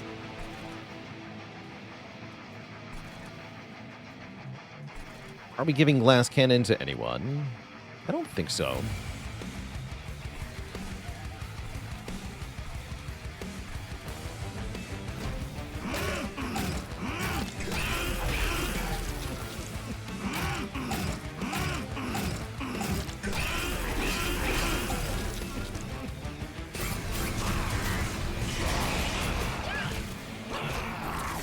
The morsels get him. It's cute.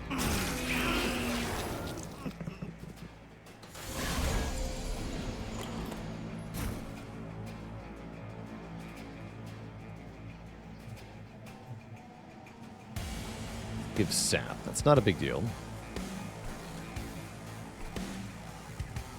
Good. I imagine we just do the thing, yeah?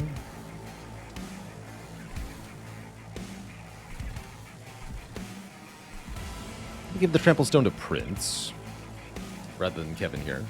I'd rather Prince get the additional kills, stack up some more armor.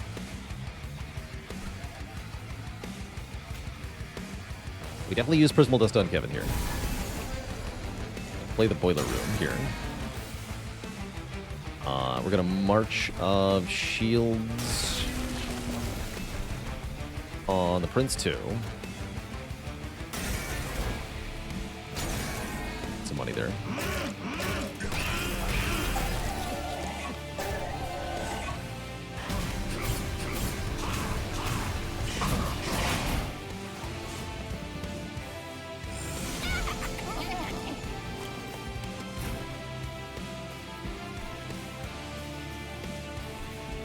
This is good.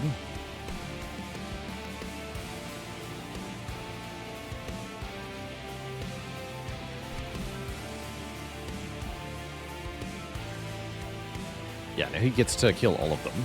It's a lot of armor for him. Wondering if I try to get a morsel here.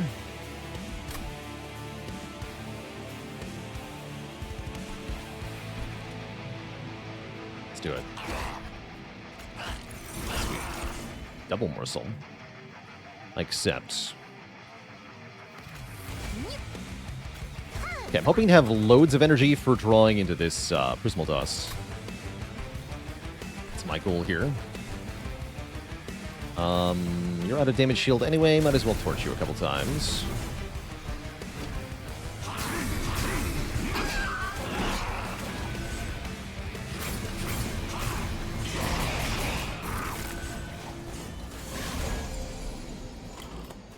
Yes. So 7 Ember we can spend on this. Heals 7. Feels good.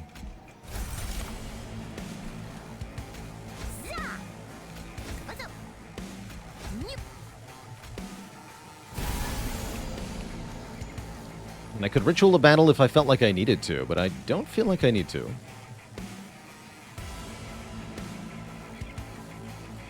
Here, you can have 2 more damage shield.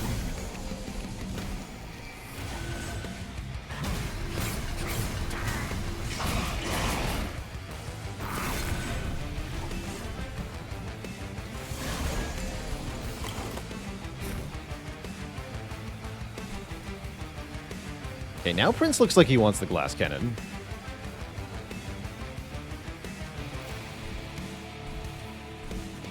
Just give it to him.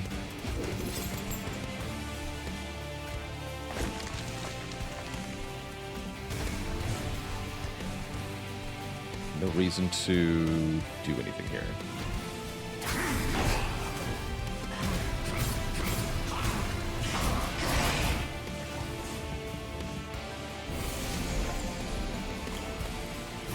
Alright, you just win. Good for you.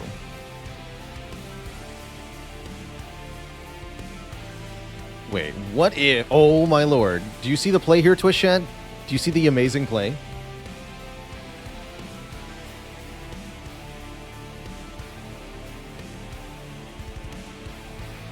If we March of Shields the boss, the guy in the back gets to multi-strike us more, which gives us more permanent rage.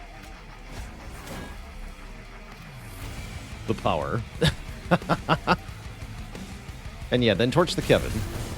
Of course. You don't need to do anything silly like Hidden Passage, right? I don't think so.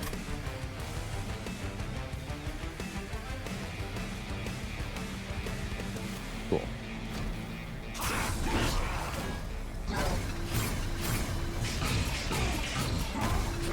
And yeah, it's only 2 more hits, right? Still.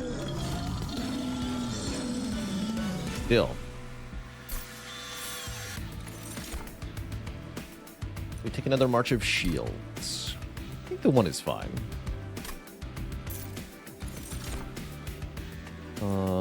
Cave-In is interesting.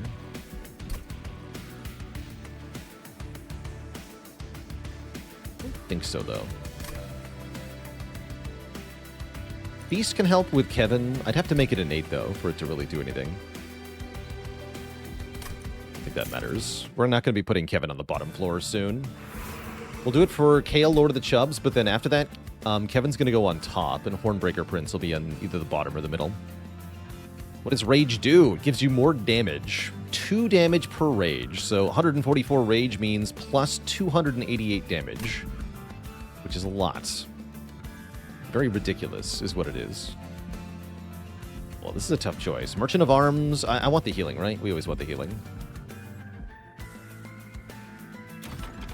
Unless I really want to go to a Merchant of Arms. There's the Void Armament.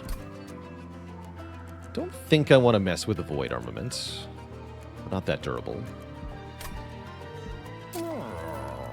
We do want to make the Boiler Room deployable, for sure.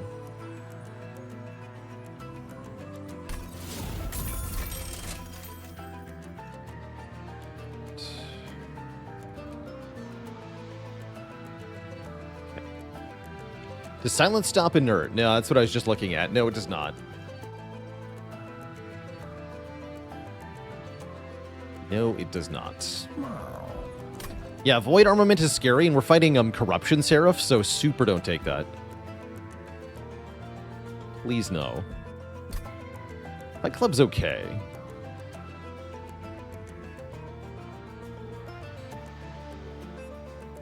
Gonna reroll. Okay, Bloodthirsty Blade is back.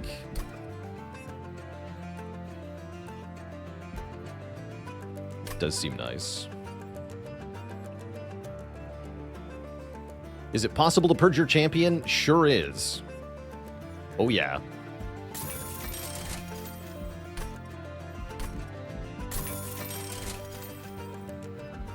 Do I take Inferno Room for the bottom? That does solve all the pesky problems, yeah? Though I have to go to 3rd Merchant of Arms to make it deployable. We could do that.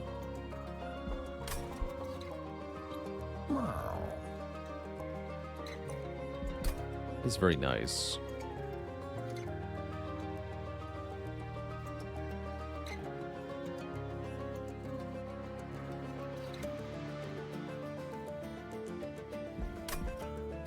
Yeah, that... Well... Yeah, Fhyra means less stacks, though. I think the Hornbreaker Prince just might be in the thick of it. But it can help prevent curses. Curses aren't even that bad, actually. I think it's fine.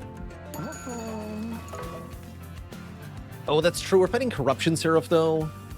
No, you're right. No. We do need Inferno Room for that. We totally do. Hey, there's a familiar face. A gremlin scurries across the rail lugging a suspicious stack of items. You recognize items as belonging to the clans of Umbra, Pyreborn, and Underlegion. Look, I'll return these, and if you keep quiet, I'll even give you something for your trouble. What do you say? Can this proliferate? Proliferating damage shield is always good. What do you give? It's the flask. I think this is always one of the flask cards, right? And yeah, that's the shopkeeper art from Monster Train 1. He's a lot less cute than the ones in this game. I'll just skip that, thanks. Oh. After some negotiating, the gremlin offers you to take another item. It's the Umbra one. Is that more packed morsels? Yeah, it is. I'll take one more of those, actually. The gremlin stubbornly refuses to give me any more. Alright, by the Inferno room, I've been convinced. We're not going to use it against Kale, I don't think.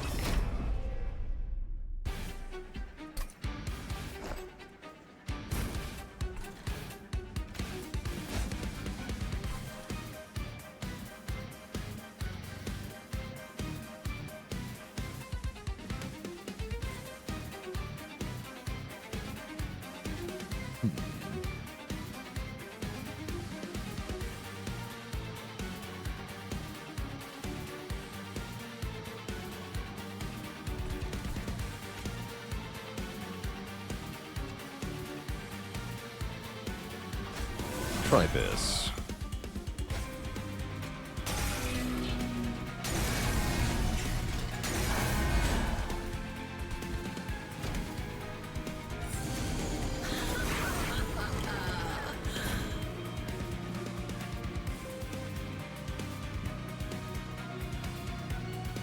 Actually, I can use this to my advantage? That's very funny.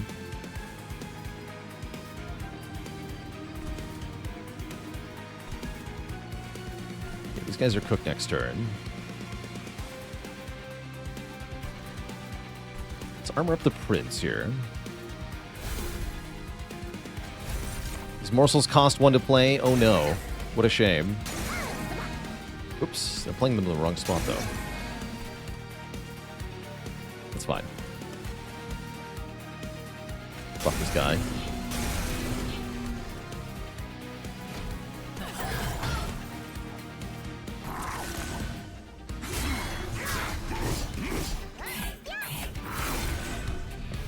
Damage shield. Oh no.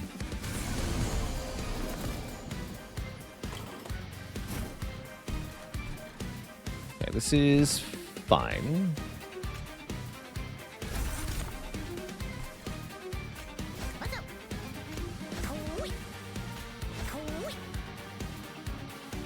No bosses allowed.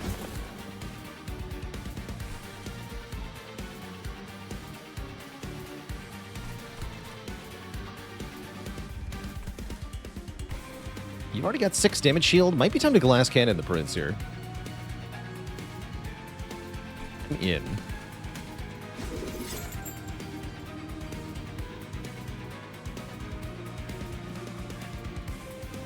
Confused.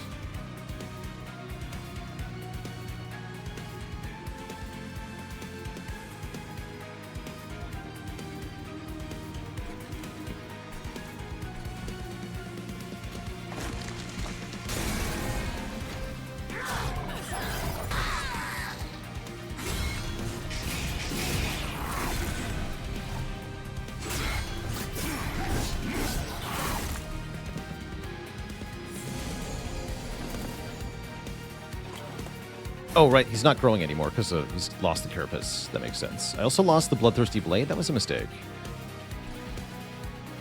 I forgot I had that equipped, actually. Oops. My bad.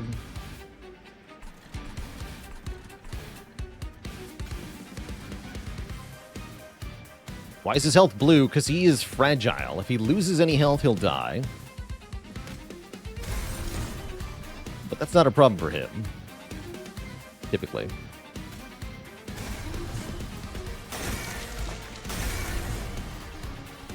he's fine.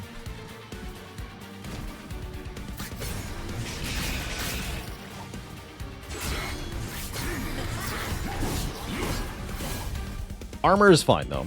And damage shield is fine. So he won't die unless something gets through both of those defenses. I don't think that's going to happen.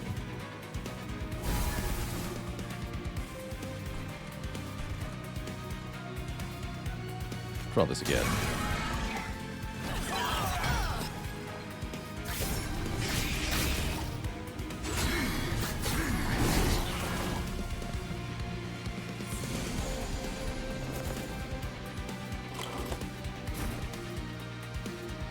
Nice.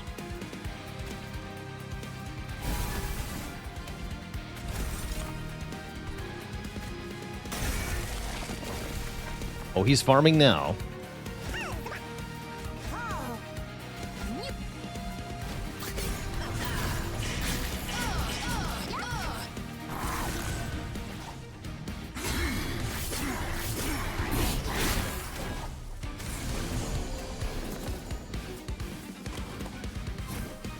Look at him go. Crazy.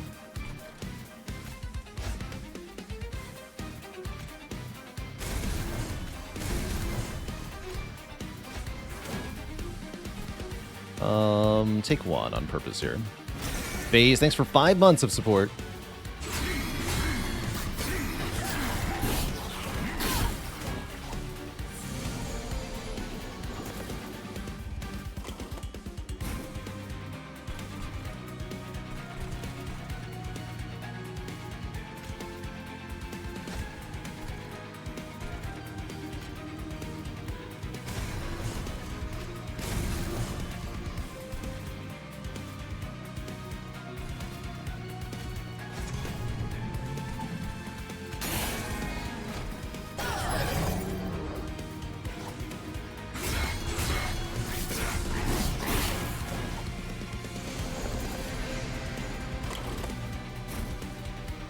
GG.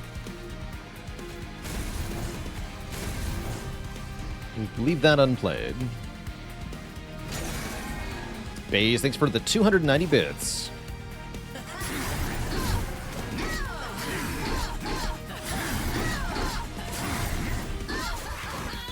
Beautiful.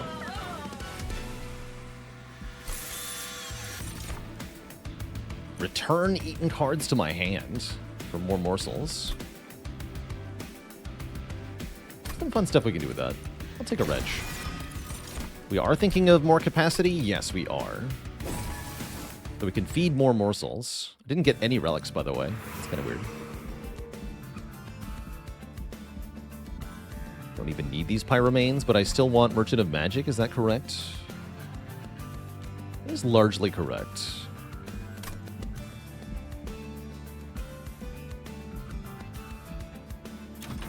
Great. So we either add another stack of multi-strike, which is pretty good, or we up the base stats and the scaling. I think I do want to up the base stats and the scaling. Armor 15 per kill is important, especially. Because we have the Trample Stone, it doesn't need to be much better than that.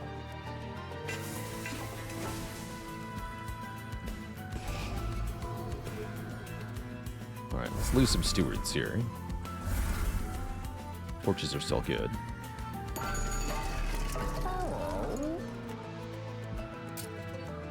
Okay, we said we wanted intrinsic on what? Umbra Stone. Yeah, we did. We do want that. Spell Chain. Spell Chain on the intrinsic packed morsels is not bad. I can Spell Chain the Umbra Stone if we want to make both of our starters trampled as well. It's another option. Let's make another one of these consume. That's another good Spell Chain target, actually.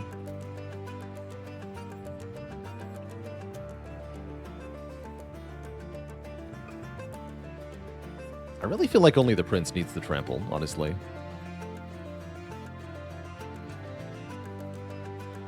Spell chain this.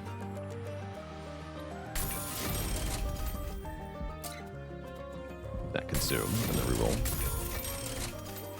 Another Holy Stone. Put that on the Shroud Spike. Anything we want holdover on? Holdover Wretch can be a thing, but we're not doing that sort of strat. That's better if you have, like, Morsel Maid. Let's just take another Holy Stone here. On the Shroud Spike. Or on the Ritual of Battle, actually. That one's reusable.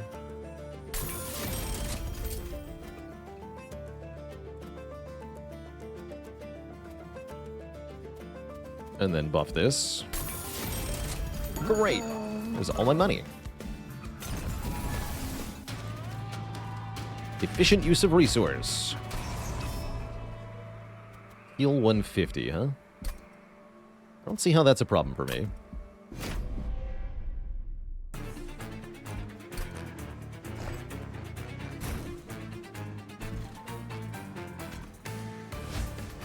We're going to put Hornbreaker Prince with the merged equipment here in the boiler room. Construct goes on top.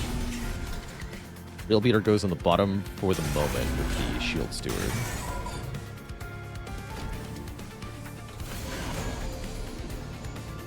Yeah, the Spire Tap was definitely the correct pick at the start of the game here. Kind of nuts how powerful it is.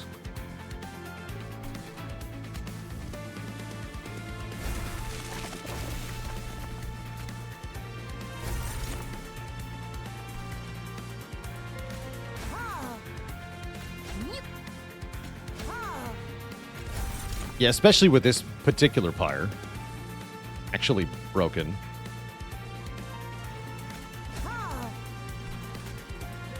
Feed the prince some too. Might as well, right? Might as well. Alright, then buff the heck out of him. His job is to get kills, and he will do that very well. It's just more money, too.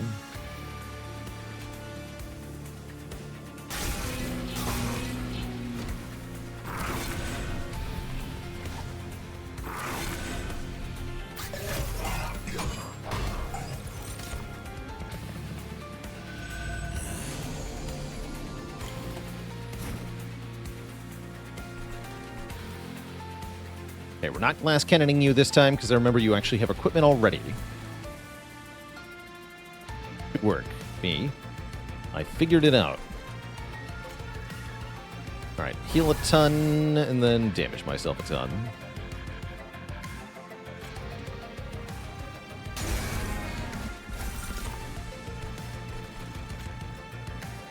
Give you the attack power-ups. He's got enough fuel. Okay, they all die. Good. Need more money. Here.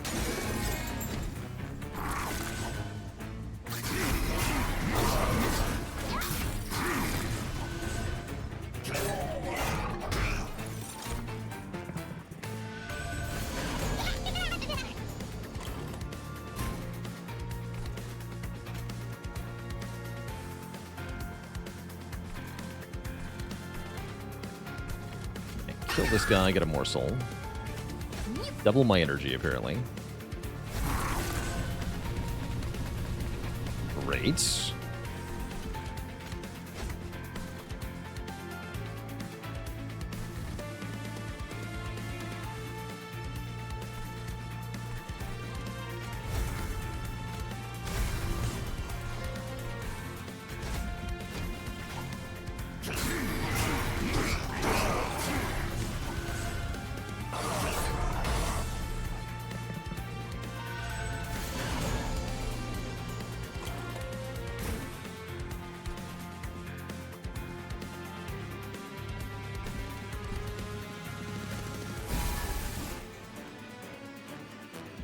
The Eaten pile is 13 cards, so they all come back. That's kind of bad, but not that bad.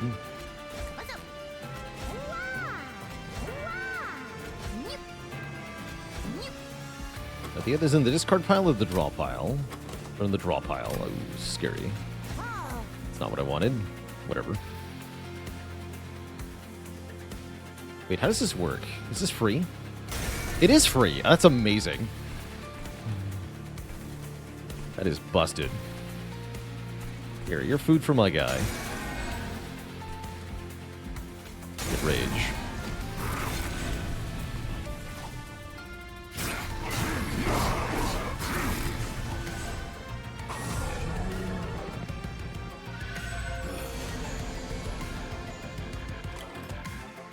So we just draw morsels. That's fine.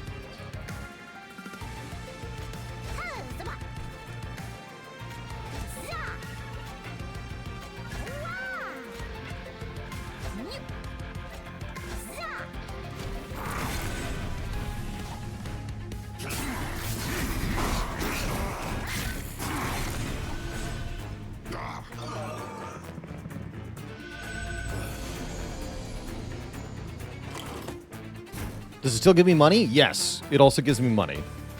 It's just, it's pure win. All the way up.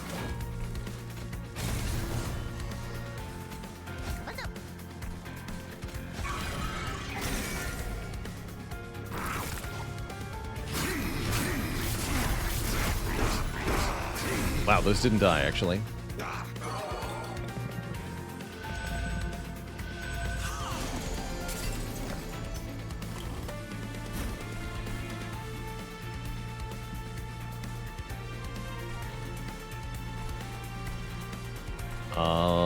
Is the way to do this ascend the boss? So she dies? And then this guy doesn't get to my pyre? Great.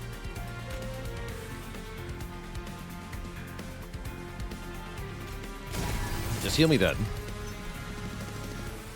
Okay, which way am I going? We're not healing. Okay. We're going to go to the Merchant of Arms. Perfect. Excellent. And get some more rage, even.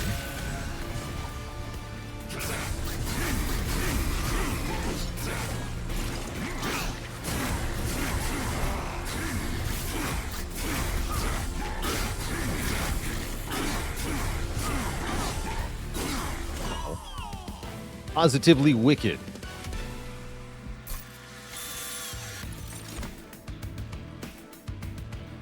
No.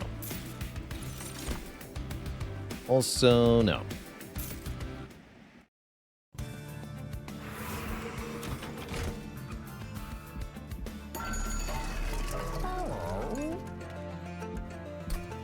Armor 5 doesn't do much for me. It's something, but it's pretty sad. Might buy it anyway. Just for lack of better options.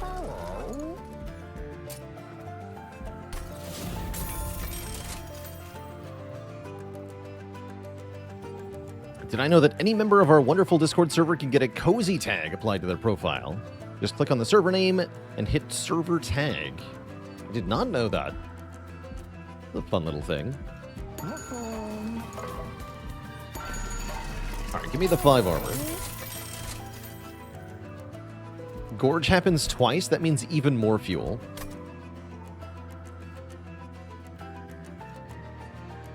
Don't think I need Shade Lamp. Shade Lamp makes too many morsels, I think. Might as well take the Ember Staff and the Fangs, though. And then purchase some cards.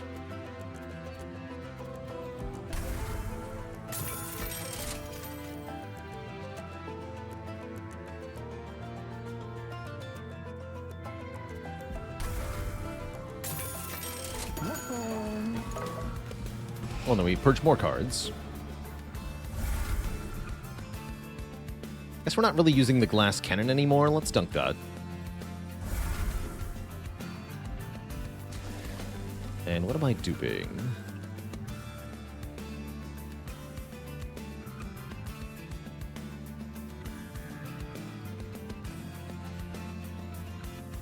It's a fun one to dupe.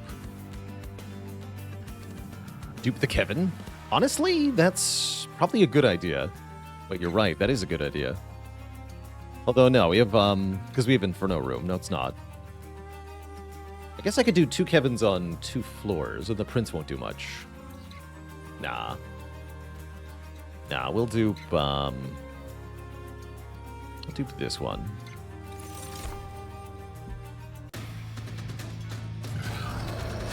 This should be no problem.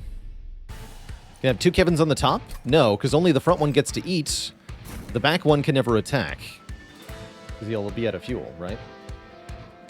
Doesn't work at all. Strat Magician, thanks for the Prime sub and 34 months of support.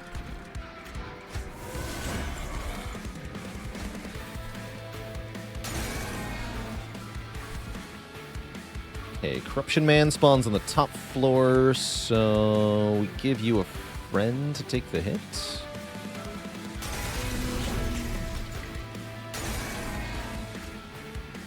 Sure hope that works right.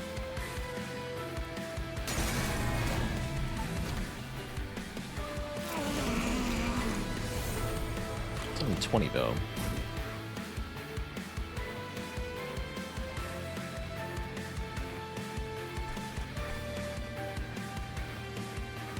I can just torch him, though. That'll work.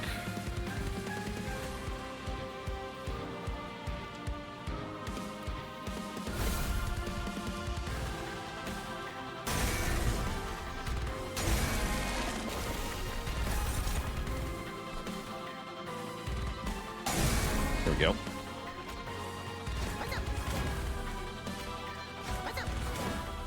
Wait. What's happening? Oh, because you died of the corruption.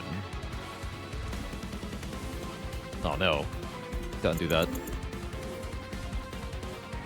Because yeah, he's eating the morsels and not getting corrupted is what's happening. I thought he was going to die up there. Okay, we got to undo that. Well, it's not that urgent, actually. Oh, this is fine.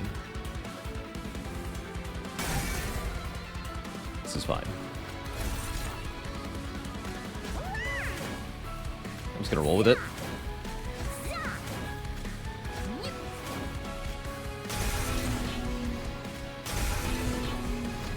Honestly, Prince should be able to do this on his own.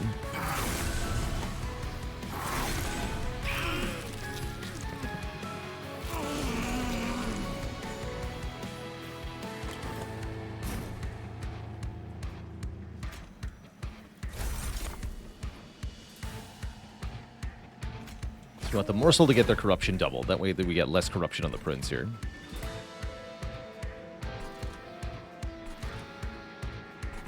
Give the Prince more damage shields.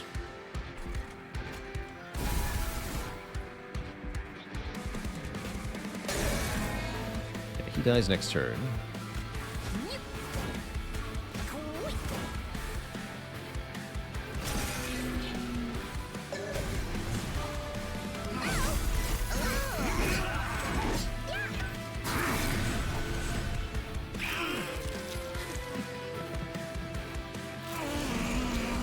Yeah, Inferno Room makes this fight so much easier.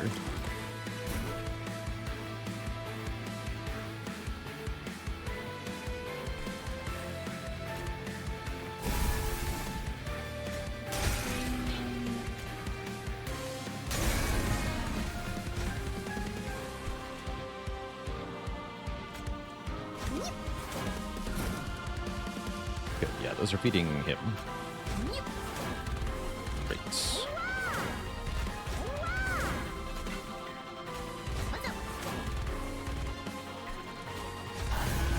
You're gonna die down here, kid.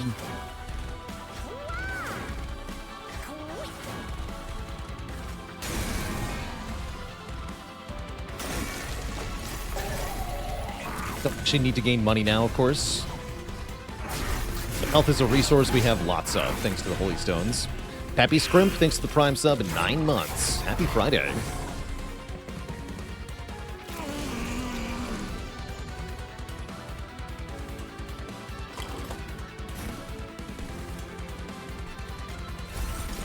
There we go.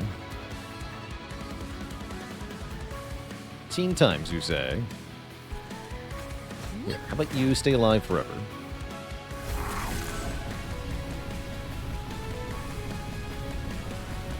Brilliant.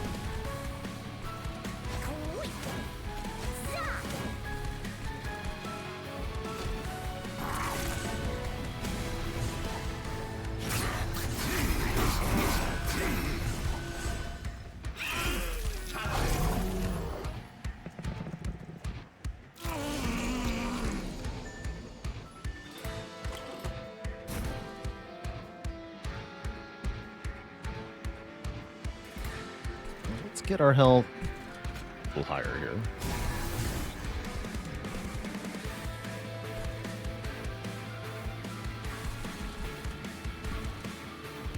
Damage shield, we're fine. Let's get 4 more, though.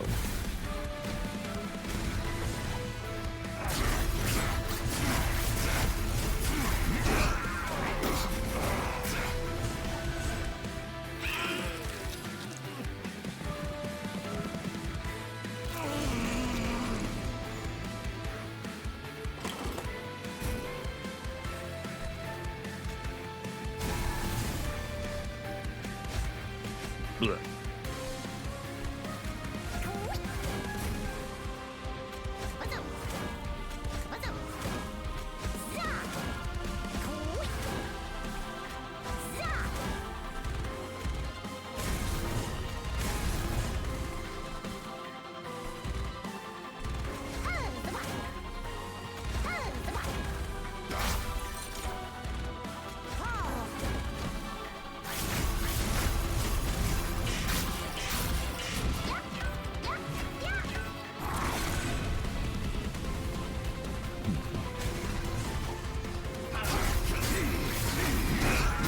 A lot of corruption, actually.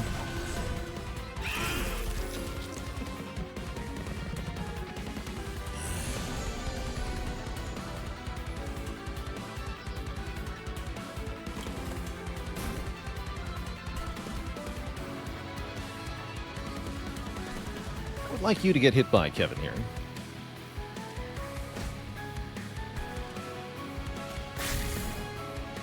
Yeah, that's pretty good. That means Kevin will die soon. It's alright. Seraph enters the battlefield pretty soon here.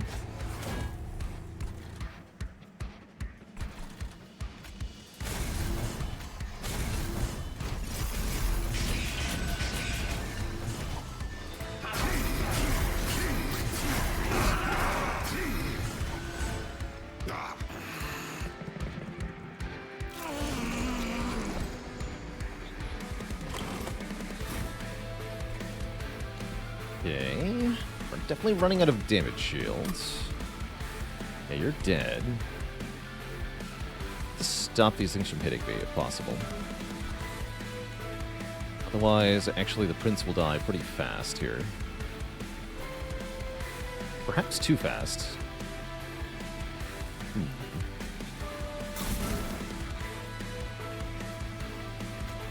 Look, it's an attack in too. That's definitely not good.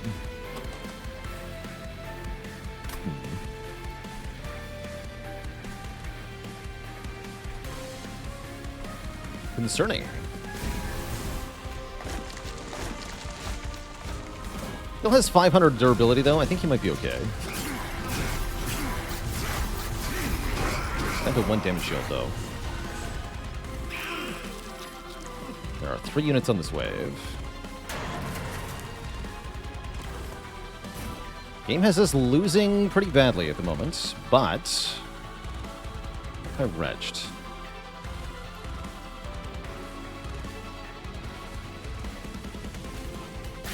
This guy for one. Send this guy? Yeah, actually, we might have gotten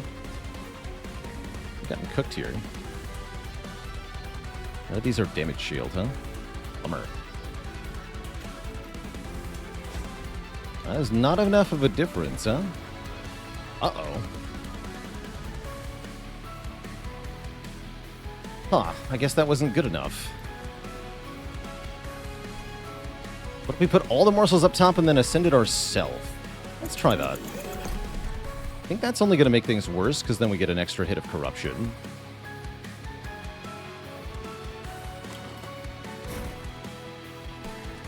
You're onto something there, right?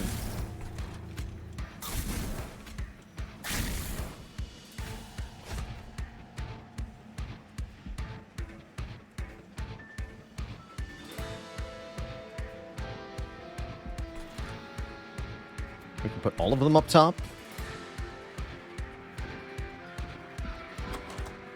Am I drawing next turn? Yeah, the fact that we couldn't reuse any of our damage shield cards was actually the problem here. Doesn't seem like that gets any better.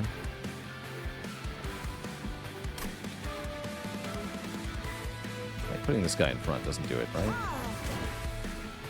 Oh, that's so close.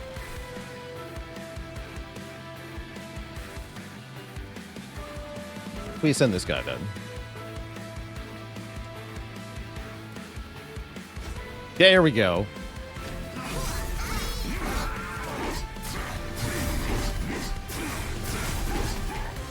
Get stabbed. He was actually fine the whole time.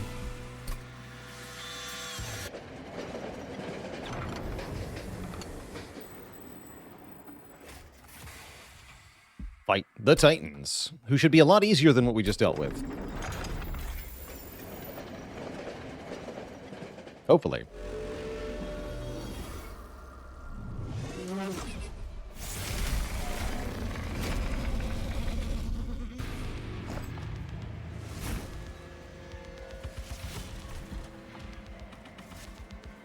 I think the reason that worked is that it let us use the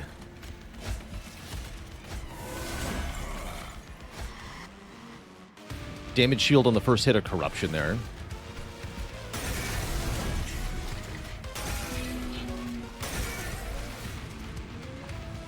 Alright, Shield Steward should die to protect the Prince on the first turn. What about the Alloyed Construct? It will not die on turn 1, but it will get pretty close.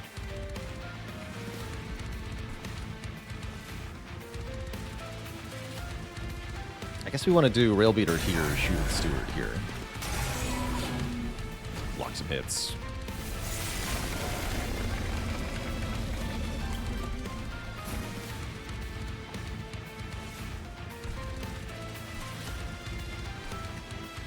And now I think we need to protect the Construct, because the Construct is our true win con. Although, once again, the Steward prevents it from being fed this turn. In the same way as before. It's a little annoying.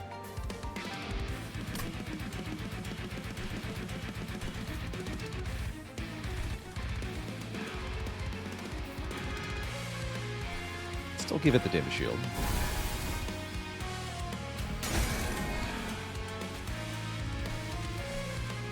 Give you the travel.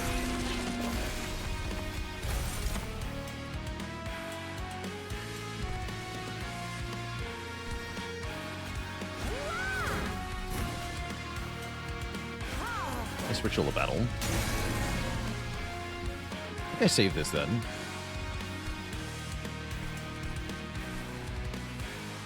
That's probably what I should have done, was block with morsels on turn 1. That's probably what I should have done.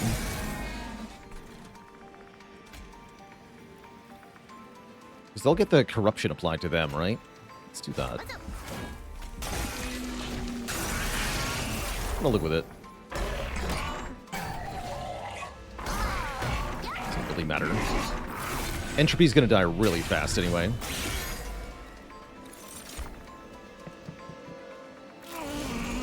So I'm not too concerned. Here we go. Alright, you already have 6 damage shield. You have a protecting friend, so keep going here. Just take health for everything else.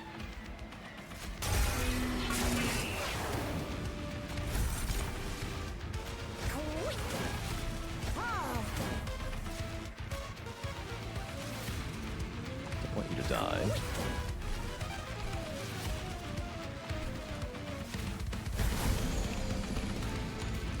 Not gonna play that. Let's just break your spell shield. I don't think that matters either, actually. Getting rid of the card does matter. So heck, I just use it on savagery or whatever. It's fine.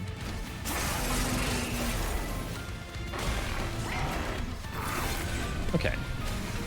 Have an online for massive damage against savagery here.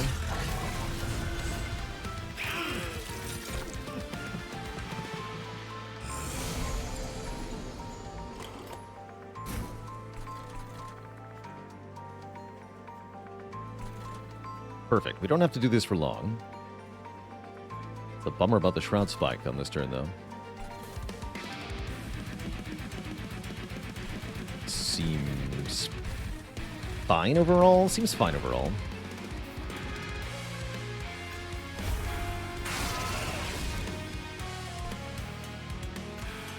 Buffing him.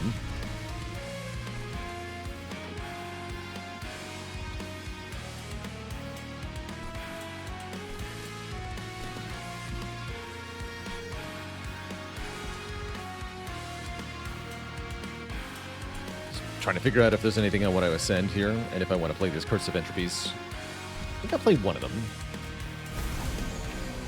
Let the other one damage me. I've got lots of health.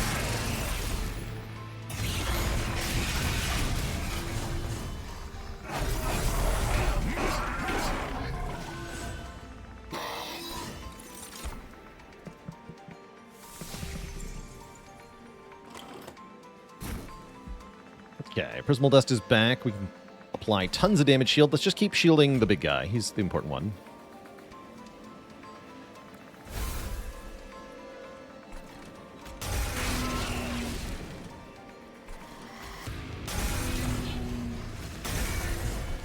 Blech.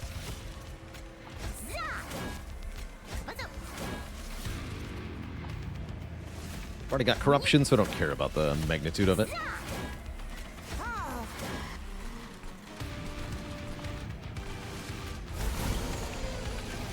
Sap. Play that too.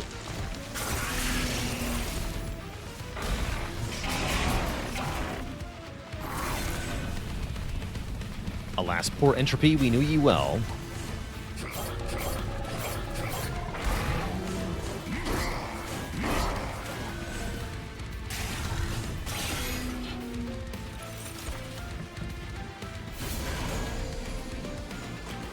Good.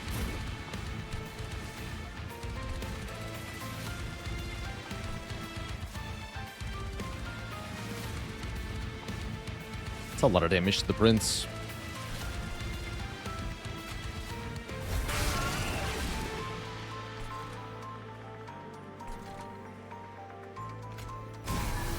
Seems fine, though.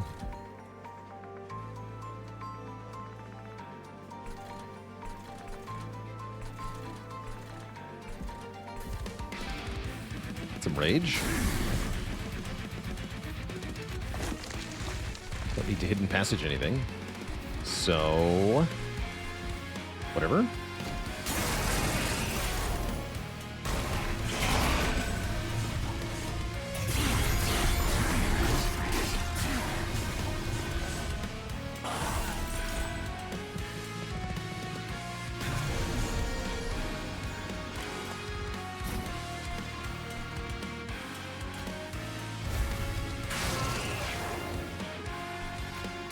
Break the shield.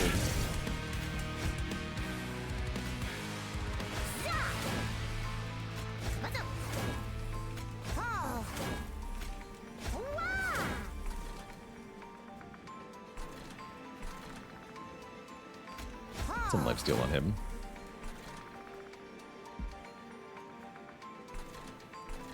Definitely play this twice.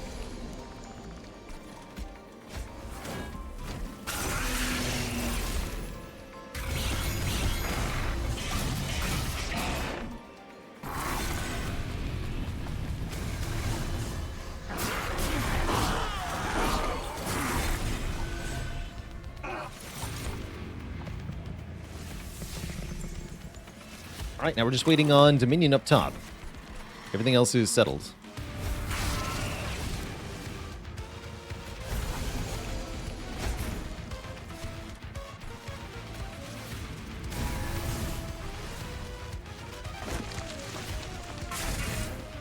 Yeah. Take that.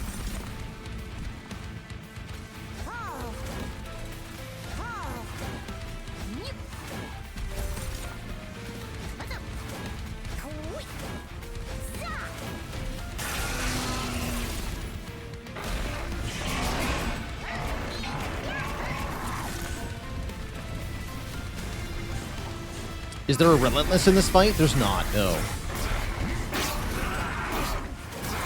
No unit has Relentless. Makes the fight very different.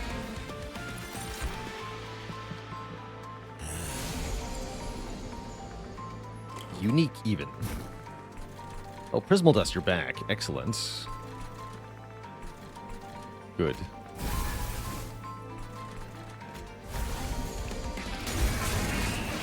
X. GG.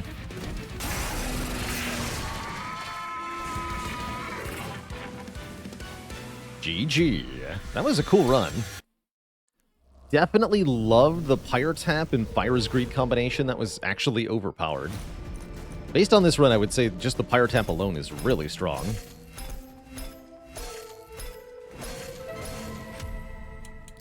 GG. Oh, no wonder I haven't seen a Transcendent yet. We haven't unlocked it. My bad.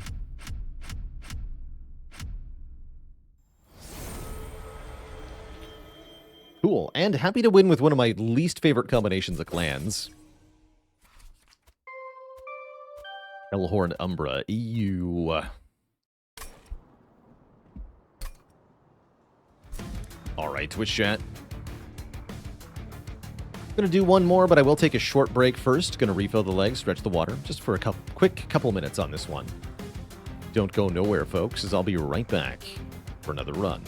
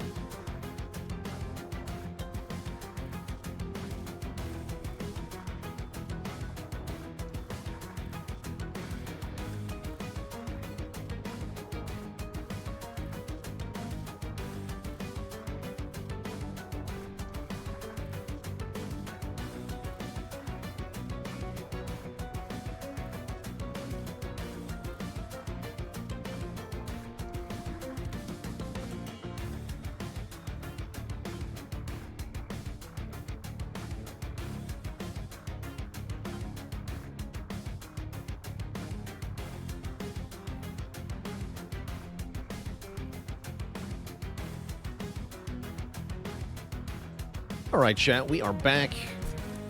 We're going to dive into a new run here. Let's go. We got Wing Spirit with Underlegion Awoken. We actually... Oh, we won this with Madame's Lion's Bane. We have to do this combo with this guy. Great. 2 Proliferate. I love Proliferate as a starting card. I think it's one of the best. Animus of Speed is underwhelming.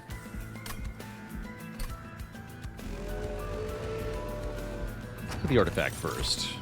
Shroom units get regen on Harvest. That's very good. Although it doesn't work with Bolete, notably.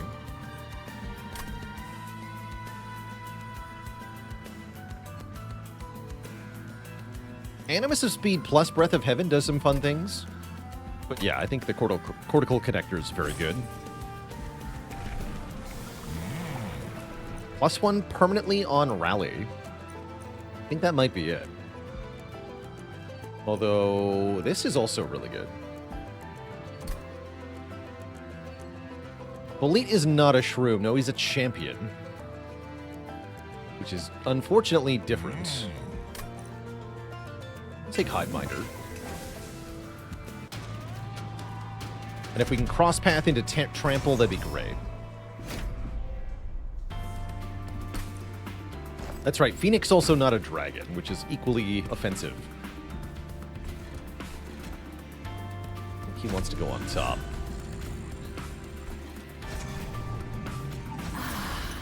Do this for now.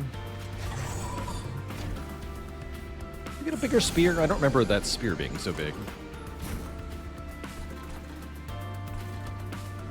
Stodead is garbage. Ooh. Actually, I should have... I'm going to reset that. I want to take 1 fire damage to get 1 damage on Bolete permanently.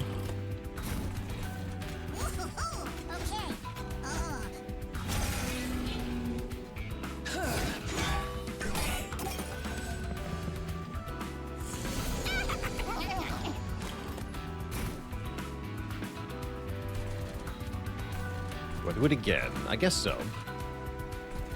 Yeah, I guess so.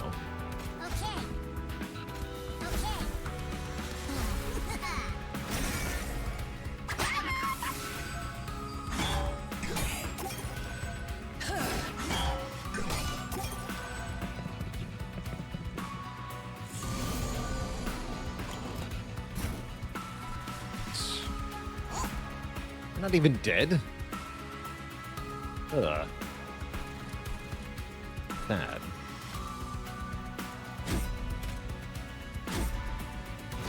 There you are.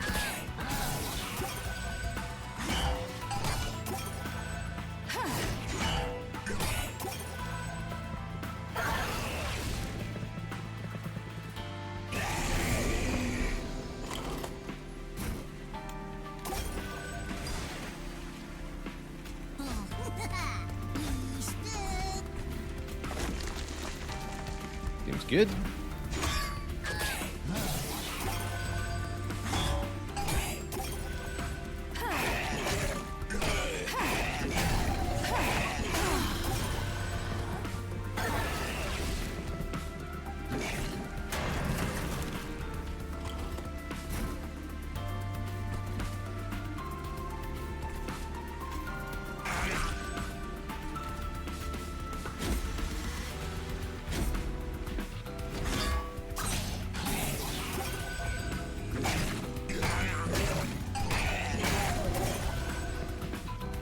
Out of rage.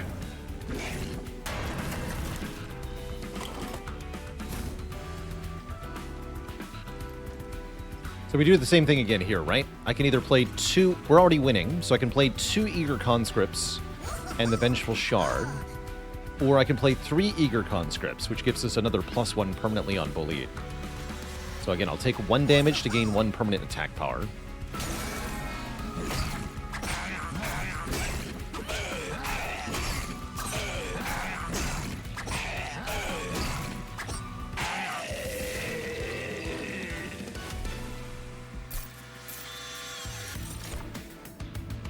Oh, the Green Recruit. Excellent. Companion to Bolete. Perfect.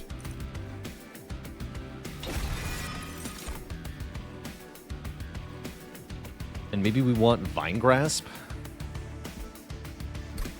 So that we can rearrange a floor, potentially. I need to yoink mushrooms behind myself or something. Maybe not, though.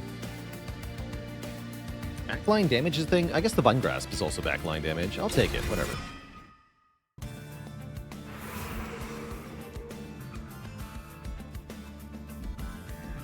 Time for Merchant of Steel?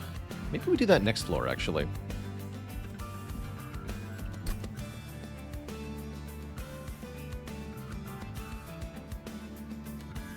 very many good spells to upgrade. The spell merchant is kind of lame.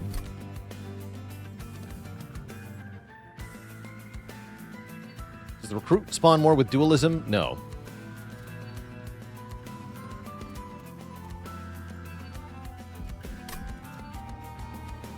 Firm no.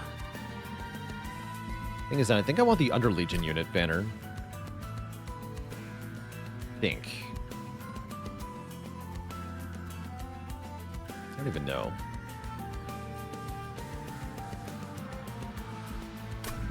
Heck it. Give me a sweeper. Give me a quick sweeper. Sweet. Gonna have a quick shattered shell. That's not bad.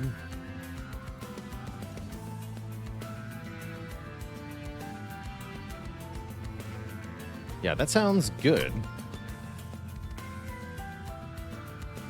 Doesn't get a lot of health, though.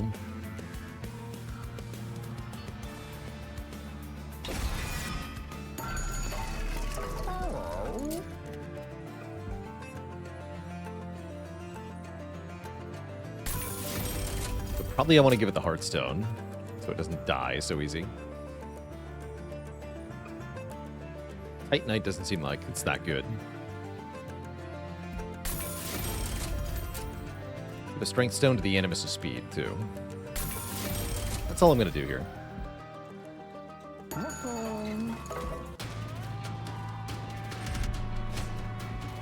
Sweet.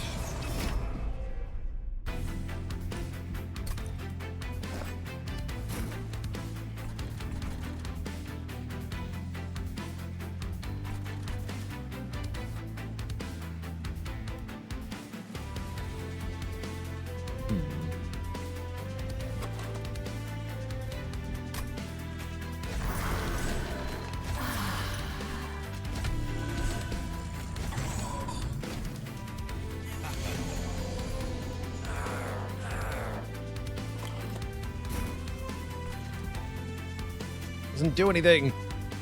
Oh.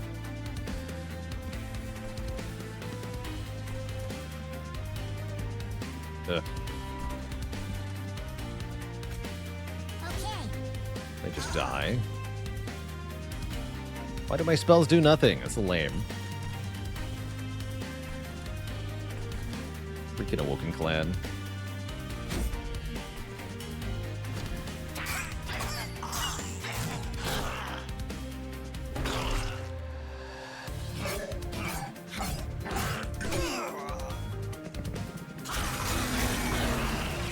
Okay, -9 for the challenge. That's fine. Good trade.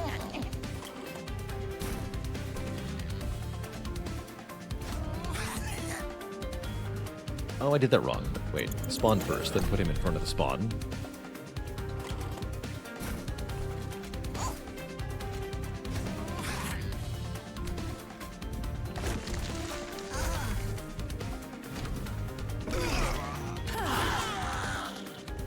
Cool combo, actually.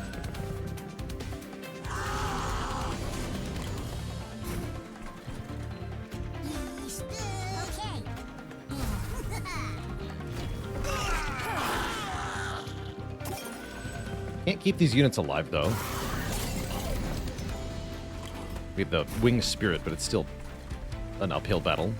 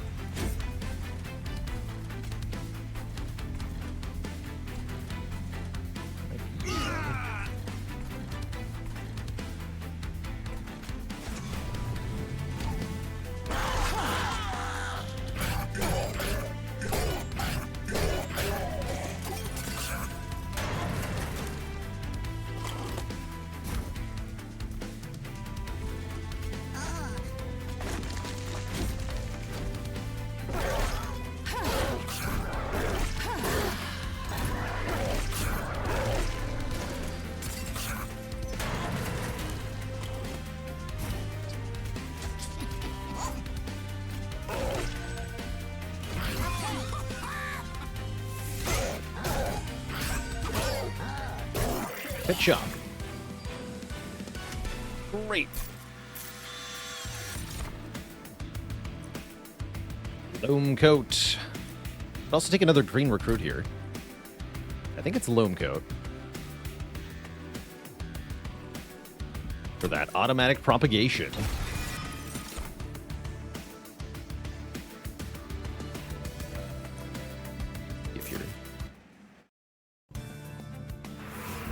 And then I think I'm going to the Merchant of Steel again.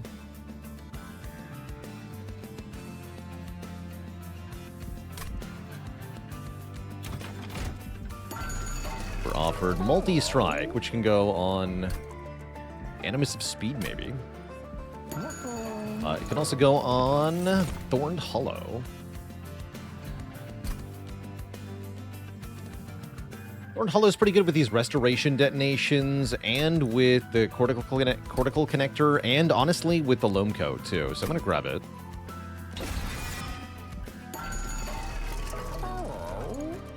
And give it regen 10. That's actually really good. If I can get dualism on this thing, that'd be very good. Do I reroll for dualism? This is not that important of a multi-strike, right?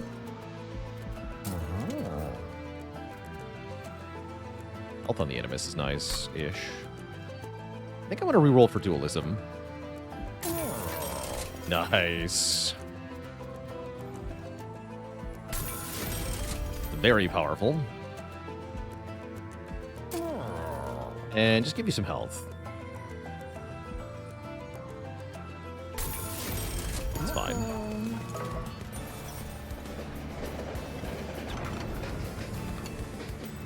Remnants of a failed army lie scattered. Rare Banish Draft. Yeah, Eagleheart is really good. Death Metal Hymnus and Chant Grant Multi-Strike. He's cute. Very expensive, though. Gotta keep it alive, too. Is Valor any good? Not really, right? I'm regenning. Let's take Eagleheart. We have a sweeper? Yeah, we do.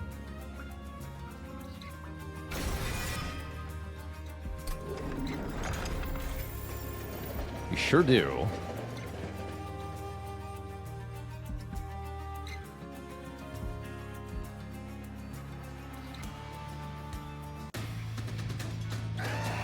Valor can be propagated. You know, that's true.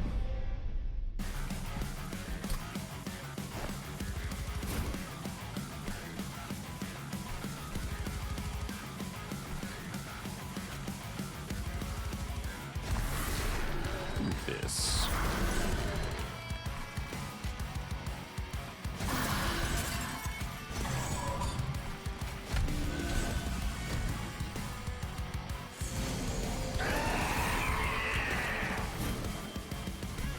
Loam Coat, you're early. I guess I put it on the Thorned Hollow this fight. Actually, no. Wait. Yeah, it is early. I can't put it on... No, they'll live because they get 20 health. No. I got it. Eager Conscript, and then Loam Coat the Conscript. And it lives. And now it's going to automatically give Bolete +2 attack power permanently every turn. That's the important thing to do here. There we go.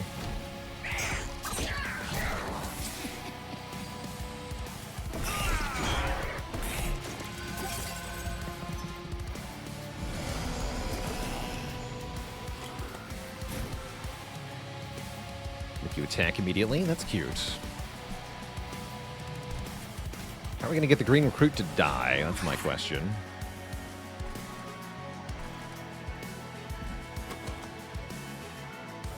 I don't know if I can. Oh, you advance. Maybe I should have done that. Yeah, wait. Undo that. I forgot that advances.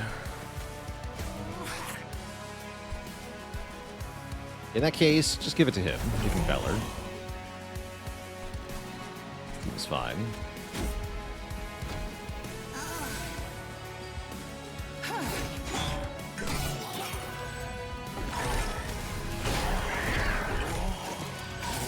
Ever play AI War Fleet Command?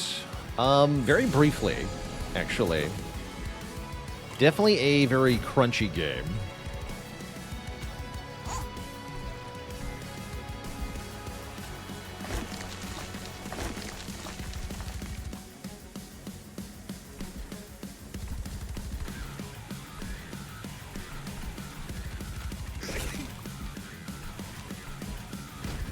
The boss can kill him. Crunchy meaning there are so many numbers to spreadsheet that you would expect to be paid for doing it, but you're not.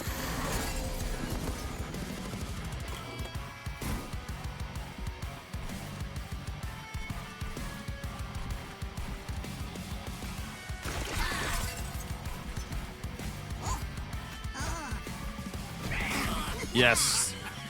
You're only making me more powerful.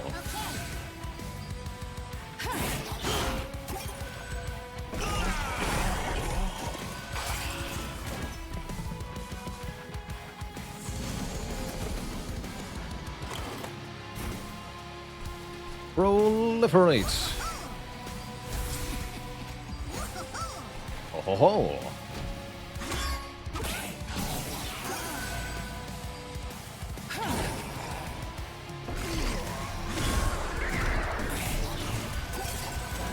Kiana's getting angry.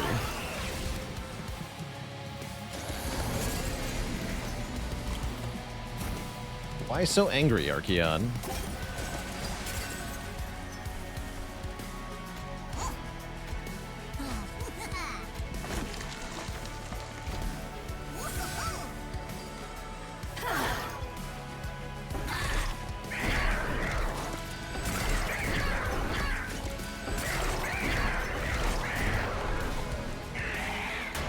Rage is fading. Doesn't have that much health left. Surely this is fine.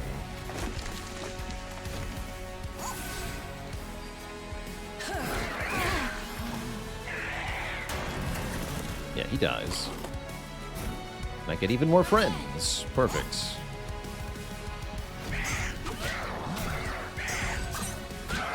GG.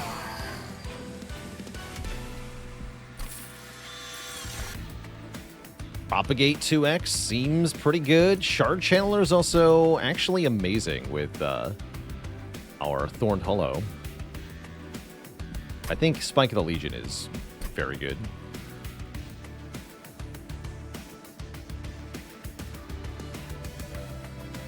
I think I want my Animus of Speed to go on the floor with Bolete, so I'm going to take Capacity, I feel like. It's a good reason to take Shard Channeler. Also, Unleash the Wildwood is here. That's a really good heal. I don't think I need it though. Let's take Spike of the Legion. Oh, here we go. Amorous Inoki. That's a reason to take Capacity. Do that. Amorous Inoki seems like one of the strongest cards in the game at the moment. For Underlegion.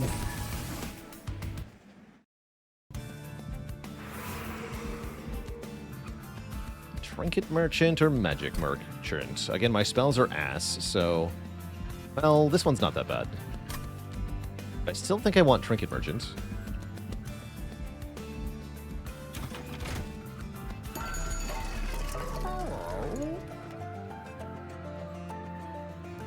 Create a permanent copy of the first consume card played each battle. We can make more proliferates. We can proliferate. Unfortunately, we can't upgrade either of them next floor, though.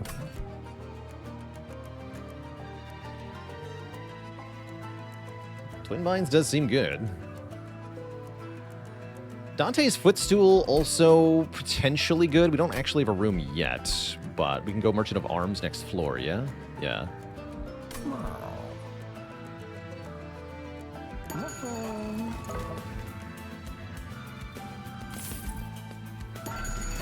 Spring is good, huh? We can buy two.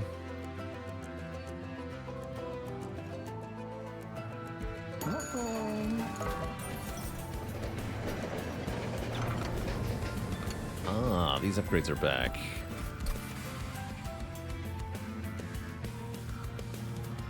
I Wait, I can... Wait. Savage Heart, Thorn Hollow? Hold the hecking phone. Alternately, even Savage Skin on this guy is good.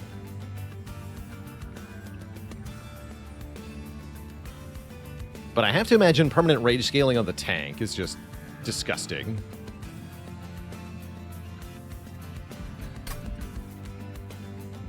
Yeah, let's... we've already established this is broken with dualism. This is good too, but there's no way he's going to take damage, right?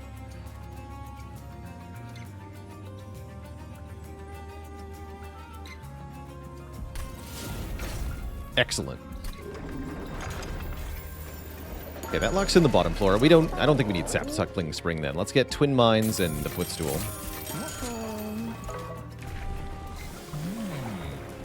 We can cross path into Harvest if we want to. Oh, this gives him health. I want permanent health. Needs to survive to the first wave though? You think that's troubling? Because I don't. I think that's very easy. Multi-strike me to give me more rage, thanks.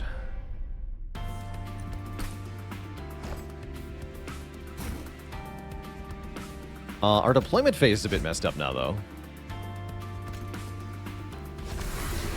We're gonna need Ember. We go Inoki. No, Bolete first. Inoki.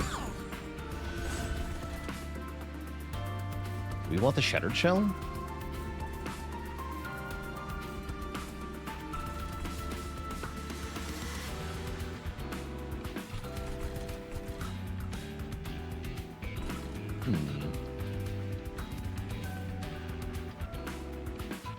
This we probably do.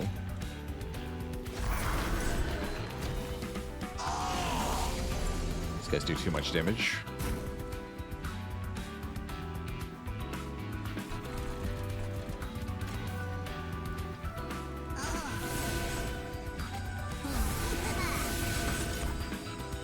That's right, we make a permanent copy of that.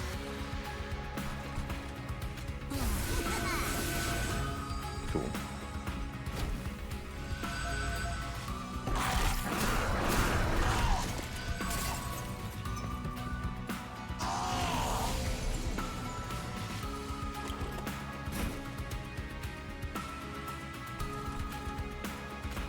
Coat these guys. Just keep going. Okay. With power.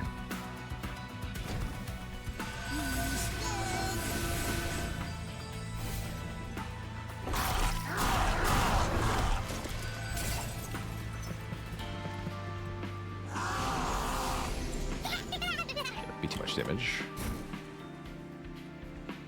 As tempting as it would be to get that many rage procs, it wouldn't work. They just die.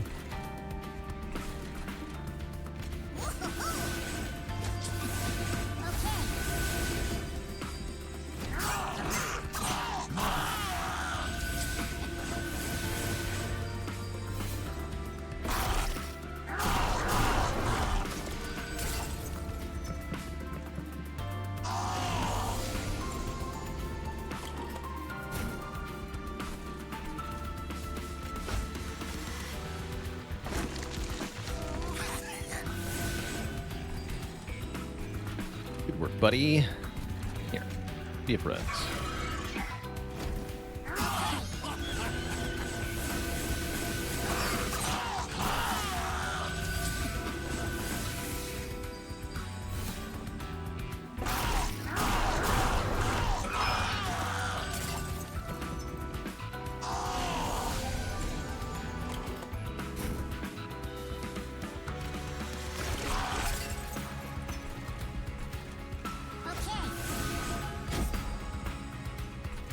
Great.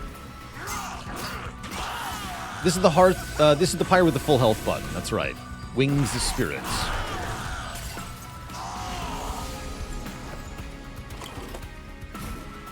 He's dead. All right, I'm gonna take another point of pyre damage to propagate my friends to get more permanent stats on Bolete here.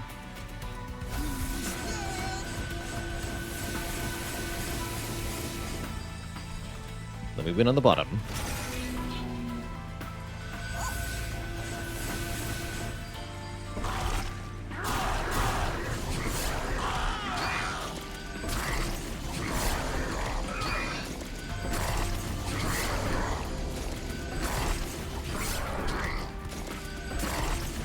A lot of rage procs we get.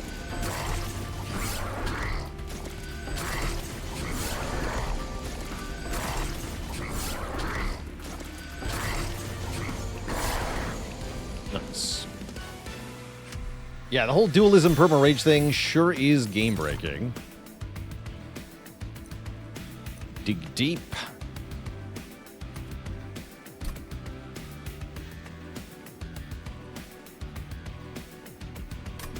Also try using Inhale, but I think Dig Deep is probably better. Guard Channeler is back. I mean, welcome? I took capacity, so sure.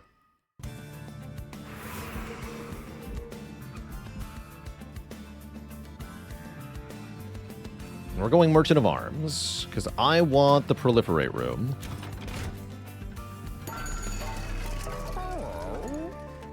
These aren't it. It's not it either.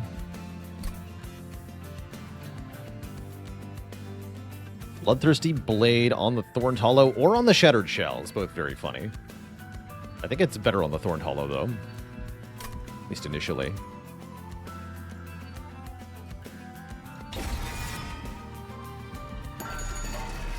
But none of these are what I wanted. Meat Shield's good, too, actually, for the Thorned Hollow.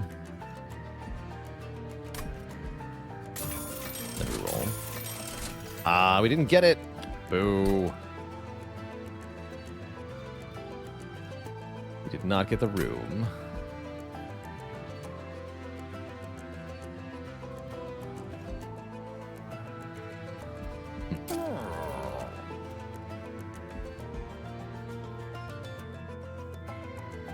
So we combine these.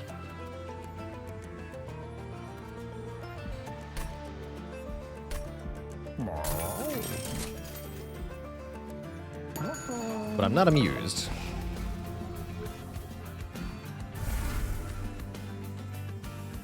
Yeah, could buy the ring for Inoki, right? And then make it deployable. It's not bad.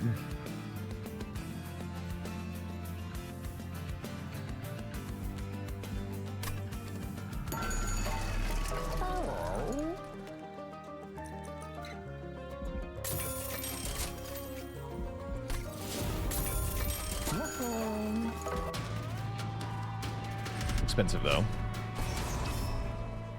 Corruption, guys. I think I can handle that.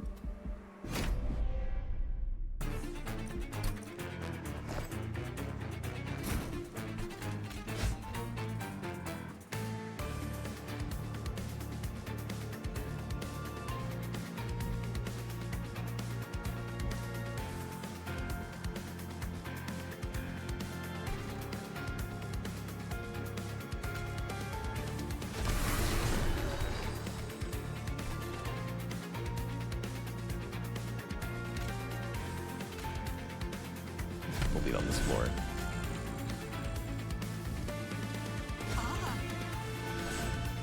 You put the Shattered Shell here, then? Try that. Okay, if the top floor hits me.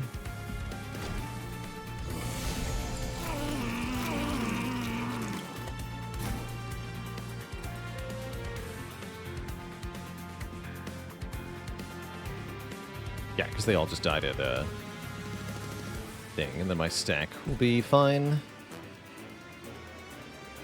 Put a Steward up top. Seems fine.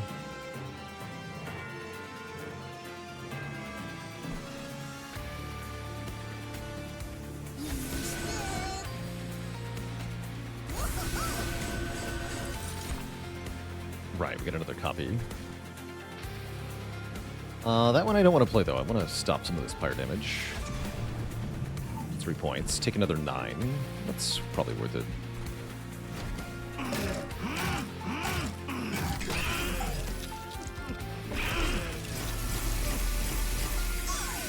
Good.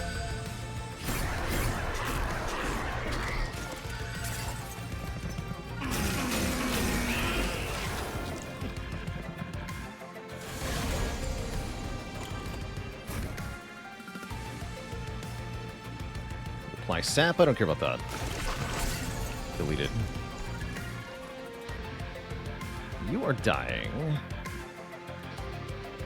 Not much I can do about that.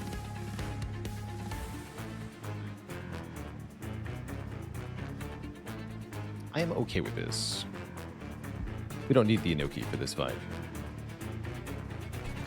Yeah, this is fine.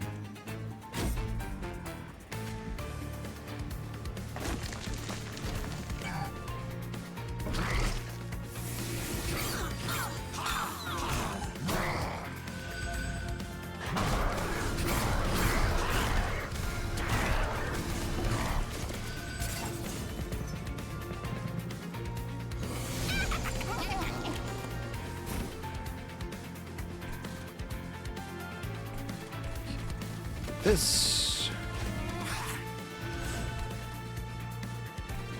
looking good.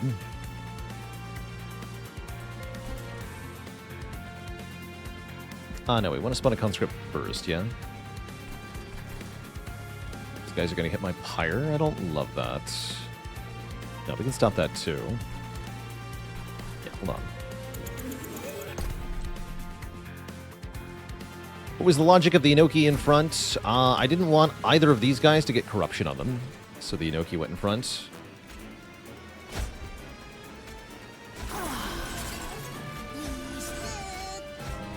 There we go.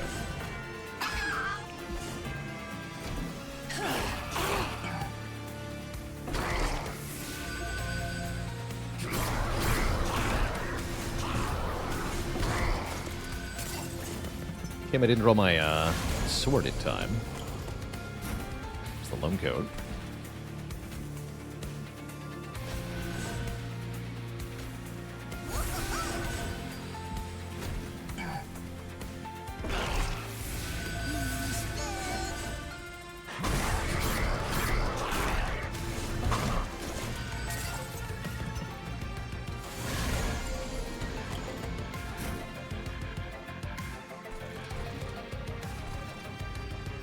Oh.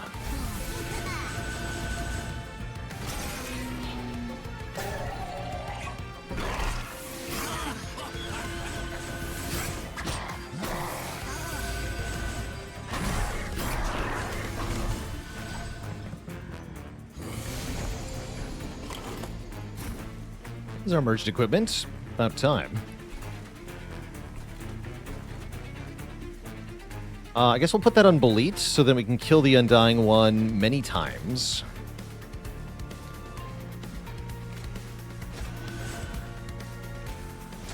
That'll up the strength of the equipment a lot. I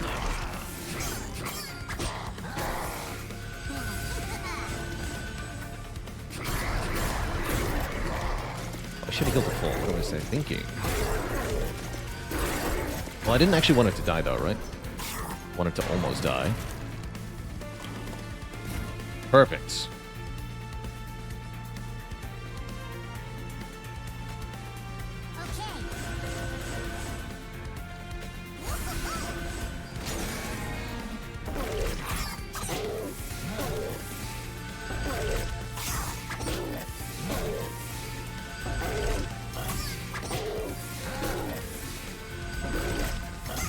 Guess we could have put it on the quick guy too, yeah. Might have been slightly better.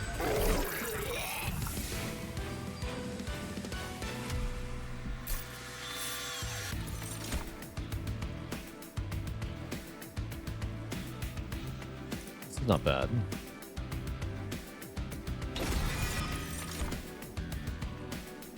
Engraft is cute. I like Engraft here for proccing the Hollow. We're fighting Savagery Seraph. That's right, Savagery Seraph. I think it's time we go to a Merchant of Magic. We have good spells now. We have some really good spells now. Although healing would have been smart. Let's go here now.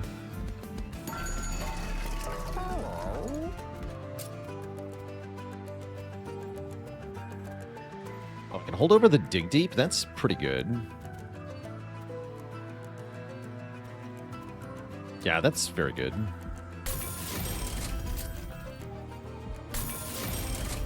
Hold over on Engraft is not bad either, actually. Make that Permafrost. I'm just going to reroll. Belchain.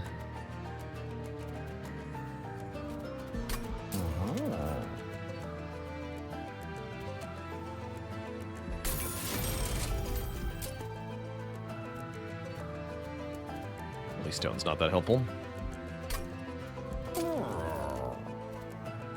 Belchain Engraft, actually amazing. That would have been a really good holdover.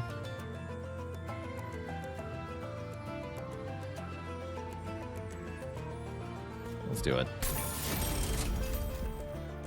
That actually makes Holy Stone really good, because then it heals 2 each time we draw it.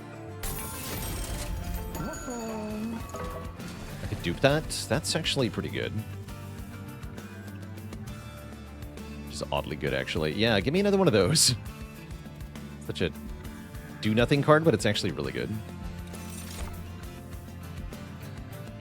Cool.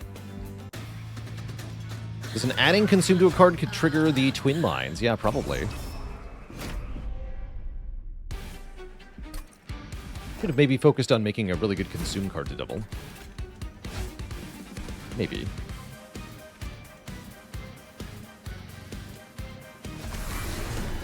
I'm going to put you two on the bottom this time. You two up top.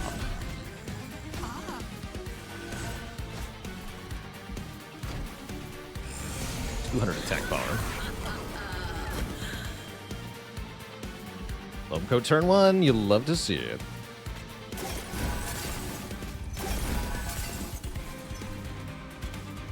Although, if I...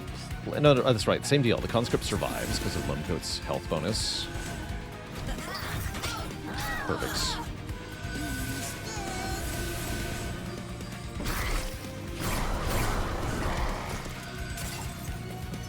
There's no one to eat that food.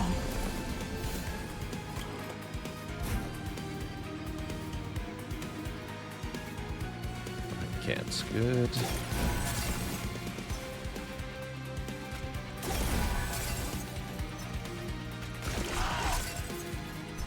Excellent. So if I play this, we get a permanent copy of it? I don't know that I want that.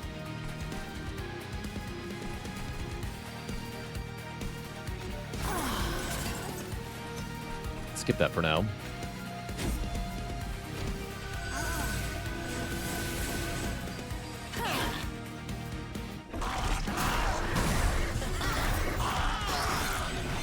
Oh, he's powerful now. Oh goodness, he's gonna get double buffed again? Oh, that's terrifying. Oh dear.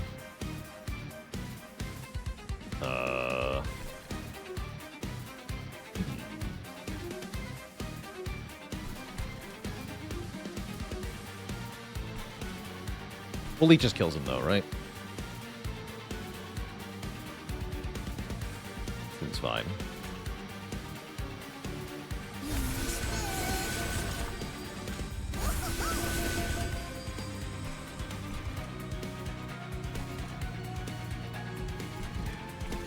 Yeah, I think Bolete just kills him.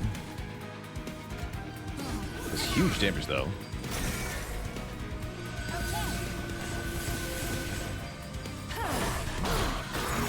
57, good lord.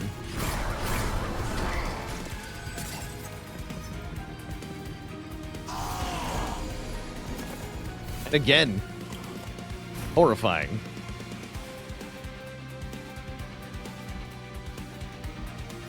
Okay, this card does a lot of spawning. Troop 5. Means 5 rally activations per turn.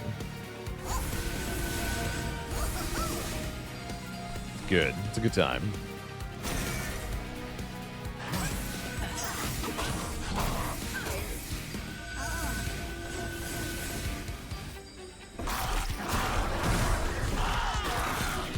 Yeah, there's another one coming up. Let's stop him too. Especially with Kale down here.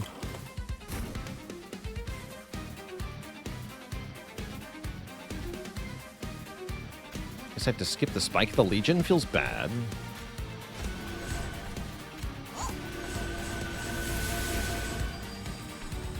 Alive.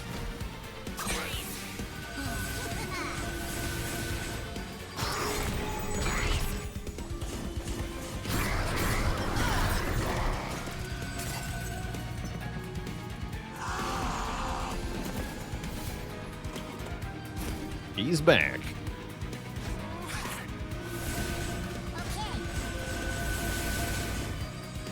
Too strong, though. Entirely too powerful.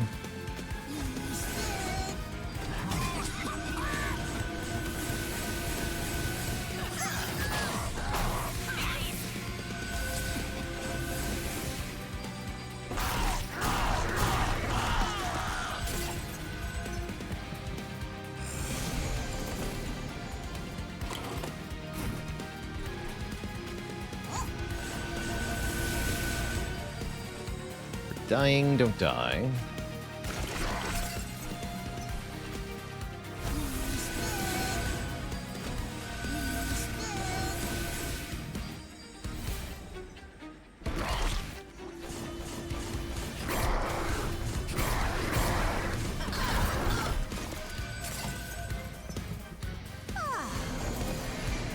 Metal wave. Oi.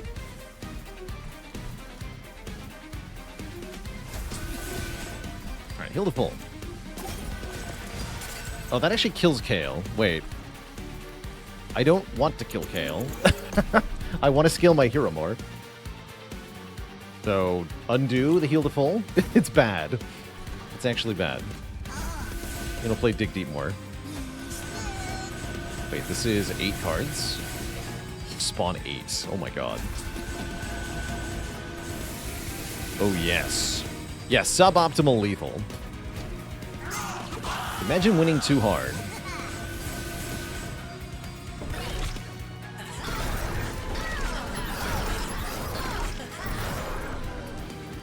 We do also want to scale the Hollow with Rage, but not as much as I want to scale Bolete, I don't think. And heal. We can also heal the Pyre, right? And get rid of this Calcified Ember. No, we're gonna play Dig Deep. Get rid of this guy. You're trapped in here with me!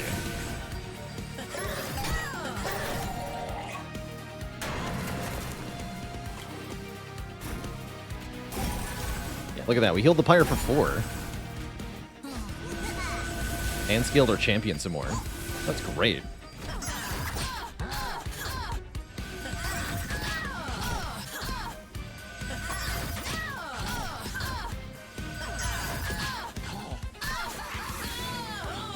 Glorious.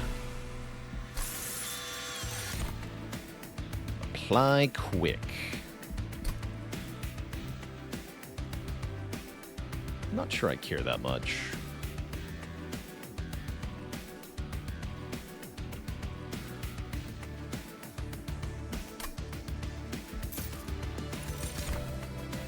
Give me Ember. Need it badly. Not having card draw kind of feels bad, but oh well.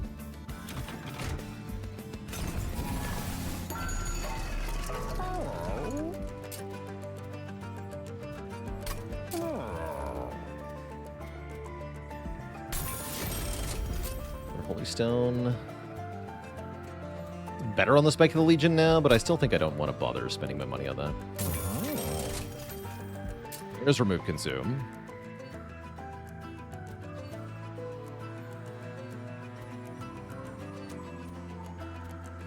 Putting that on Fertile Ground is really powerful.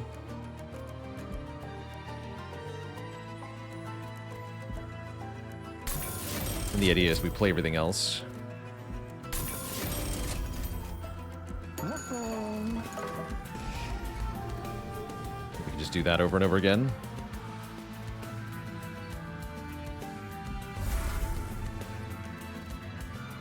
These root seeds.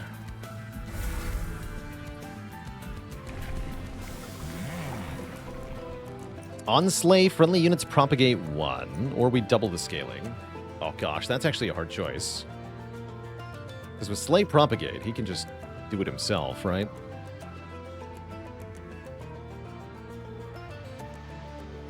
I think we want the Slay Propagate. Yeah, the added trample is nice too.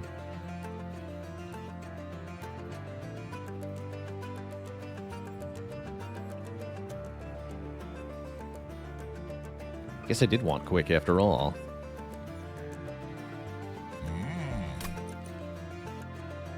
Let's try this out. Actually, are we sure about that? Yeah, we want the trample, right? Yeah, we want the trample. Exactly. If we propagate, then rally procs. Exactly.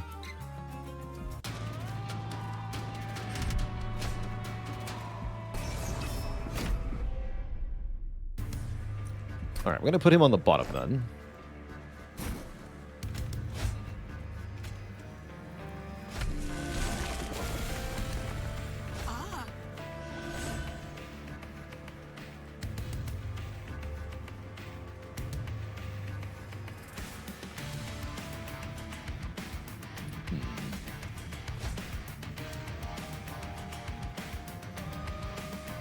Is, will he be able to do enough damage? His frontliners are going to have a lot of health. Nate Drank, thanks for the 6 months and a half year of support.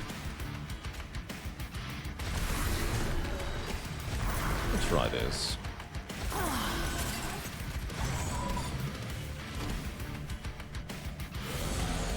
Oh yeah, because we immediately get to do stuff. I have no units to proliferate. Bad.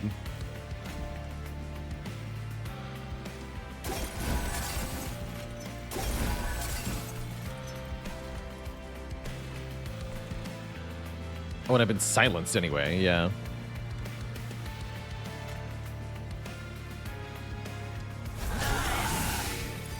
You permanent copy that.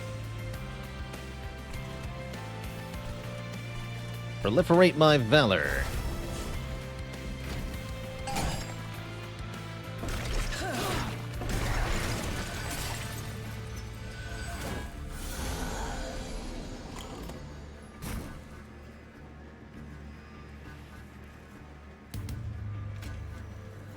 Actually have less cards now. More attack power. Boo.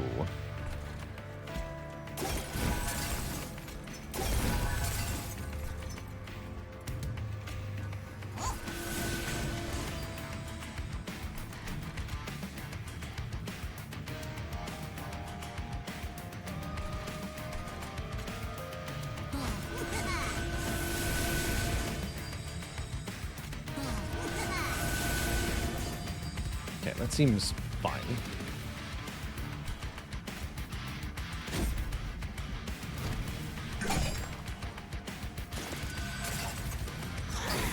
Bit of Vine Grasp my rage guy.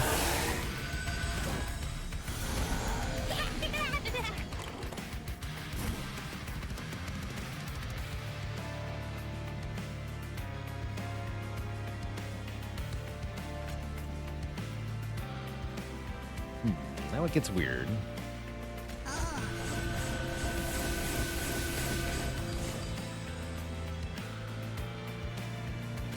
Can't survive. Awkward. Alright, you get the loam code. Yeah, getting started with the fungi is a lot harder on the bottom floor. I'm wondering if we actually wanted to do middle and top so that we could get started better. Oh well.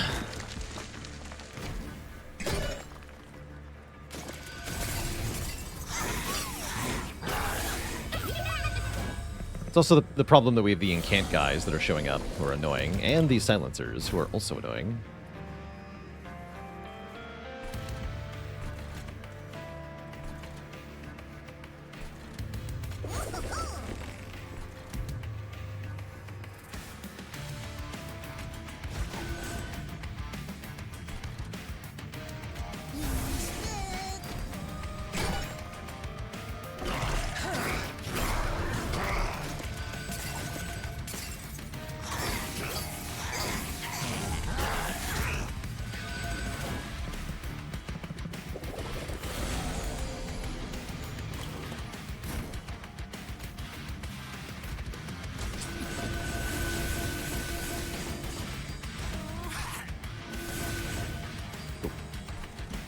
Get rid of this.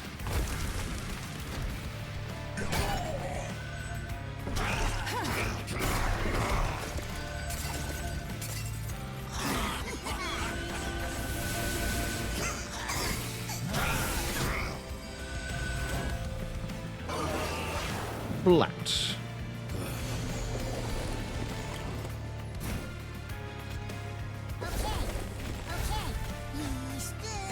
Hey, he actually gets to live. Can't propagate, though. Sad.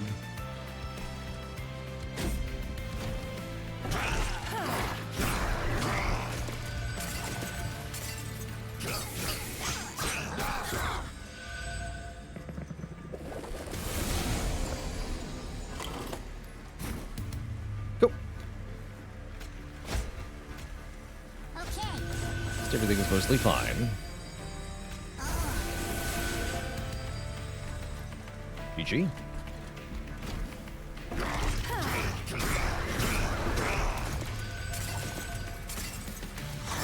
Ah, Vine Grasp. Missed it. True.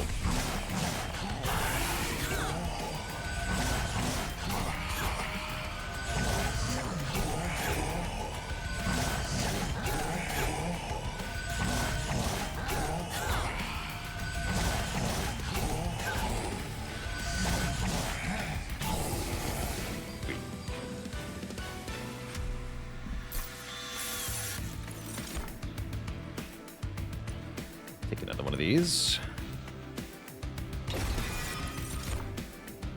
This is good too. We like cards that say consume. And we like Merchant of Magic. Sounds right.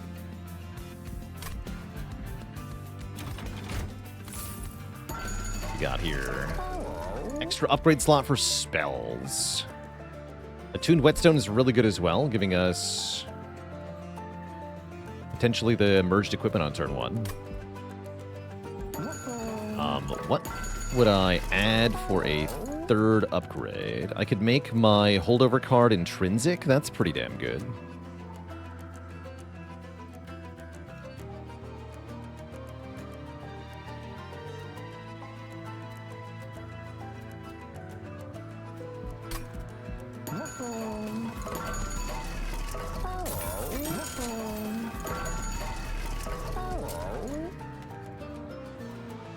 That's really good.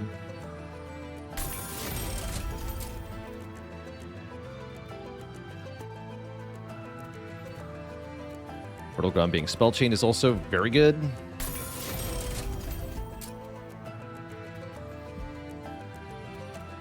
Just make this dig deep consume. Plus one less. Here, let's get on you. That's a good double to that. Actually, I just made that not heal me, right?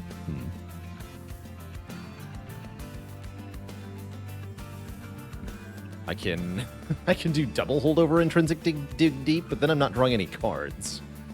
I don't think I can tolerate that. That's too much. Dupe this then. Can't buy the Whetstone. But I can purge some bad cards. Actually, just one, yeah?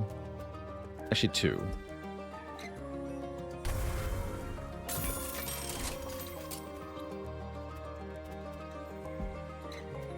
Two cards get purged.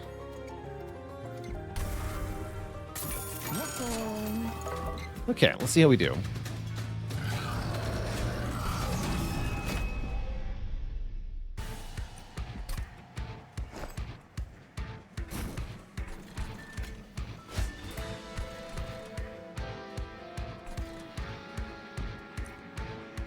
Alright, this guy has all the root sweepers, yeah?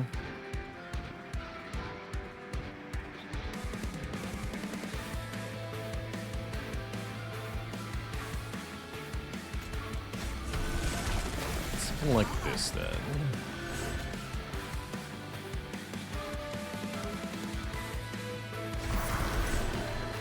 Stop the sweepers in their tracks. Let's give you the equalizing rings. You're gonna go up top. With a shield steward in front of you, because that shield steward is gonna get killed on turn 1 by Seraph. You just deploy at the bottom and do nothing.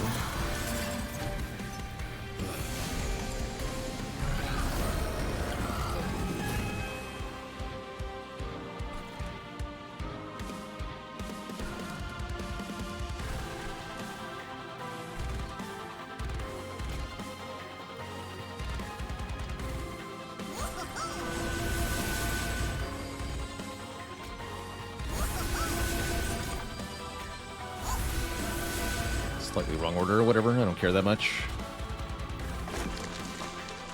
Here. Your spike spitter. And we'll leave you unplayed. Whatever.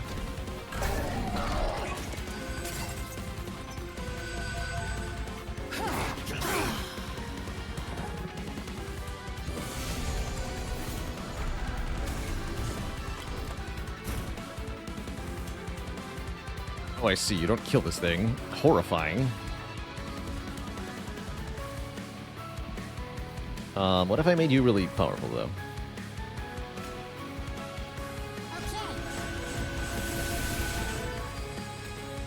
We got this. Easy peasy. It's supposed to go here.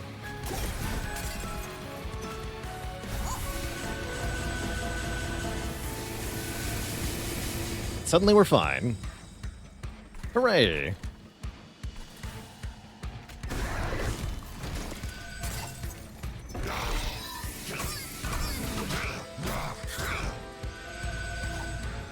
Starting to think we should have taken the +2/+2 option. Oh well.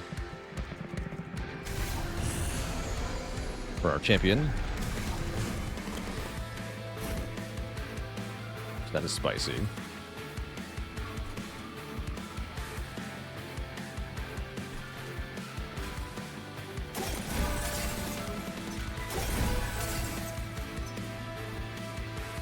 It's 21 by 3 plus 30? That's entirely too much.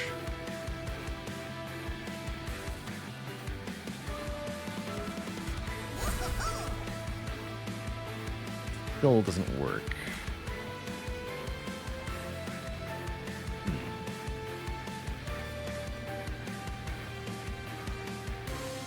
It's not good.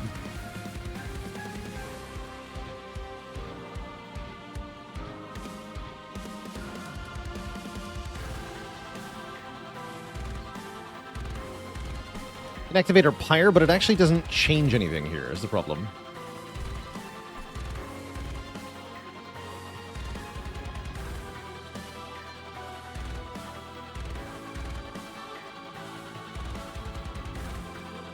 Oh yeah, if we Eagle Heart to kill him and then throw a chump blocker, that'll work. That'll work. That's the way to do it. Yeah, the melee weakness makes him take triple damage, so this just hits one time for 90. There we go. We can play the merged equipment down. We'll put that on Bolete.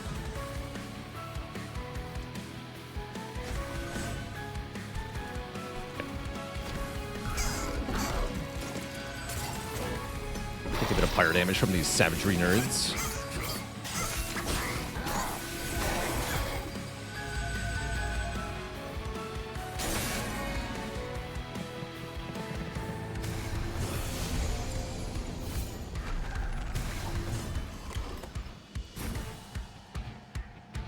That's very good.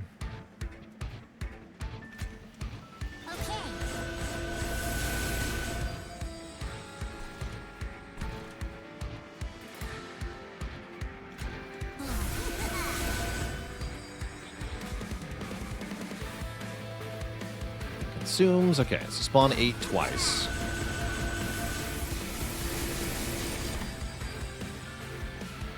Or it's spawn 9, rather. Spawn 9 twice. The power. And then spawn 1 more.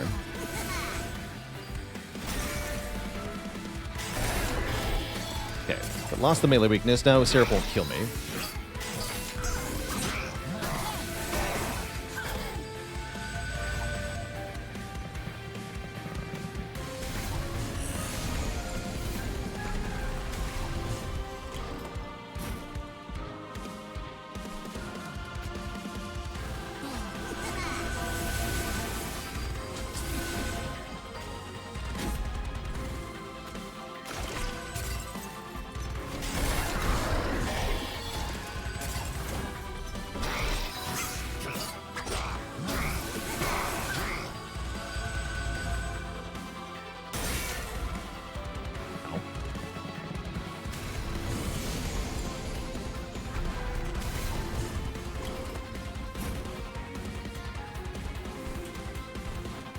You deserve it, bud.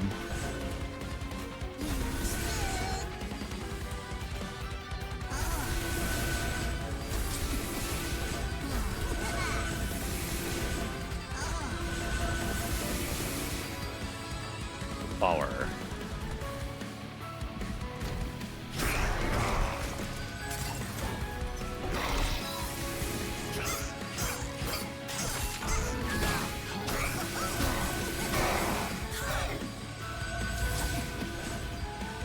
So much regen. When a card says attack immediately, yeah, that character gets to attack twice that round, is what that means. Doesn't cancel your other attack that you would normally do.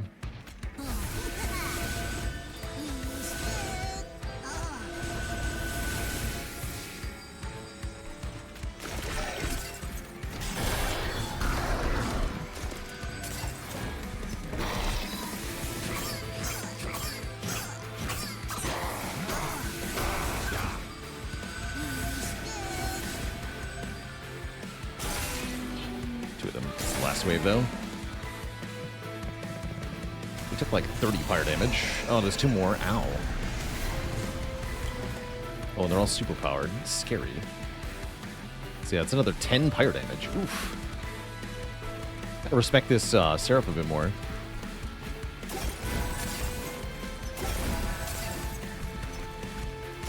It's nasty.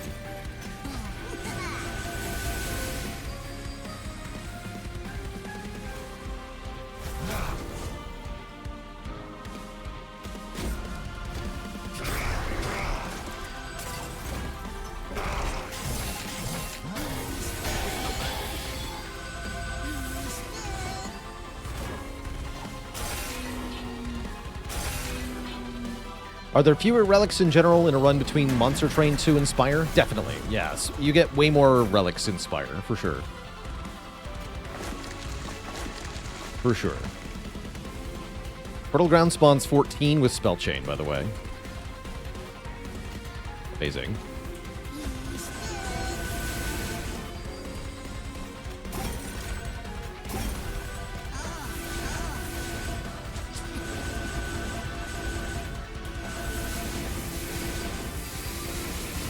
So big. 100 Mushmans in a stack. And yeah, Grasp Revenge. GG.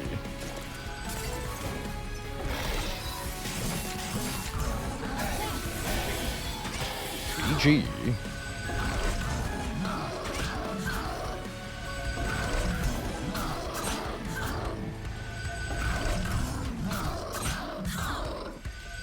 Calvo Crema, thanks for the Prime sub in 17 months. Kapow.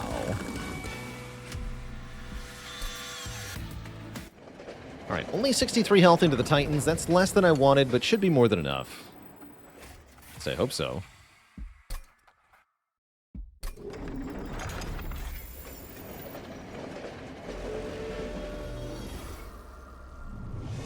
Chew.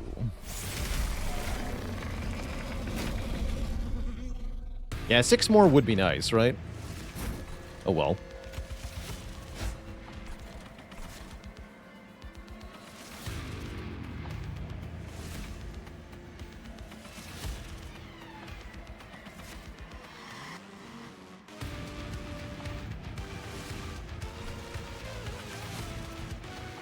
Horned Hollow on the bottom this time.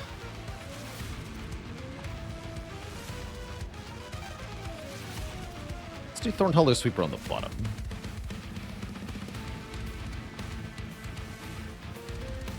Actually, will the Rage you die? Clear, actually. I'm gonna try this.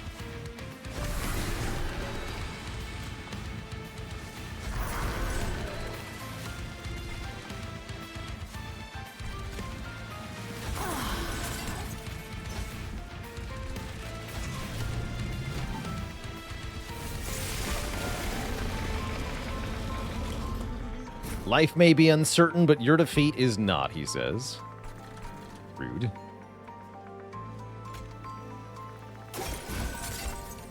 Alright, let's use our heal to full right away. Which is quite important.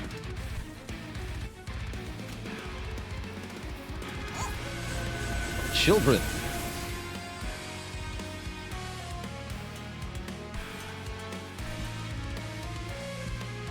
And then propagate a lot. Propagate a lot.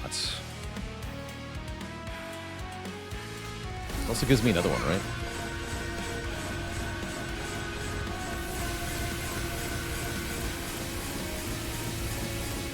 Yep, it does. Just keep that.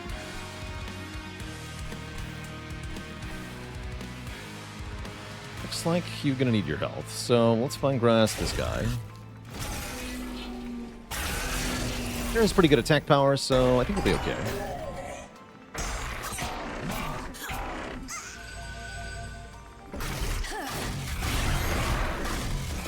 Corruption on this guy's a bit annoying, actually. Our bottom floor might fall apart.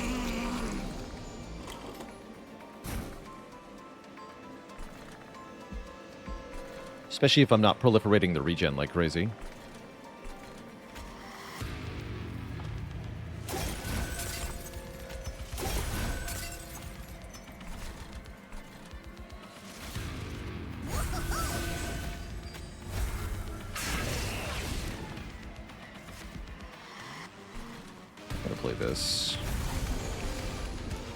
I'll still die. I don't want to sap this thing too much, though, right?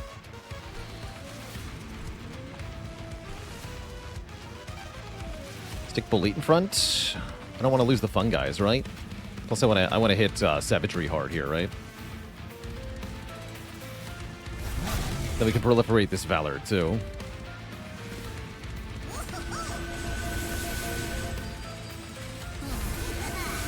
That's the way to go here. Luck to us.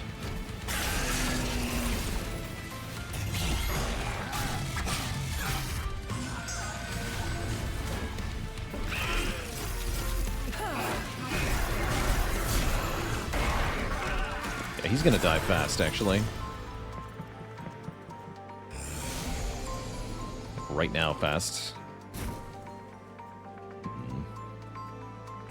Do I care about that? Probably not, honestly. I think we just invest everything in Bolete here. He's going to be impossible to kill.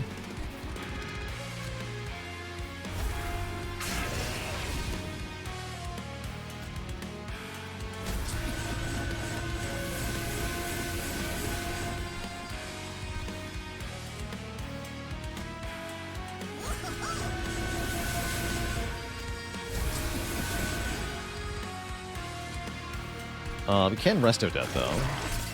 Does make a slight difference. Although then I can't spell chain the fertile ground. Actually, undo that. Forgot that was two mana.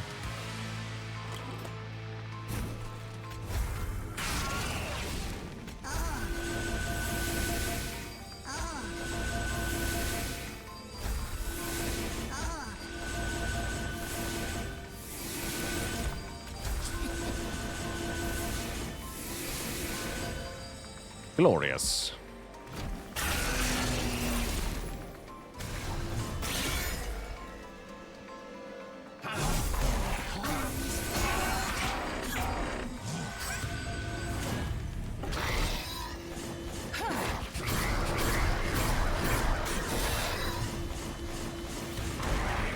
Yeah, our whole bottom floor falls apart here. Too much damage from the Titans. But Bolete is a Giga Tank. He'll be fine. Guess that means I better play these Curses of Entropy. Because I can't tolerate the pyre damage.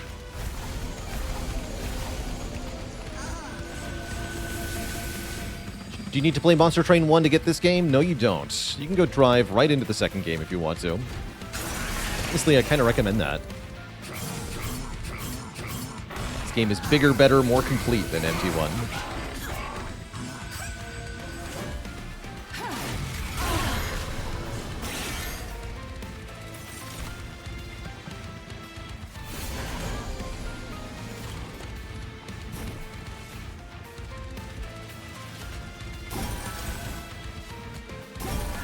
A little bit of healing helps.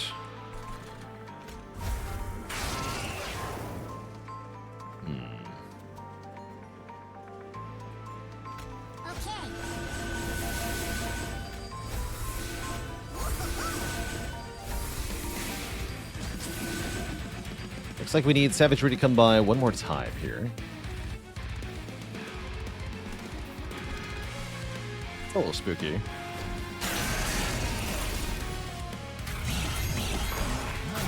We'll take 8 times 2 damage when that happens. We can tolerate that.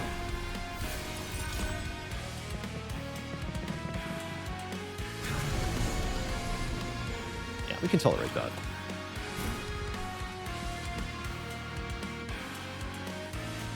Load code on these guys. Merged equipment here. I gotta play the... Well, Dig Deep is free, right?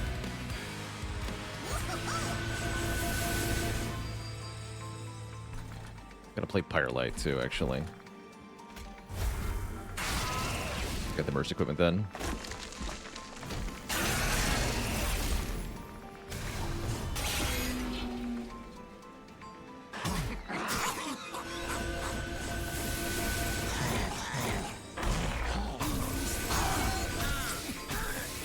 There's the Slay Propagate going absolutely insane now. Perfect.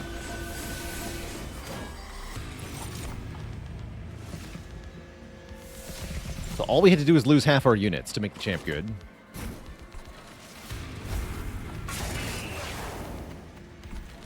Entropy is still hanging in here, though. I don't like that. It's going to continue to.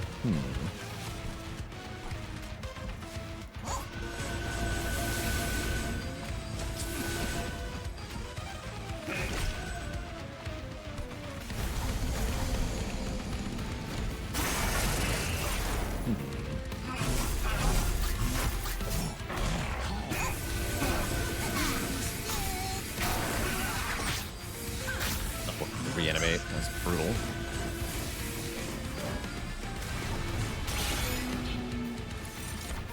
Fire's getting real low, partner. Oh, Eagleheart here is actually insane, though. Here, join the fun.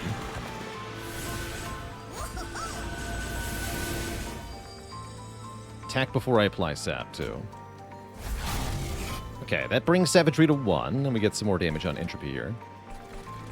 These waves are thick, though. I'm concerned about our ability here.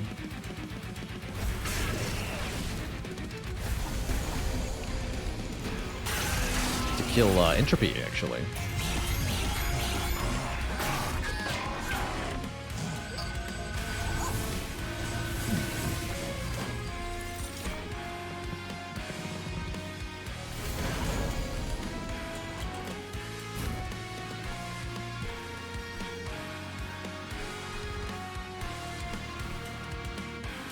Looks like we're going to 1.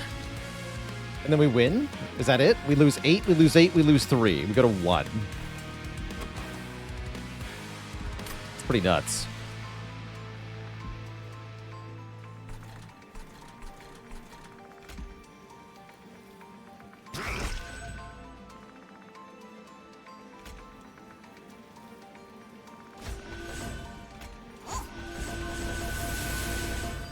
Wait, these guys don't die? Oh, crap. What do you mean they don't die? Wow, they're so tanky. I guess I'm just dead. Dang. Okay. Yeah, it looks like we're dead. Don't think the setup was right for this. I think you might be right. I'm not sure what the right setup was, but I guess it wasn't this. Maybe we had to put Bolete on the bottom floor and Spiker up top. Because, yeah, that's what's killing us, is not having the damage from the Rage Spiker, right? Because he died so fast.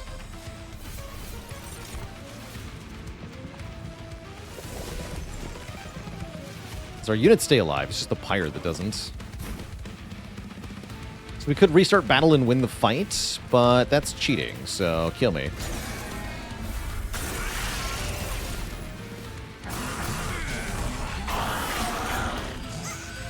Much rather lose the run, do it better another time.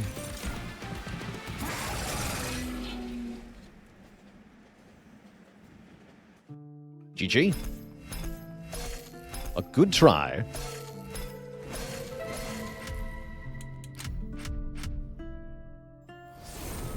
But yeah, I'm not willing to tolerate that as a victory.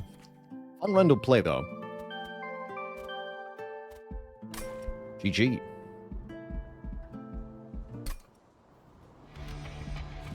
GG. All right, Twitch chat, that's where I got to get out of here for today. Tomorrow is Saturday. We're going to be playing probably some XCOM tomorrow. Maybe a bit more Monster Train too as well. I'll let you all know what's up. If you haven't voted in our game vote yet, don't forget to do that. Help me pick a game to play on stream later this month through our June community game vote. Blorg will save us. Confirmed. All right, until then, everybody, stay cozy and have a good one. I am out of here. And I'll see y'all around. Bye-bye.